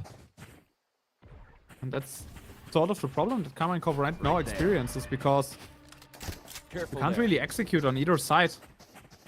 It's only B that's fairly open, but there is just a wall. So wild defensive setup for NASR. Hard to break for KC. Needs a lot of patience. Careful there. And just clearing out space and utility. But patience can be sort of a double-edged sword, especially since NASR have been able to clear towards A twice now. They had a deep angle that Marty had with the operator as well, so it's kind of forcing the hand of KC either into B or C, specifically since they have so many question marks over towards the A side of the map. And you can even see Glance is looking towards spawn, worrying about that A push, but it's Roxy that's able to net the first kill onto Toka, onto B. So that's going to be a question mark for NASR now. It's going to pull the rotate slightly off C side. 30 seconds left. Annihilation missed as well, and the patience of Carmine Corp might pay off. But Matrix already fallen down, just rushed into a tripwire. Kuripuya ports on side, My camera is destroyed. trying to play the entry duelist. Timings need to be perfect, only 17 seconds on the line. Roxy has been spotted, and Sophia's swing! And Marty's ultimate is so great! 10 seconds Flipping the rounds into the hands of NASR, and it's just Kuripuya. She ports out into safety, no time to plant a spike, or Well, it will might it be be. enough? It'll be really close. Oh my God. Akka. No. Just. It took too long to get out of the ultimate. You could see the delay that was coming in. And down I to need this. time. My thanks. NASA finally break, well, the round streak that KC was starting to build. But I don't think that's necessarily the way they wanted to do it. It was a 2v1. KC had the advantage. Just a little bit of lack of time and reinforcements on the site. Hostile removed. Forced into a decision. This goes And here. probably did Kuripuya teleport Yes. to come this through a should little do. bit earlier. You'll know better afterwards. Always Marty finds Matrix, finds another opener. And now it will be hard for Carmine Corp to do anything. Cover going out. Especially without that Neon. Trying to get on site in any way into that double sentinel setup. That double sentinel setup. A hard beat to pull off. Roxy on her lock. Hasn't been Cage spotted triggered. now. Tripwire destroyed. Sophia finds her. One tripwire destroyed. Might not be enough for K-Corp. They're all trying to look for Roxy in middle. Shadows traveling. Yeah, Roxy's going to have to be aware of this on the reflank over towards A to rejoin her teammates. Looks like she is, but the issue could be over towards A. It's only Luxie to defend this site, and well, KC have decided they don't actually want to go into site. They want to try and pressure the players onto B. Now their positions are going to be revealed. Forces they hand over into A. It's going to be a lot of delay utility before they can, well, take a head-to-head with Luxie into tree. And the Flash wants to go 30 into 3, but seconds. Nami finds another kill. They are all in the net. Kuripuya, Spike down A. you know, forced to crouch, but still finds frags in the end. Toka throws another one and brings NASR back into the lead, back into the driver's seat. Carmine Corp struggles against those defensive setups. Still, what an opener in the middle for Marty. Takes so much pressure off of that Carmine Corp team. And so much pressure onto KC players. Alternate attacks will 30 watch seconds this one left. closely. One enemy remaining. We already talked about it a lot Spike today. down A. If NASR wins here, they're in playoffs. If they lose in this matchup, in this best of 3, alternate attacks makes it in. Do or die in the end. Whereas not only alternate attacks make it in if NASA lose, but it would mean that NASA are the ones to be relegated. So KC, they're playing for seeding. That's it. That's the only sort of outcome from them, whether they win or lose, whether it's higher or lower seeding going into playoffs. So it's not the worst situation for them to be in, but for the side of NASA, like you said, they have to win this series just to make it to playoffs. But then if they do lose, then alternate attacks do make it through. But yeah, NASA, a lot to play for. Already a game up in this series. And for a map that they haven't actually played yet in this split, in split 3, KC haven't necessarily got that much to work on. So there's not much anti-strategy available to them. It has to be done on the server right now. Especially with this Deadlock plus Cypher team comp. Which is a little bit out of the ordinary. Compared with that KO, which will be more relevant, in my opinion, to the attack side. Compared to the Yeah. defense. Tag. Sophia camera spots Cage triggered. Matrix, but she's just looking into 3 barrels. Tripwire destroyed. Needs to retreat. Tripwire is destroyed, but all of the setup still onto C. Jacob can't really execute into this one. Will be more than just a heartbeat to pull off. You see Sophia, but no, frag is coming in, and now they're all settled onto site. The timing is perfect for Matrix. She finds Luxie. Dashes onto this one. Both sentinels are down. Roxy also successful on her luck. Nami not good for a backstab. And KC, what a side take. What heroics to overcome both of those sentinel setups. To equalize the rounds once again. I think that's what's so important for the side of NAS, that they are playing sort of that double sentinel regularly over towards that C site. You have the deadlock trips just to get that stun, and you can have Safia towards backside peeking off them like we've seen in previous rounds. But it's that camera that's the main issue for KC. As soon as they get it off, sure, they're able to spot out spot out Matrix with it at first, along with Kuripura there. on the swing. But as soon as Matrix gets into sight, sneaks past the deadlock utility with the blind, with the paranoia coming in from Curry, then it's just an isolation of kills. Then she can start to speed up because you know there's no sort of sound sensors left, and you can use your abilities. You can, well, use the running and space closing ability. You can see exactly here. Matrix gets the food with the paranoia coming through, and that's just sort of a go signal just to be able to just hyper pressurize the remaining player, Safia backside. I also like the movement lots by Matrix there. Just out moves and out maneuvers Luxie once she had her weapon back in hand. And all of the side available. Aggressive play, some sort of mix-up, but KC plays the same song once again, all of them. Aside from Roxy towards that C side. C mount has been taken, there's a Rolling Thunder in hand of Nilo. Might be able to use it to just crash on the side this time. Sophia should be known into the backside. Omen also for a lot of information there. Careful here. Nami's getting it, but Roxy, another kill on the lurk. That's why she's one of the best Sentinel players in all of the VCT Game Changers EMEA. Another opener, another kill, and now they might be able to switch sides. Split up though, RKC. So even though the spike is heading towards B, if Marty can go massive here, it could close some stuff out. Have no interest in going in. They just want to use the ultimate to get the information on the remaining 4 players, and that is the go signal for them to divert their attention over towards C to regain and rejoin the rest of their teammates. Safia is able to get one, but it's a consolation kill as Matrix takes her off the boards.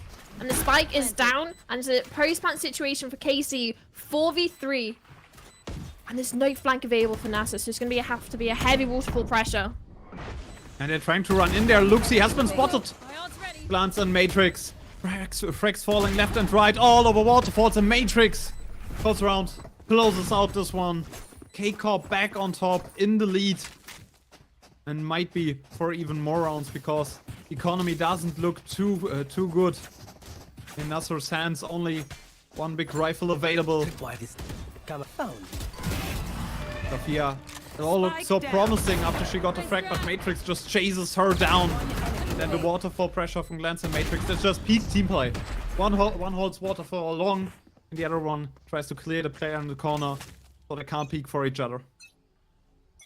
Yeah, and it's off the back of utility as well. The paranoia going to waterfall, allowing for that push up, allowing for Matrix to take the aggression to NASR. Stop the retake before it even starts. And a trap play over towards B. See, Nello worried about it, but Nami's going to be the holding that paranoia, so it could be decimation for the side of KC in regards to utility, but the stun comes through and there's no follow-up. There's no opportunity for NASR to pounce with that trap. A lot of utility already thrown into nothingness. Peace and paranoia out. Trying to check those corners, and it's just Luxie on that side. Just the deadlock. Yes, a lot of utility planted. Is it enough to hold off KC? The execute will come with force once they decide to commit to it. But all of NASR has been rotated, and K-Corp just the right decision to take their aggression over towards B side. 30 seconds left. Yeah, but look at this flank. It's going to be an important kill. I don't know if Roxy was able to spot out Marty, but Creeper is definitely spotting out Luxie. Marty does come out on top on that flank, so she is able to be a vandal picked up. And again, it's Spike planted. Casey just delaying this plant so long, and One it's just enemy remaining. yeah, they're just taking the gunfight into spawn. Creeper is quite literally in defender spawn right now. Taking the fight towards the enemies. Is he just overrunning NASR into their own home grounds? The defender side spawn. Crossfire placed there towards waterfall. Yes, Matrix is known, but you need to clear out both corners, and Glance doesn't even need to trade off of her teammate. Already in the end, just falls to the hands of the former G2 player. And KC, 3 rounds in a row, up to... They want to convert this one into an 8-4 lead. I'm 100% convinced that that's the ultimate goal, and One enemy. KC does everything to take us to map 3. A timeout from NASR. Again, it's sort of this multi-rounds in a row, the string of 3 rounds for KC, and it calls for NASR to have an answer. Last time they were able to do it in round 6 and 7, but it's going to be vital that they're able to close out at least one of the remaining 2 of this half. Because looking at their comp, it's going to be interesting to see how they approach onto this attacking side with that double sentinel and not like a heavy clear initiator like you have with Glance or Nello and those breach in face. You have Toka, the solo initiator on KO. I feel like the attacking side for them is going to be rough, so I feel like they really do need to at least make it a 5-7, possibly even a 6-6 half. Trying to get as much value out of this as possible.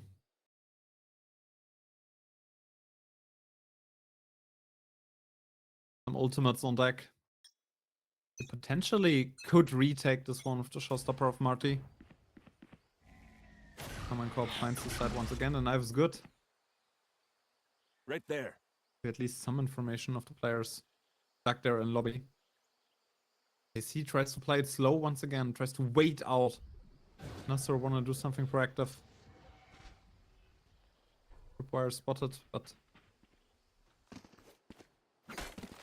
Common Corp having double ultimates ready to potentially steamroll the side. Rolling Thunder and Nightfall. Both in hands. B side has been left. And also they're expecting the execute there. That's why both sentinels are rotating into it. But it's not only that, you can see how Nalo is holding her utility in case there's a peek, in case there's a heavy play coming in from NASR. Roxy spots out Marty over towards C, and that's the go signal for them to go out onto B. Christopher has been used by Marty, but Matrix finds Toka in her ultimate. They're already crashed into the connector. Matrix. Another one onto Toka. 30 seconds left. They just gunned down Face your the KO. fear! Face your fears. Nightfall has been used, but they need to be aware of what's coming off of this connector area. Marty and Luxi just pinching it through, fighting KC onto their own terms. Triple kill by Nati. And it's just come down to Nilo. Careful there. So much investment by KC and no round to be found. Nilo just waits down the timer right there in Gardens, and that's the power of the team comp of NASR Ignite. I don't even know Last if it came round down in to the the half. comp, but it was just Marty going absolutely massive. A triple kill in this position. Yeah, you can see here.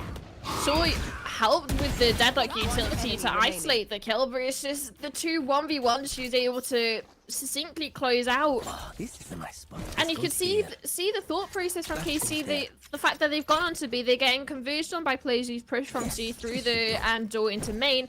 Like Marty with that showstopper was just chasing them down, but it was just the oversight of, oh wait, we actually have left B. They can be in the mini door position, and it just went oversighted. And this is, again, such an aggressive play from NASR. Wanted to take the fight, but it's always done on C.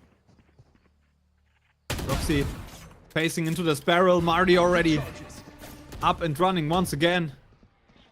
Roxy has been spotted, throws off the grab net.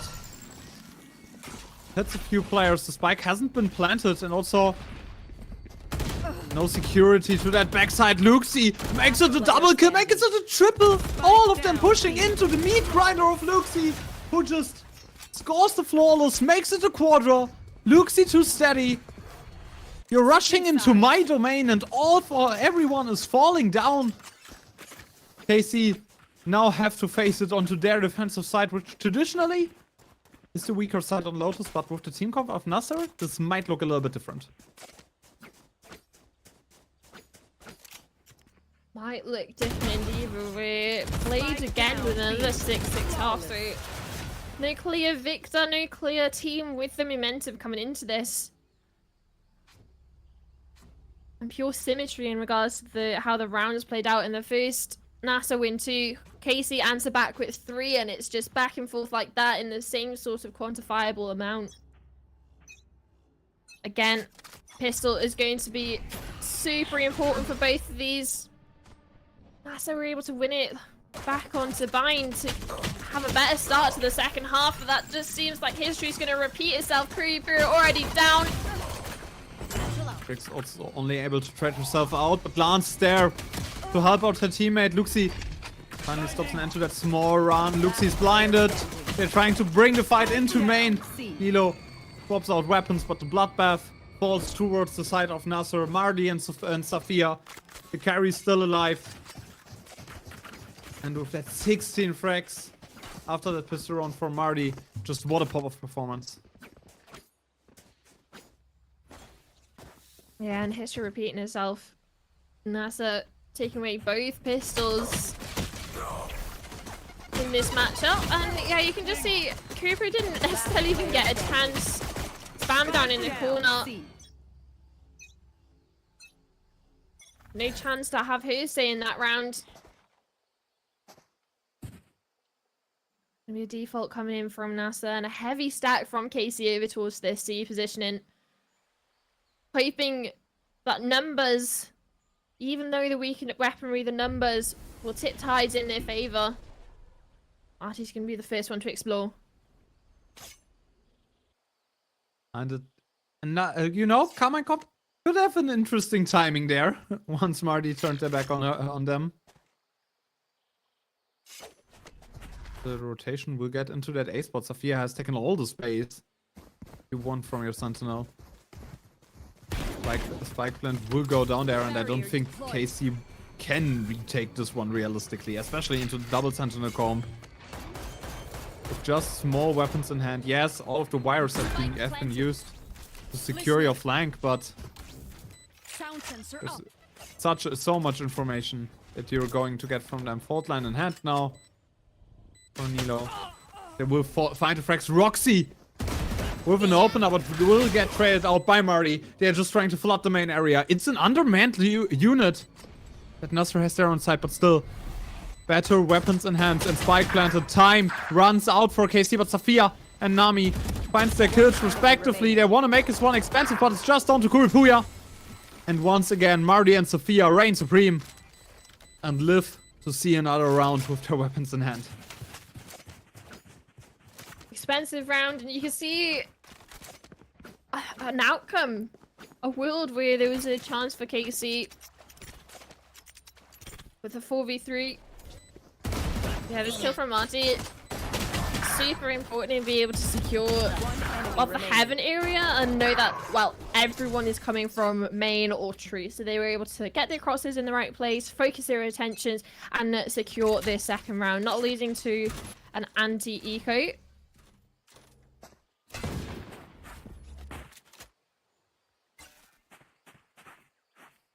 It's a decent buy actually for NASR. Especially if you put Marty and Nami up for, well, the first sort of kills and trying to get them to go search. They have some decent weaponry that could take down on some of these long range gunfights, especially against KC. Yeah, man, there's a game changer. Sheriff in Luxi's hand. Also, might swing some longer fights. Matrix right into that net. Net plus nade combination.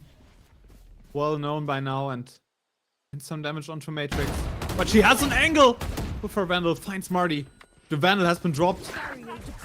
But also Nami finds a revenge track onto Roxy. Yeah, and it's going to be a lot of information for KC that they know this is where they're going to be committing to, because, well, Lucy's dropped the wall to make sure nobody can actually flank. There should be a secured post plan for the side of NASR. 4v4 for the retake. That's pretty decent utility on Glance actually, and Nello to be able to isolate some of these gunfights and just rush on with the utility. And a knife. Finds Lance as well. Still, Here. even units and Kuripuya and Matrix are really low. Matrix need to get in there first. Just to find out some trading options for her team. But flashes, all of them used. Luxi and Nami, they're finding the frags, but Nilo is there to save the day. Starts to defuse, also some damage on the arm, and Nilo makes it. Triple kill makes it for Nilo, the hero that they needed. And Carmine Corp onto the mission and back to 1 round of deficit. Nilo saves the day. Not only for Carmichael, but also for everyone who cheers for alternate attacks in our chat right now. I need to see if that was Toka's flash or Nello's on that retake. Hopefully it shows in the replay, but yeah, it starts off. I think it's Toka's. Toka's flash completely blinds the teammates on that corner. Sure, it blinds both of them. Blinds both of the players. Oh, this But is it's a the nice KC spray that, That goes well, there. full blinded spray, admittedly, that comes out on top. And here we go. Very, very aggressive play by Matrix, but gets punished for it hard. Falls into the hand of Narmi. K-Corp once again undermanned unit. Hard to play into this one now. Especially since you have to orient yourself towards the sides. You have to find some reinforcements. See, smoke goes down and dances onto that door. Welcome some intruders if they call a rotate. Annihilation for Luxi also available. Marty onto side, barely misses the boxes, and the spray doesn't. Last player Kuripuya just standing. doesn't hit Marty right there. Sophia, another double kill. And with just Roxy alive, this round will fall into the hands of NASR. It started off promising for KC after losing Matrix. You finally find an equalizer and have some space for yourself, but KC isn't able to utilize those into closing the round off, and NASR just 4 rounds away from the promised land, 4 rounds away from playoffs.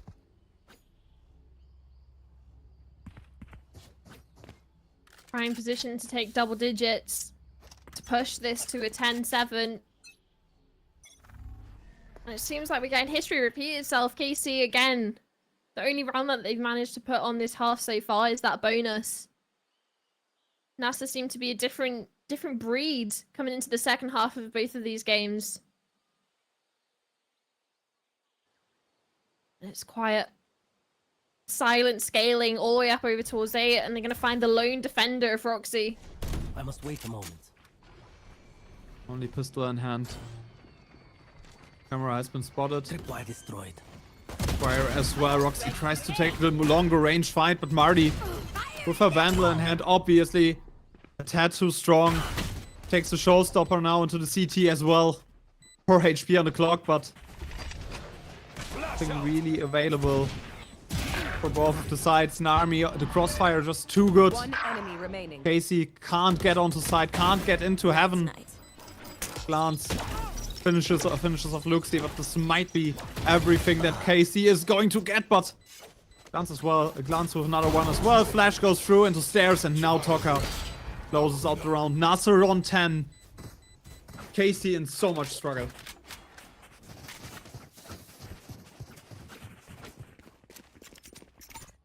Yes, this should do. It's not just a win for KC that's on the line. Alternate Attacks fans have got to be praying for NASR's downfall. Praying that we're going to be seeing a map 3 because their qualification to playoffs depends on it. But so does NASR's. They're not going to want to let anything slip here. Marked one. Don't want to have a repeat of possibilities when they were facing against G2. The choke that they felt on Bind.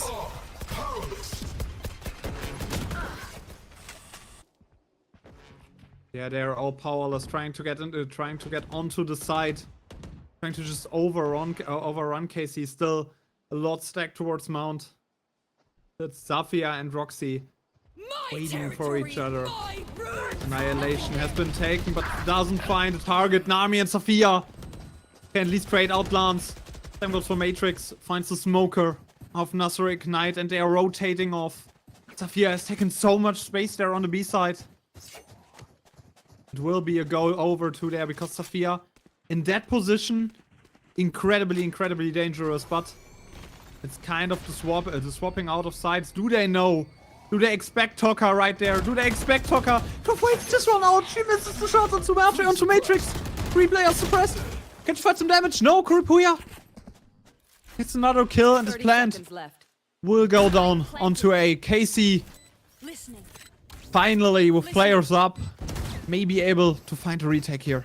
This could be really important to see how fast they're able to isolate these players onto site, because that's exactly what happens. They know there's one player towards tree, no information sure for Safia, but they can assume that she's close by. Assume maybe CT, just based on the ability for this player to look. They do have the advantage of numbers. A stun comes out now as well, so it's just going to be isolation. These kills onto backside. It's a run from Matrix and a spray down, but the trade is exactly there. Luxie's got 1, got 2, and got 3, and it's 11 now on the board for NASR, and a clutch for Luxie. Just 1, 2, and 3. She's like, you know what? 2v3, it's fine. I can do it all by myself. With both of her hands, Luxie wants to pull NASR Ignite into playoffs. One enemy remaining. Wants to shove AL alternate attacks into the abyss of relegation, into the abyss of contenders. All by the hands of Luxie, the IGL, the captain of NASR Ignite. They overcame so much in that last split. Got some momentum over towards the end of the season. Now just 2 rounds away from potentially clinching that playoff spot.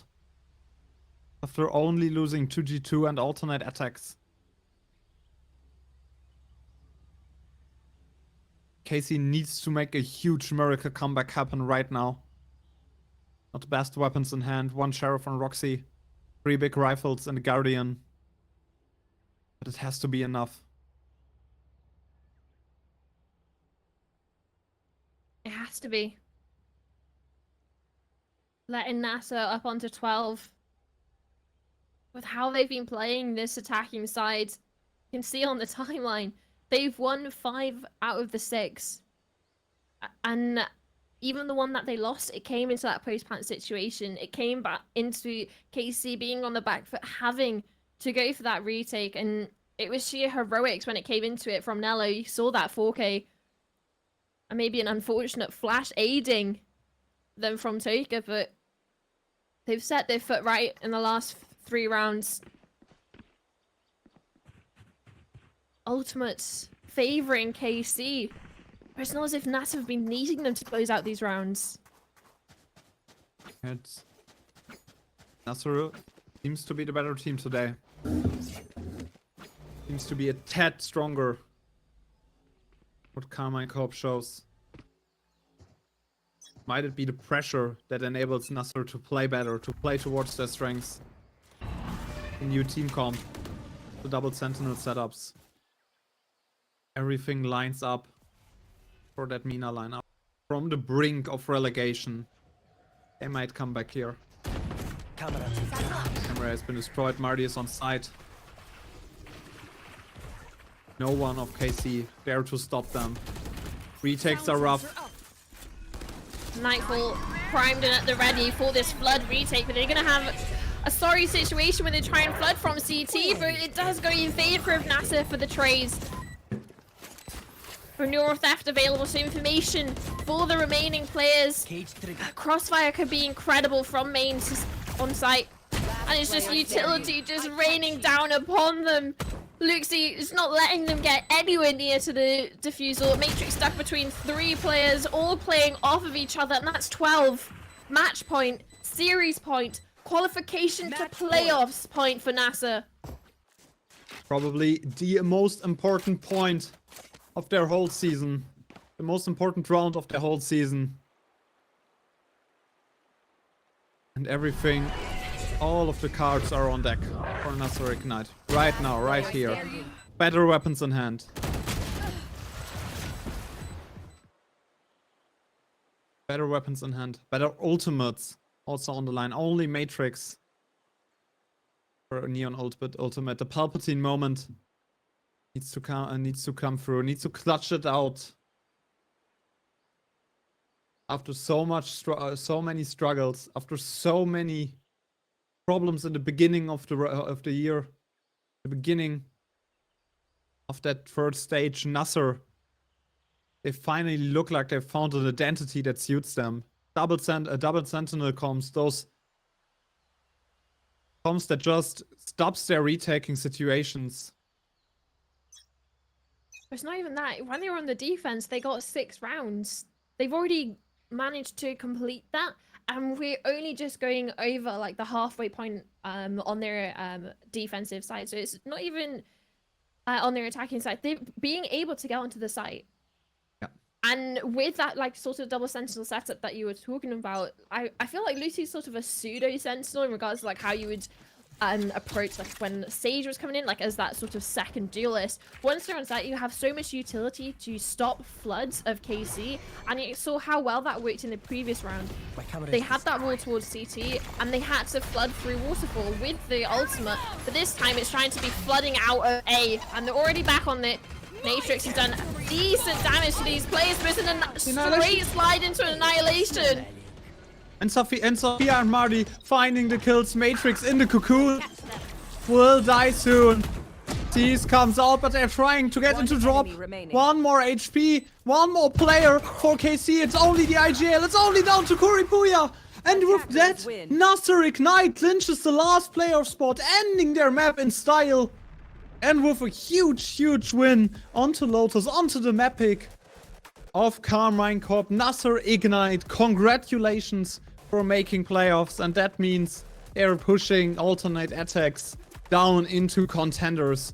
NASR Ignite, again, congratulations for clawing back into this one, beating Carmine Corp, one of the better teams that we have seen all split. And what a map it was, especially from Marty's 7 openers. Yeah, it's not even just the 7 openers going for a double KD. 22 and 11, over 300 ACS. Definitely MVP for this map, and I want to say for the series, but it's not for hurt of trying from a teammate. It's been firing on all cylinders over both of these maps. But yeah, like you said, NASA are in playoffs. They've secured their place, and for KC, sure, this is going to affect their seeding slightly, but they were already in playoffs, so it is not too much of an issue for them, other than the fact that being able to deny NASR out of playoffs gives them a better chance in regards to the Game Changer Championship, in regards to qualifying for points. Yeah, especially with Giant X struggling, who are currently on that 3rd spot. This might not be a far stretch to see NASR Ignite at the Game Changers Championships, especially like with their newfound identity, which I really enjoy watching, and really enjoy casting, because it's just such a different playstyle that we have seen from other teams currently, that NASR just, you know, shows off in a way. And what's most impressive for me is how they find angles to get on site with those comms without real initiator pressure, right? And that's something not many teams are able to pull off. We see this a lot on Ascent with the Cypher plus Deadlock combination, where teams struggle to get onto site. And Marty, 85% cast on Duelist is, you know, a statement. Yeah, for sure. And you were talking about the impact of not necessarily having that dedicated initiator to help go on site. Sure, you have Toka on that KO, but it's not the info finding initiator similar to a Sova or like that phase sort of ability with the recon. So yeah, definitely when you talk about the entry capability, getting those 4 first bloods definitely helped.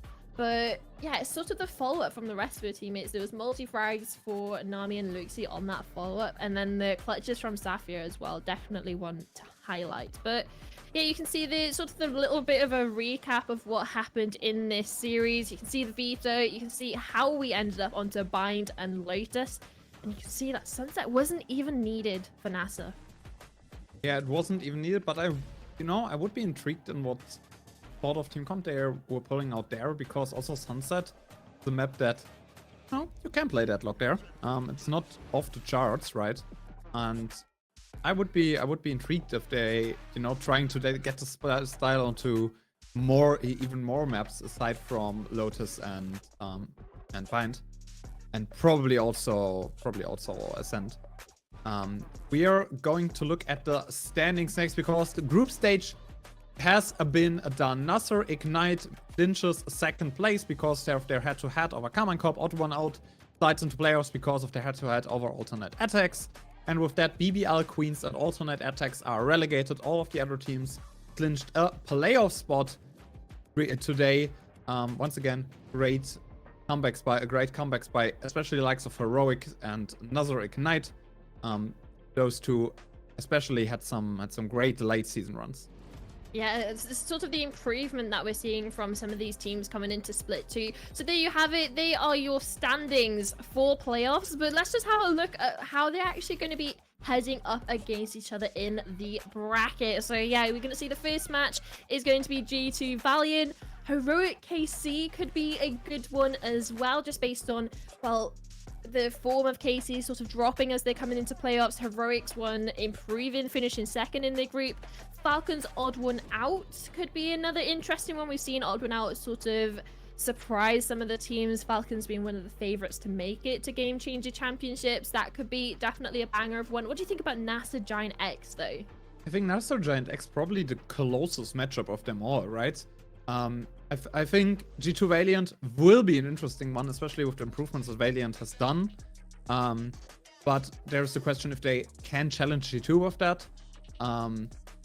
Also, I think Falcons odd one out goes like the same thing. Odd one out struggled in so many matchups, only won against alternate attacks. I think those are more the clearer matchups, but Heroic Carmine Corp with the current form of Heroic and NASR GX with the current form of those two teams will be real close matchups, and I think the most interesting one for me personally.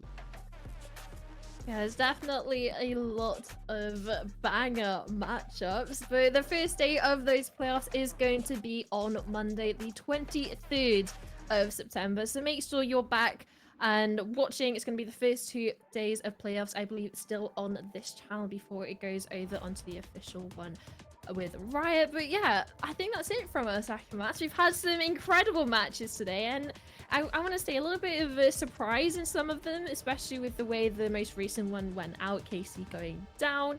And yeah, I've thoroughly enjoyed watching these teams come through groups, having, like I said, the glow ups of certain teams, and maybe sort of the cool down of some of them into like later on into this group stage. They started off hot and they started struggling, but some of them finding their form again, specifically Giant X with their win earlier today as well. Yeah, Giant X finding their form back is something that is gonna be we're gonna have to look at sorry, my voice. We're gonna have to look at for the playoffs, especially coming into the matchup versus NASR, where, you know, they're in great form currently, and I think both of those teams clashing against each other. Giant X had a fairly disappointing group stage, it feels, especially after the game versus Falcons came so close, only ending 2-2 in third place. The finish that you really wanted to have happened. And on the other hand, NASR had a great end of the season after a disappointing start. So it's genuinely an interesting one for me. And we will be back, as you already said, next week for the first round of playoffs here on DivE. Thank you everyone in the background, especially our admins and production. All of them are doing incredible work. All of them are doing, you know, more than anyone could wish for, especially with you know, some tech polls coming in that are out of their control, we have to say, and sometimes things happen. So all the love in the world to the people in the background that you are not seeing on screen all of the time. Like, you hear us screaming, you see us on the cameras, but there are a lot of people in the background making this work, that are working their, sorry for the language, asses off to bring this one into the right spot and make it work. And all of the love in the world to those people, because they are the reason DivE exists, and they are the reason we are able to cast here without any sort of worry. So give all the love in the world to them. And yeah, with that said, I think it's the end of our time in the broadcast. You know, good one. We are going into highlights. Thank you. Have a good weekend. Bye, guys.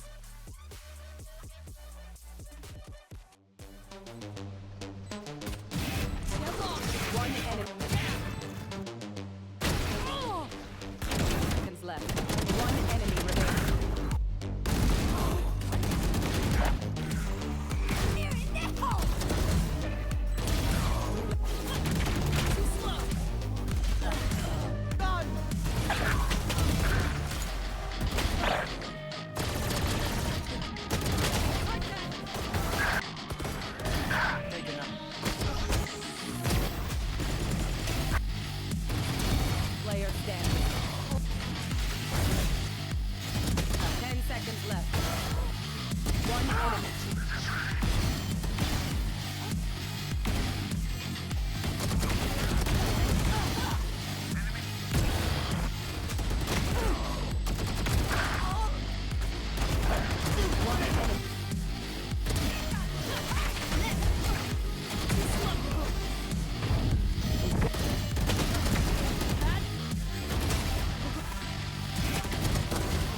Seconds left. One enemy remaining.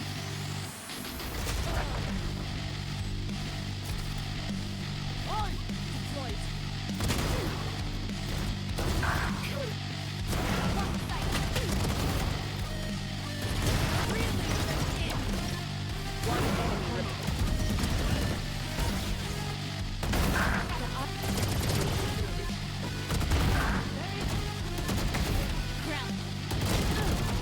One enemy remaining.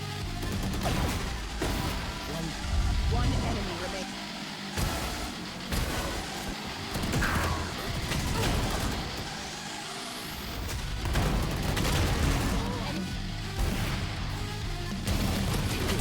A.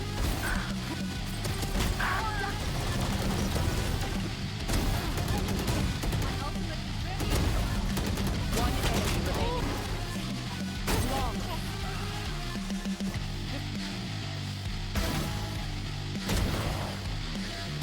Seconds. Last player standing. One enemy remaining. Long. Enemy remaining.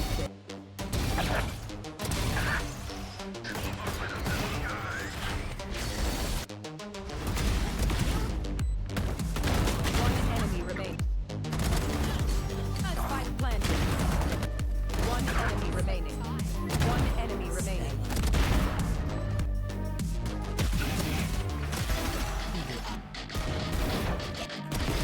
Scratch one. One enemy.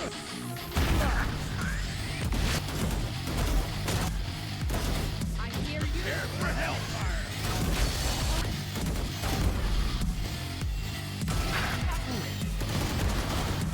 I have regained the spot.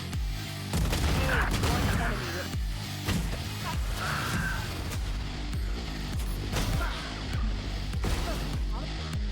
One enemy remaining. One enemy remaining.